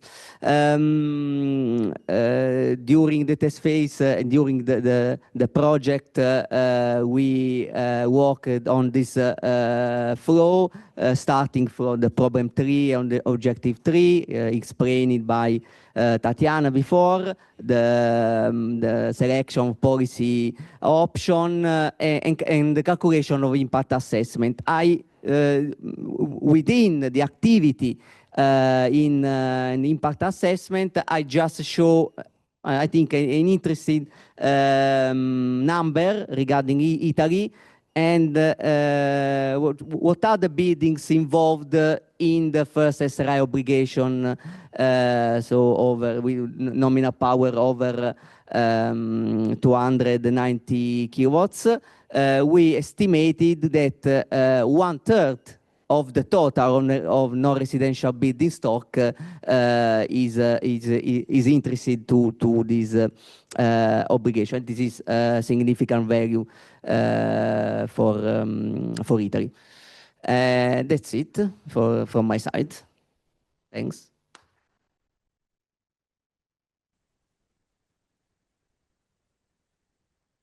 Right. Well, thank you, everyone. You're dismissed, except for Tatiana, that is also a panelist in the next section. So I would like to call the stage Andre. I think you're due here, and we'll need to figure out what to do with the time, but we'll make it as we go. Also, Andre, please, and yeah, Buntan, if you could take the floor here next to Armin. So we have European Commission, representative of the member state, and then to my left, the representative of the life projects that have been given instrumental support on this. I apologize in advance because my slide deck has few animations and it will become a bit awkward me saying next slide. But yeah, apologize for that. So yeah, whenever Andre sits down, we can go to the next slide. All right, so it's my pleasure to welcome you all here. The goal for today's session is related to what we have had before, but mainly is to try to give the policy context and then find out. We have learned today that the life projects have been instrumental in kicking off the non-committal test phases.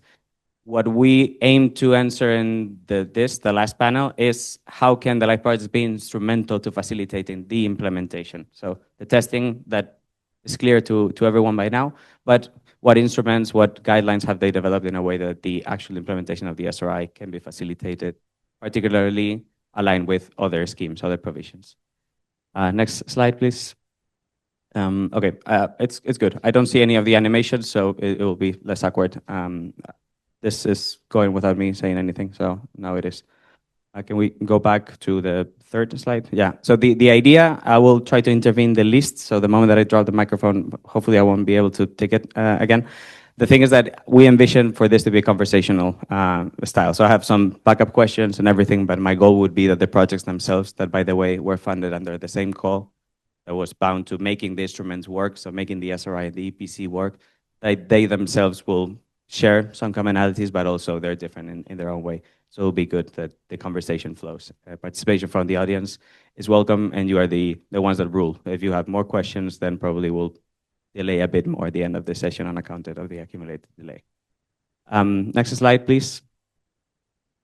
So yeah, this is the basic structure for today. So we'll have the framework, and I'll give the floor to Buntan in a moment. Then we'll discuss what are the different pathways or the different elements that rule the SRI implementation.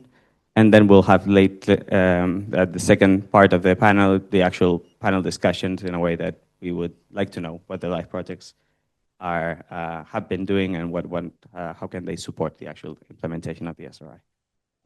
Next two slides, yeah.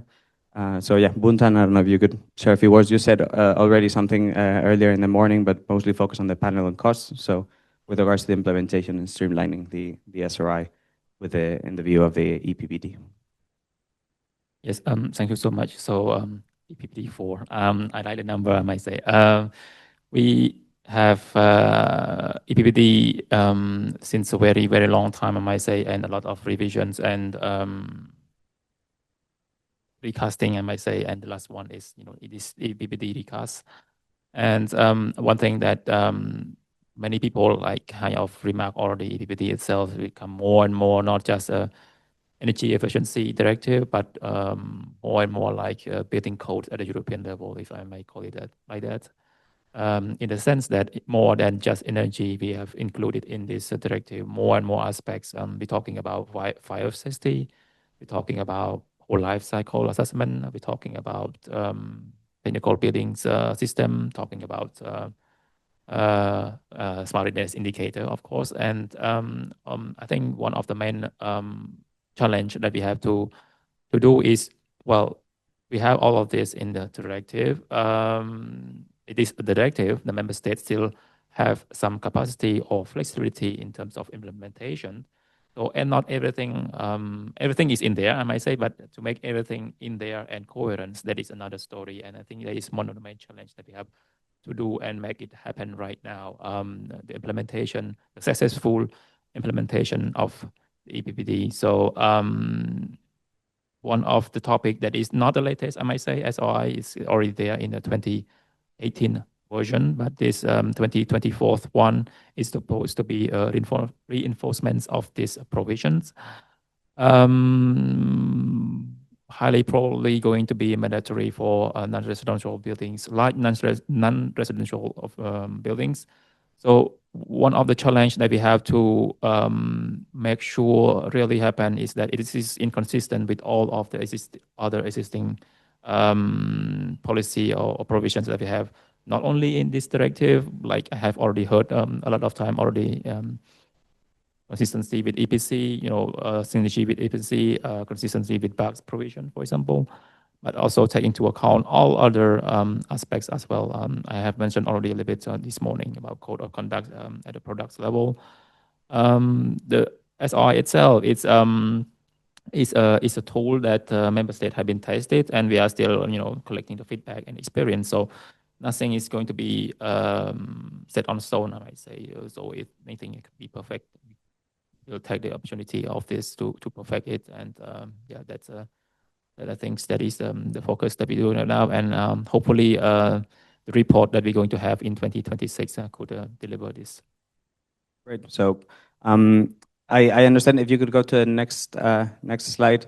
That is the framework for today. So we had previous energy performance directives. They were focused on energy performance. It's not a secret that was even in the name. But the new versions of the directive, if you could go to the next slide, they're widening the focus in a way that we're no longer speaking only about energy performance, but we need to take into account other elements. They have been shown also in the earlier panel today. So this is the landscape that we have in which the SRI, as well as other new building performance and other provisions from the EPBD, they need to be implemented. So it's no longer a energy focus, but now we're seeing the many facets that building performance have, and it's not a question that they are interrelated, but that also creates challenges when it comes to the implementation. So I would like to give the floor to Armin. Thank you, Armin, also for accepting the last minute invitation. You saved this panel. Armin was the AA Intec in Austria. You know him from before if you were here earlier this morning. So from the member state perspective, this seems like a very heavy task. So how are you, how's the Austrian Pablo, it's easier when you ask me because I'm from the research, not an authority, so it's more easy for me to speak about that. But of course, I hear from the authorities that, of course, this is challenging, but at the same time, I think also from my point of view, it is very important to go these next steps. And of course, also Austria will try to implement everything in this energy performance of buildings, let's say, system we have for the EPC now, and we'll try to integrate all the things there. Hopefully also the smart readiness indicator in some steps ahead. But of course, as you know, maybe in Austria, we have the situation that the ministry is the next partner to the European Commission, but the regional governments have to implement all these things, and they have 9 different laws to implement in Austria. That's crazy, but it is like this. And so it's not very easy to integrate in a sense that all of the 9 regional governments are really satisfied with this. So, and this makes this process, for example, in Austria, a really hard process, but it has to be done, and I think it will be done, but it takes time. And this is what we see in the same time with smart readiness indicator. If you could go to the next slide. Thank you, Armin, for sharing that, because there's also, the time is of the essence, but we also know that the urgency of the energy transition, so we need to bridge that gap somehow. If you could go to the next slide, please. We're about to talk about the SRI implementation. Next slide again. So we try to boil it down on, let's say, implementing the SRI. What does that mean? It means that we need to do something around this, at least 6 elements, let's say, of the implementation. So We learned about the assessment methodology, assessment adaptation of the technical framework might be a hand, adapting the service catalog, what services will be included in the assessment, which ones might be left out, adapting the weighting factors to the climatic zones, application, will it be mandatory for all the territory parts thereof, object types, building categories, will it remain optional for residential buildings, or will member states also take a step and make it mandatory for some building typologies, monitoring and promotion, independent control system, qualification, accreditation of experts, and the issue themselves of the SRI certificates, well, that needs to be ruled in the terms and conditions of their use. So this is the task that we have at hand, and in principle, we have the 3 projects funded under the Life, Build, Perform, making the instruments work. So we have Tatiana representing Tunis from Empirica. We have Andre representing the Smarter EPC, CEO of Timo Consultants. And we have Andre Litiu, usual suspect you've been seeing in the room. He's Executive Director of EPB Center, will be representing the IEPB project. Learn more, you have the roll-ups there, and they will be around. In this panel, so next slide, please. We will focus on the 2 left, the 2 ones that you saw on your right. So what have the projects done in a way that they can support the seamless issue of the SRIs, potentially in coordination with other assessments, notably EPC, but maybe not only, and whether that raises some questions on the qualification of experts. So if they're to be issued in a coordinated way, are the experts that are currently doing EPC assessments also qualified to do SRIs? If so, to what extent? What would be the skill gaps that need to be bridged? So that is what brought us here today. This is the scope of the panel. I will be giving the floor in a minute to our panelists representing the projects. But as I said earlier, if any of the other panelists want to weigh in or compliment or mention, just take the mic or pat me in the shoulder and I'll give you the floor. So the first one is a very open question to any project that wants to take it. What are the benefits of doing the SRI together with any of the other assessments, of coordinating those 2? Would it be easier to just let SRI be their own thing and focus on continuing what we already have for the others? Are there any policy implications, methodological challenges for that to be bridged? I don't know if any of you wants to be brave enough to take it. Be my guest. Thank you. It's on, eh? Yeah. Since we're talking about assessment, maybe it's good to, especially at this time of the day, to start with sharing a little secret, personal secret with you, because we're talking about assessment. To be honest, I'm still assessing whether I'm in a fortunate situation now or an unfortunate situation, because indeed, I'm speaking on behalf of Smarter EPC. But we have a very strong coordinator there, Sylvie, Andre is here, Paris Kevas. So there's a lot of people from Smarter EPC. So either I will be backed up, that's the fortunate situation, or I say something that I will be punished tomorrow from Sylvie. So talking about assessment, it is also about perspective. So that is an introduction. When we talk about harmonizing, making it more efficient, standardization, because I think that is included in the question, let me start with maybe sharing a story that is not so much related to energy or SRI assessment, but it's something that happened many years ago in the Netherlands, and we do have some Dutch people here around, so they could back me up or contradict me.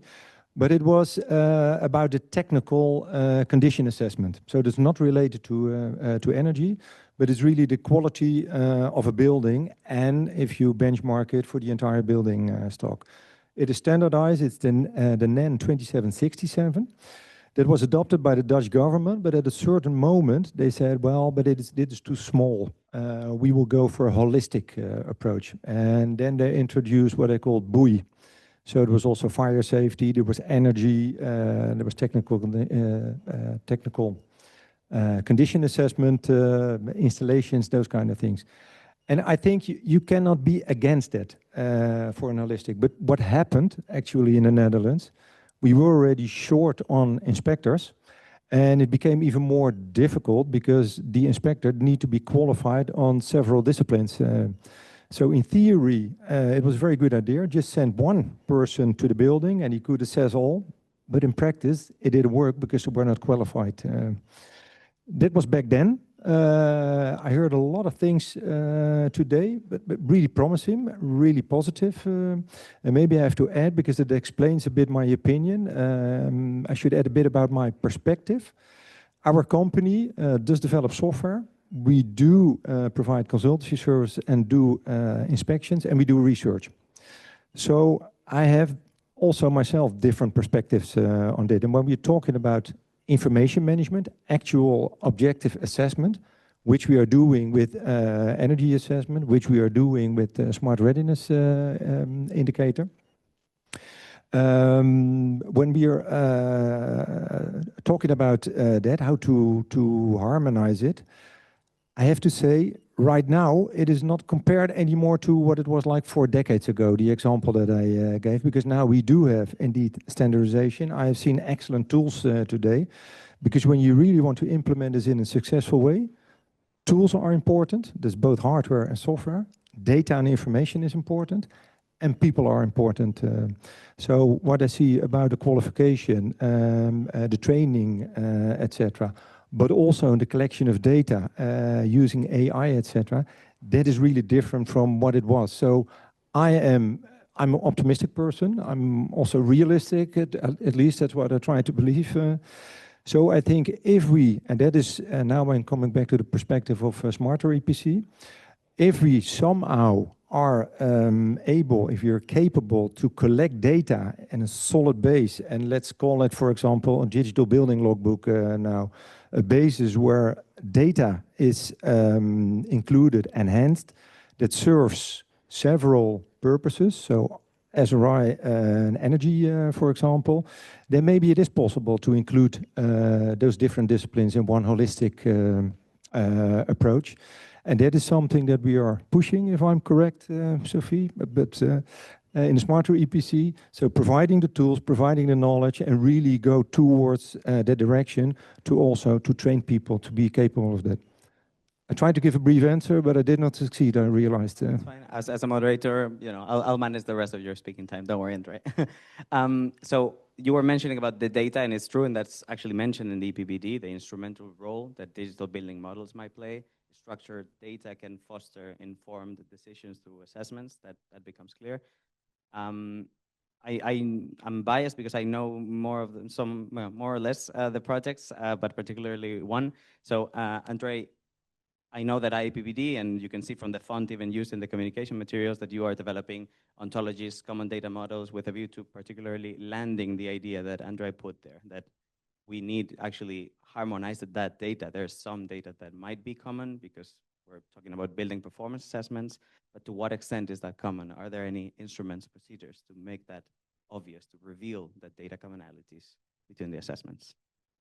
Many thanks, Pablo. I actually wanted to raise my hand, so the connection is swift. I saw you. Yeah. Just as a disclaimer, IEPB is not a product of Apple. It stands for integrated, so integrated energy performance of buildings. I would just like to emphasize and underline what was already said. The evolution of EPBD, I think, is something we should be applauding. We have treated buildings, I would say, in a simplistic or simplified manner, and we saw where that led us. We have heard EPCs being called an administrative burden and so on. So now EPBD really has this comprehensive consideration of the complexity of building performance. Because it's complex. It's a complex process, and it's at the nexus of our lives. We spend so much time indoors. So really the current EPBD, if member states transpose it via the comma, it would really be transformational. At the same time, we then have many policy instruments related to building performance. And we are mostly covering today SRI and also EPC, but you have renovation passports. You have additional elements that you need to take into account, HVAC inspections, minimum box requirements that we touched upon. And if the policy framework is not set up in an integrated manner, the market would respond again fragmented. So I think this is something that many member states can take into account now in this transposition, that they have this role of shaping the market, and this integrated approach would define the way the market reacts. Because in the market, if you look at the EPBD at large, you have, I would say, the main horizontal, the NBRPs, the National Building Renovation Plans. You have the dual engines, maps for non-residential and progressive renovation trajectories, and then all the building performance instruments, if we can call them as such, which help to actually implement and monitor that the renovation rates are where they should be. So having this setup in mind, if this can be implemented in an integrated manner, in practical terms, a building owner, be it residential, non-residential, when they renovate a building, they don't do it in these fragmented steps. They just renovate the entire building, taking into account the envelope, technical building system, and so on, and checking compliance. So this is something I think that would make a difference. And then getting to IEPB particularly, we did look at if you are going to do this in an integrated manner, you will then collect data for all these different verticals of building performance assessments. And we know the EPC started with national calculation methodologies that were not 100% aligned. We know in SRI, the lessons learned from the EPC scheme have been implemented from the very beginning. So we start from a common framework at EU level. This makes a big difference. But we already have a pre-existing system. So EPBD in definition or architecture is meant to build upon the existing structures. Nothing should be let go or reinvented, but just further build on. Learning from the lessons of the EPC, in IEPB, we checked, okay, you take into account the performance of a heating system different, or maybe you don't take into account all the building services. But if you go in this process of mapping what is the actual input data in all member states, and then how would you get to a convergent model at EU level, or at least you could move a building from a country to the other, depending on the different data points. We have developed a common data scheme, which is flexible, and the first scope of this common data scheme is to have this clarity. What are the different data points collected in all member states? And this is very supportive of EPBD implementation if you look at the articles on EPB databases. And then furthermore fosters this integration, because for SRI, you look at a heating system with different eyes, but you can look at a heating system with an energy performance hat and a smart readiness hat and collect the data swiftly at once. So just to highlight that one element, sorry for the long speech. I'll bring more from IEPB as we move along. No, it's clear that the overlaps are there, and that the visit of a building creates the unique opportunity to try to gather as much data as possible. That also begs the question of, is that person, is that expert or that group of experts that will do that assessment process, do they have all those hats that you were mentioning? Or to what extent the skills needed to perform, let's say, the basic assessment in energy performance, that is, we know that it's different in different member states, but more or less we're can be more aware of what is required to that. Should we assume that by default an EPC assessor is qualified or has the vision, the skills to be able to perform an SRI? What are the challenges? Because Andre mentioned it, this shortage of skilled professionals already to do the existing assessments. Are we, for instance, like we see on the slide, the most ambitious scenario would be that the same pool of experts would be able to do many things. That also begs the question of data sharing, storing that data that may be collected by different professionals. But to what extent the skills creates an issue of potential asking too much for a pool of professionals that might already be scarce? Wouldn't that have a risk to stop it, this wheel of renovation? Any thoughts on that? Because that's the other part of the panel. So opportunities of issuing it together, yes.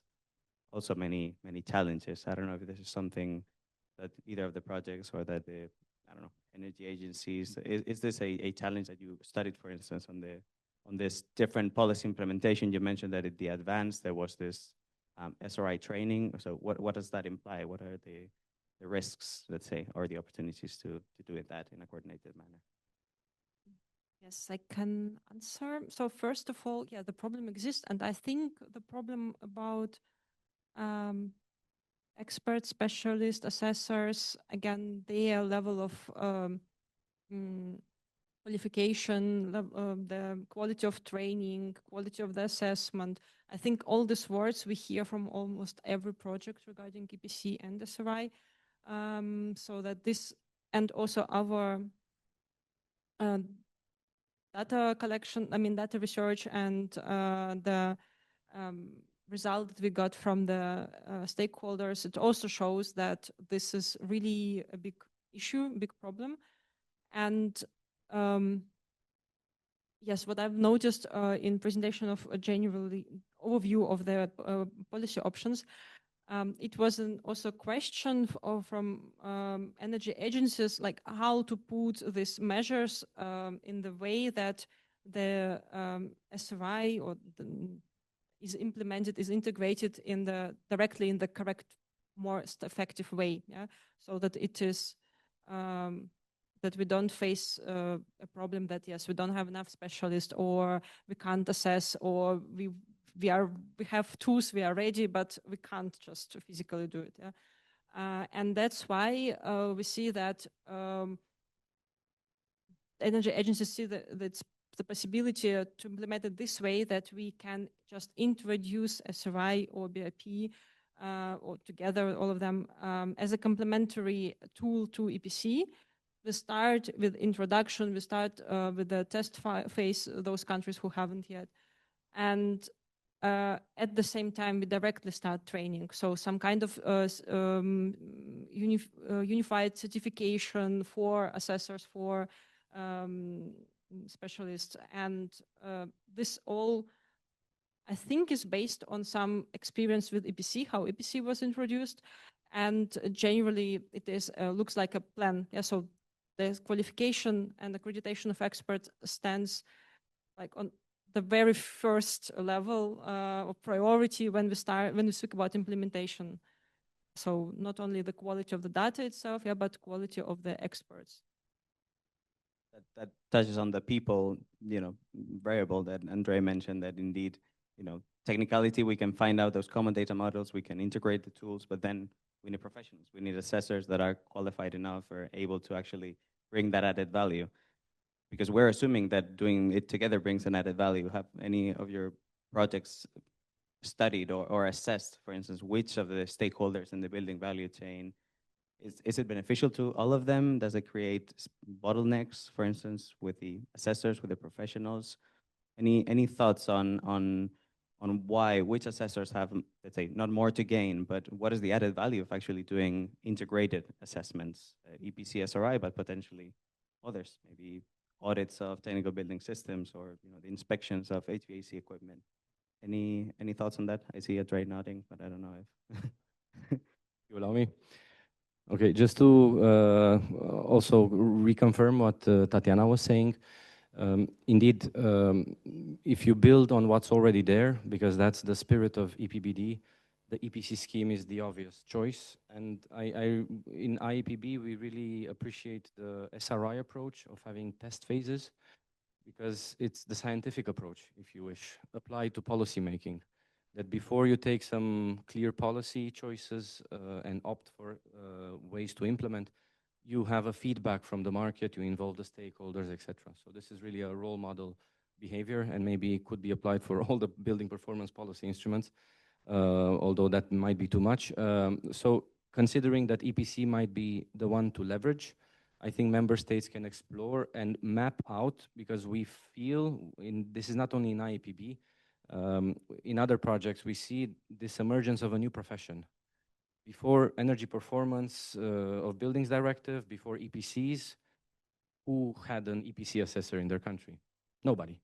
So it was invented, created for responding to certain needs, right? All the priorities that we've set out.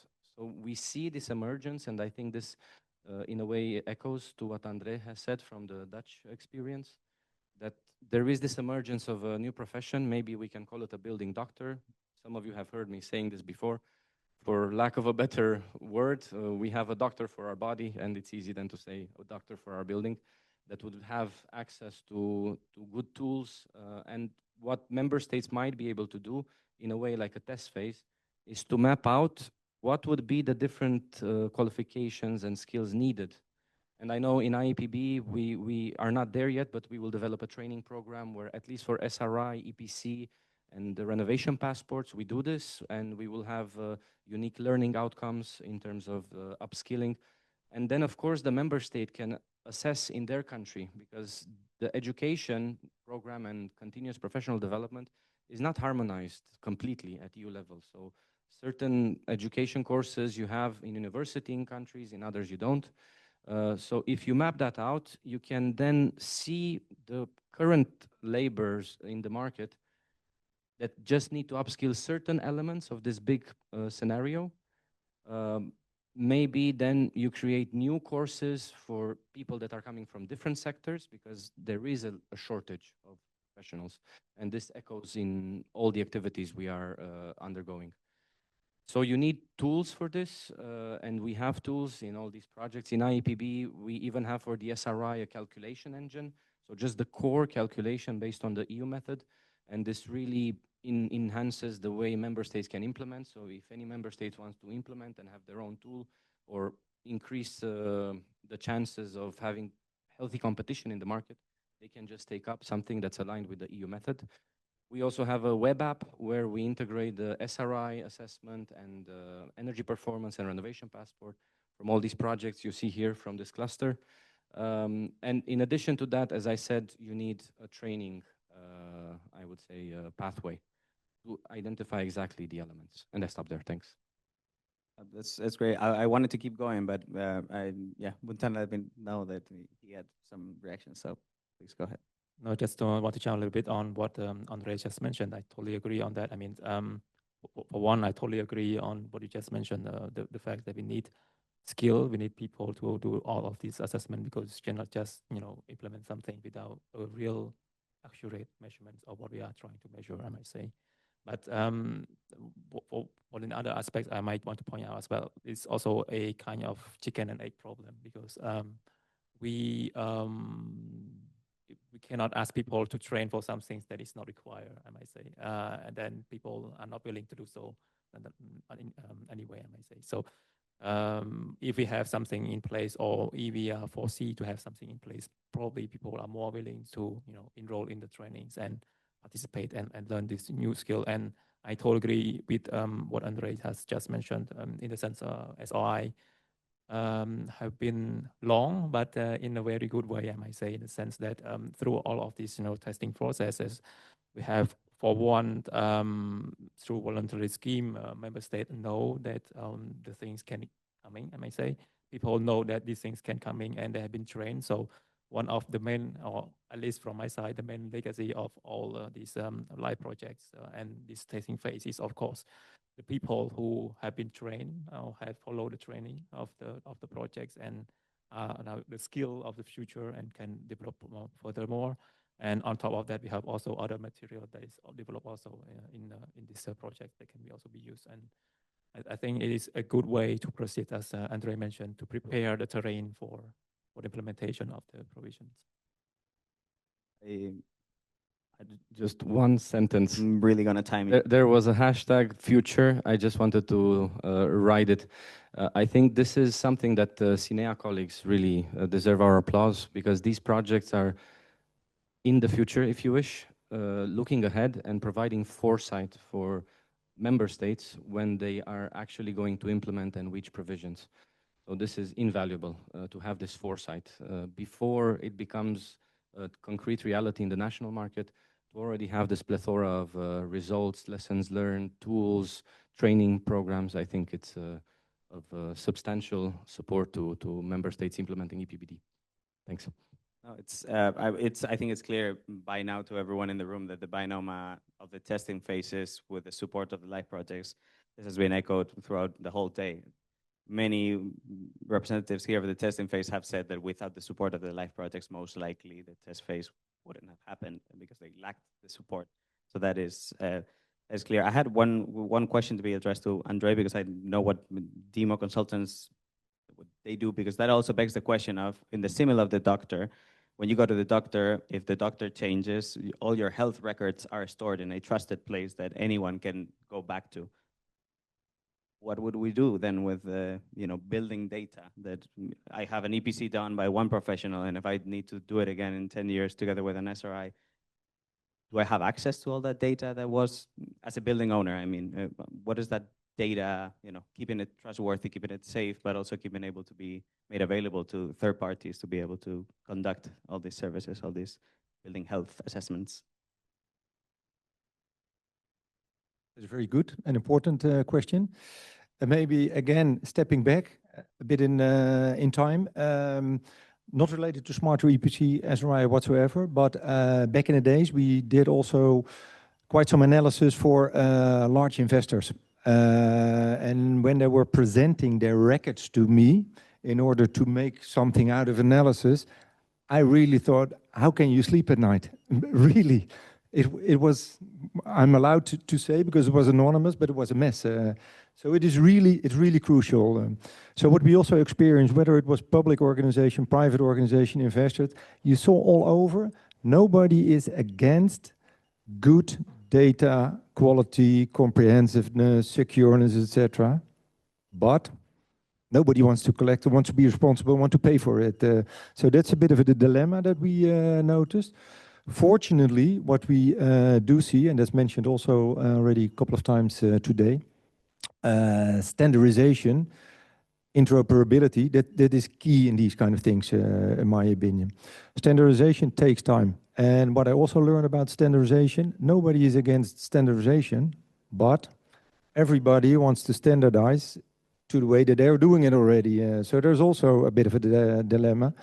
But there, you could also say, what is the alternative not doing it? And there, fortunately, also driven by, I would say, business cases, but legislation. But let's not forget also IT, so really technology, new technologies. There you do see that indeed collecting data, it's not perfect yet, but it's really becoming better and better. Really important to not only have access to it, but to really have it secure. And that is, I would say, one of the challenges as well nowadays. And we all hear about data breaches, et cetera, et cetera. So that's a very important element. But what we do see, not only ontologies, not only standardization, not only IT tools, you do see, I would say, a clustering, and maybe it's not 100% complete yet, but that basis is becoming stronger and stronger. And that, of course, makes it more easy to based on that data, to do those analysis and those assessments. So, and to conclude, I said, I think I'm realistic, but fortunately I'm also optimistic. So in that sense, with modern technologies, you can do the things faster. It saves time. And by saving the time, that leaves time also to the experts. And maybe we are short on that, but they do have more time to do, let's say, the real analysis instead of spending time on all the operational stuff collecting. So I wanted to give this positive message as well. I would say we are getting there, but well, it's not done tomorrow. Because that was also one of the questions that was raised in the first and the previous panel on the costs, and large part of the cost of the assessment is getting the professionals to on-site and having them collect the data. And some of that process doesn't really bring added value, if I may. And part of the gist of the added value that professionals might bring would be inferring the actual insights from that data that is already there. If every building had a digital logbook of trusted data, the assessment would be more cost effective at least. So definitely agree with that. I don't know if Tatiana, you wanted, yeah, I saw you turn on the mic. So. Yeah, just a very short remark. Again, speaking about cost benefits and referring to our cost benefit analysis that energy agencies conducted, we see that, yes, when planning policy options, designing policy options and including the measures for the financial support, and we understand that the costs are not only like state costs or building owner costs or costs of training. So all of these costs we just collected and calculated. But the tendency was that not in every case, not in every policy option, not in every set of measures, but in general, yes, we invest, it costs a lot, but the benefits are so huge that they overcome. Yes, we have to pay But in the end, especially extrapolating these results for the next 25 years, as we calculated, and just very general extrapolation to the European level, we see how much benefits we will get with such investments. I'm just asking one of our hosts because Pierre-Antoine is too far away from me. I was just wondering whether it'd be okay if we step in a few minutes in the closing remarks to just also give the floor to our audience when we conclude this statement, because I think you're touching on a very good point that of course, all these assessments bring added value. They're instrumental for the energy transition. There are many decisions high investments that cannot be taken blindfolded. All these insights behind the global warming potential, the SRI, the EPC, all those bring added value, and that information, those insights need to be there to make educated decisions and not to lose the opportunity of renovating the building stock, because a building that is renovated today, if it's not comprehensively renovated, in the short term will not be renovated again, or is very unlikely. So to be able to do those deep holistic renovations, the information brought by these different assessments, they have to be there. So it is really a matter of cost benefit. The benefits of not doing it, or the costs of not doing it, as Bonnie mentioned it earlier today, are huge. But that risk, let's say, or that additional push, bridging that chicken and egg situation, that requires that there's someone has to step in and actually make it happen, start turning the wheel. Otherwise, we risk being in this locking effect. I have more questions, but I really wanted to give the possibility to our audience to contribute, to say something. Yeah, I didn't want for you to pay the price of that we took the delay. So that's for those online mainly. So from the experience of initially introducing the EPC system some 15 years ago and then maintaining it and relatively late compared to member countries and to other countries, I would say that this about additional profession, the emergence of additional profession is probably not so true, because it was more an emergence of an additional job than an additional profession, because most of the people who are actually doing the certification process, they have an additional license or additional certificates for it, and they do it on top of their regular job in architectural or machine projects or monitoring of works and so on.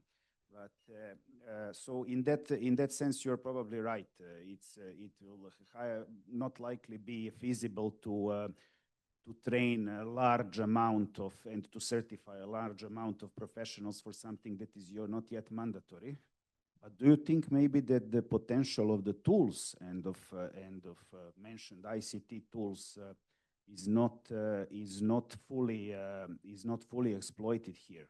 So using the analogy of the doctor, there is also a term that comes to mind, that is telemedicine, that professionals, and particularly the specialization professionals in medicine, you have the assessment part, that is the so-called desk part, that you're checking the documentation, and then there is the field work. Something like that can maybe done using remote assessment with a drone or a directed junior that will explore or scrutinize the object in the field, authorized or monitored by a trained professional somewhere else. So this is again maybe a topic for a specific pilot or a specific sub-project. I don't know if any of our speakers would like to react to that. Thank you very much for the question. Indeed, you always have a policy push and then a market pull. And there are many resources coming out from these projects, and as I underlined, it's foresight. So you would say the groundwork is laid out for different options that member states can swiftly decide on. So definitely the market actors who are already providing additional services than the bare minimum in terms of policy framework, they can leverage these tools. They are standardized. They are following the EU, I would say, direction in terms of reaching our climate and energy goals. So definitely, that's something that could work out as a sort of bottom-up. And like this, I think we also have an early immersion these skills in the market. And it often happens. I'm a building services engineer by education. I also worked as a designer and contractor in Romania, where I come from, for 2 years. And whenever you have a competitor that knows something more than you do, it has this peer pressure that, oh, I need to learn that as well. Otherwise, I might be lagging behind. So definitely this would be supportive. And I think this push and pull also, you see it in policy making. You have the minimum box requirements, which are the push, and SRI, it's actually the pull.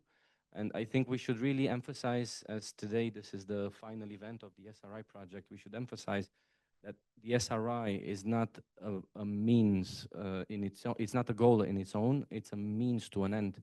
It's an enabler. And I want to echo as well what Bonnie said, what is the cost of not implementing? Because buildings are becoming an active participant in the energy system. And the SRI is somehow the bridge between these information instruments, the traditional EPC and now the new ones, renovation passports and so on. But then it also provides this bridge to the energy system. And you know, there are 2 ongoing files, the heating and cooling strategy and the EU electrification action plan.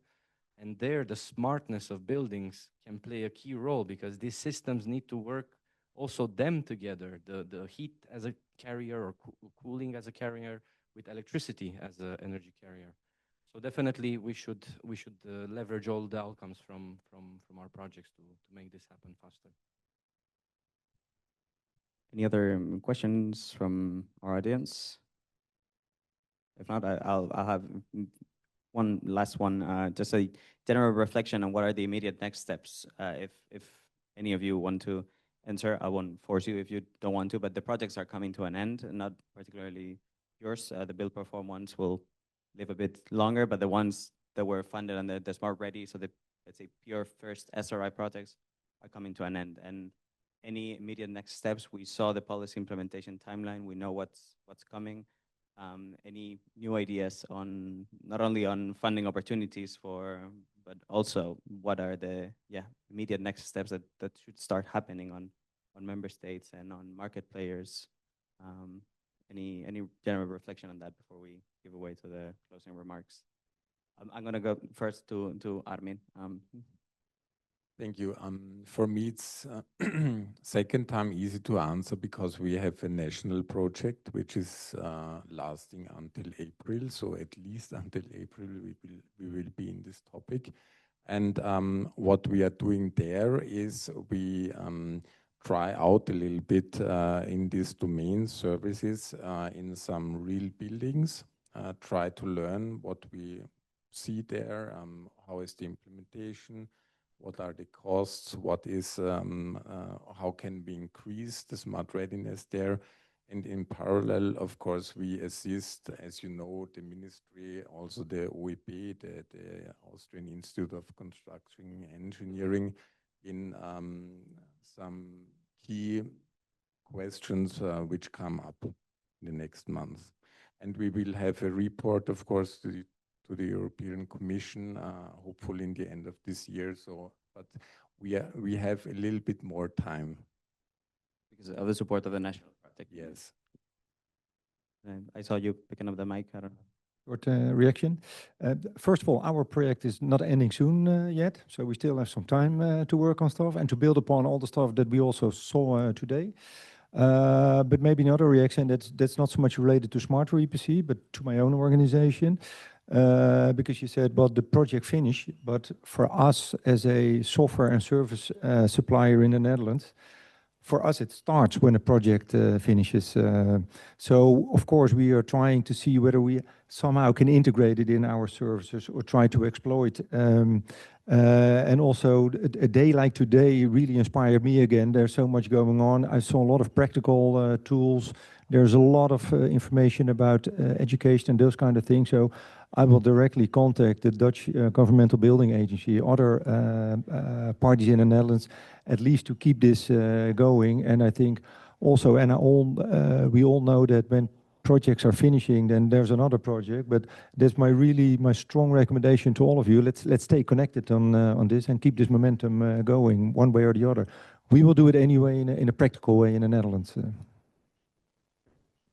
Yeah, Tatiana and Andre, a few last words, and then we'll give it up to Buntan and Pierre-Antoine to close the session. So I'll skip my own closing remarks. Okay, thank you. So Tunes is finishing now next week, the end of October already. Yes, so what is next? I think one of the really big result of our project is not only the report that can be replicated and can be used by member states. It's also some kind of change of mindset, change of way of thinking for energy agencies that we saw.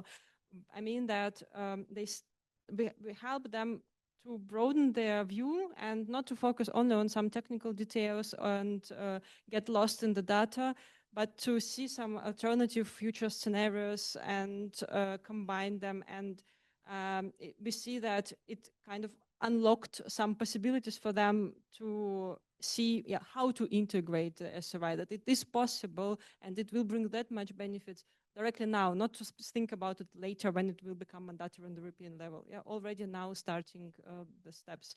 So I think this is a very big, kind of point for the future for the development, and more practically, we hope that these reports will go to ministries and that policy options will become just some policies, real policies, and we will see the results. Thank you. That's very inspiring. You're in a dire spot now, Andre.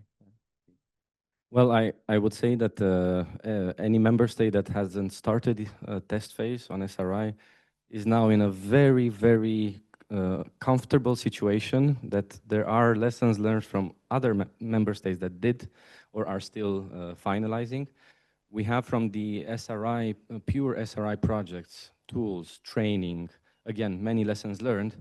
In Tunes, they really did this starting from a common framework, respecting the principle of subsidiarity of the EU, so they can easily take the policy options that are suited best for the national context.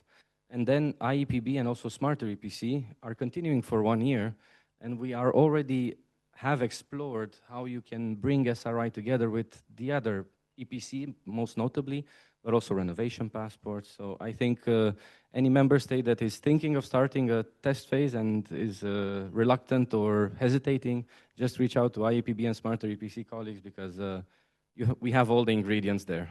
Whatever you would like to do, I think you will get the support needed. So I will end with that. Thanks. That's great. Well, it's my pleasure to close the panel. Thank you very much to all the speakers, and also for you to bearing with the technical difficulties and the little delay. Thank you. Thank you very much. I think Buntan, you stay, and I'll give it up also to Pierre-Antoine for the closing remarks of the event. Thank you.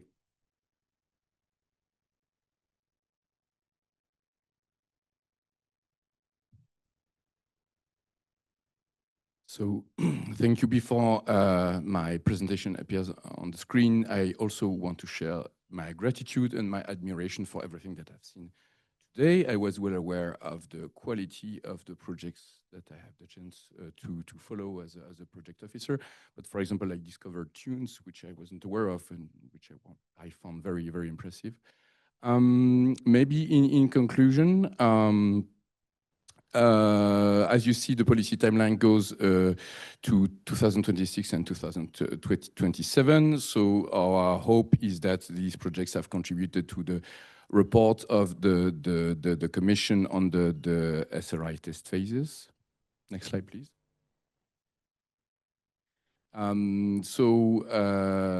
Maybe it's by chance, but our project started operating in 2022, and this is when we saw that in addition to the front runners, some countries joined the club and started a testing phase. Next slide, please. So this is what the cluster in reality looks like. So as was said already, the Smart Ready projects are now coming to an end with SRI and Act that finished in May, but that was very much a contributor too. Let's not forget about it. Tunes is finishing now. But we have IEPB and Smarter APC continuing in the coming months. Another project funded under Better Renault that is also very ambitious was OpenBEP for EU. I think it was mentioned by André. And we have a project funded under the policy topic that is making reference to the SRI. So it was not mentioned today. I hope I'm not putting the project team on the spot, but if you are looking for a support or a way to channel future recommendations, maybe this could be the place. Next slide, please. So yes, this is a graphic representation of the way the cluster looks. The proper SRI projects are finishing, and the other ones are going to finish in September 2026. Next slide. And that's all. Thank you very much.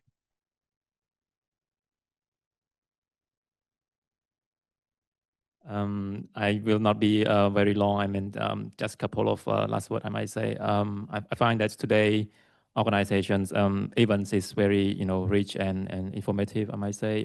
Thank you, CINEA and the projects for organizing all this.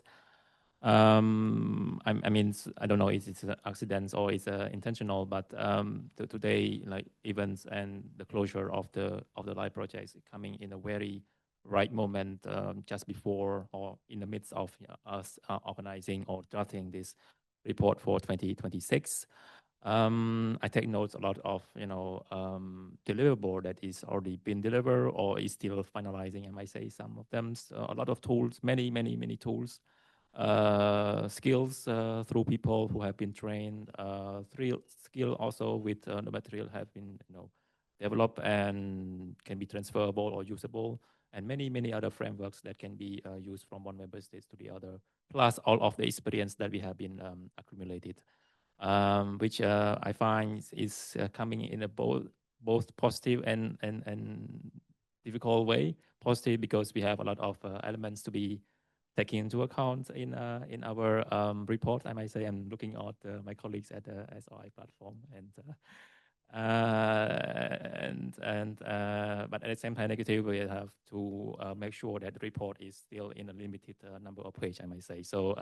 What to be put there and what we have to filter. As I say. So. Anyhow, I mean, I'm very grateful for all of this. Thanks so much for the project to deliver. And for a last message to all of the community of the SRI, I might say, we at the SRI platform are a very limited group, I might say. So we may forgot some of you, so don't forget us. Feel free to reach us if you have any inputs. It is the right moment that we need to have your feedback, input, experience, so that we can reflect them in the reports. So yeah, don't forget us. And then one last word I might say, and I heard a lot of today as well, is to build on the existing works and stuff that we have done. And I truly hope that we can do the same for the SRI. Yeah.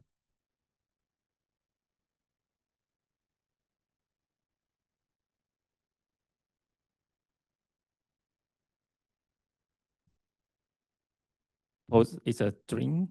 Yes.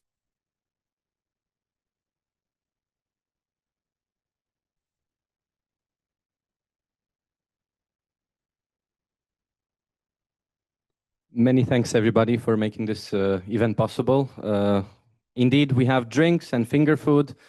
What we interrupted in the lunch break continue, and also adding the additional exchanges we've had in the afternoon.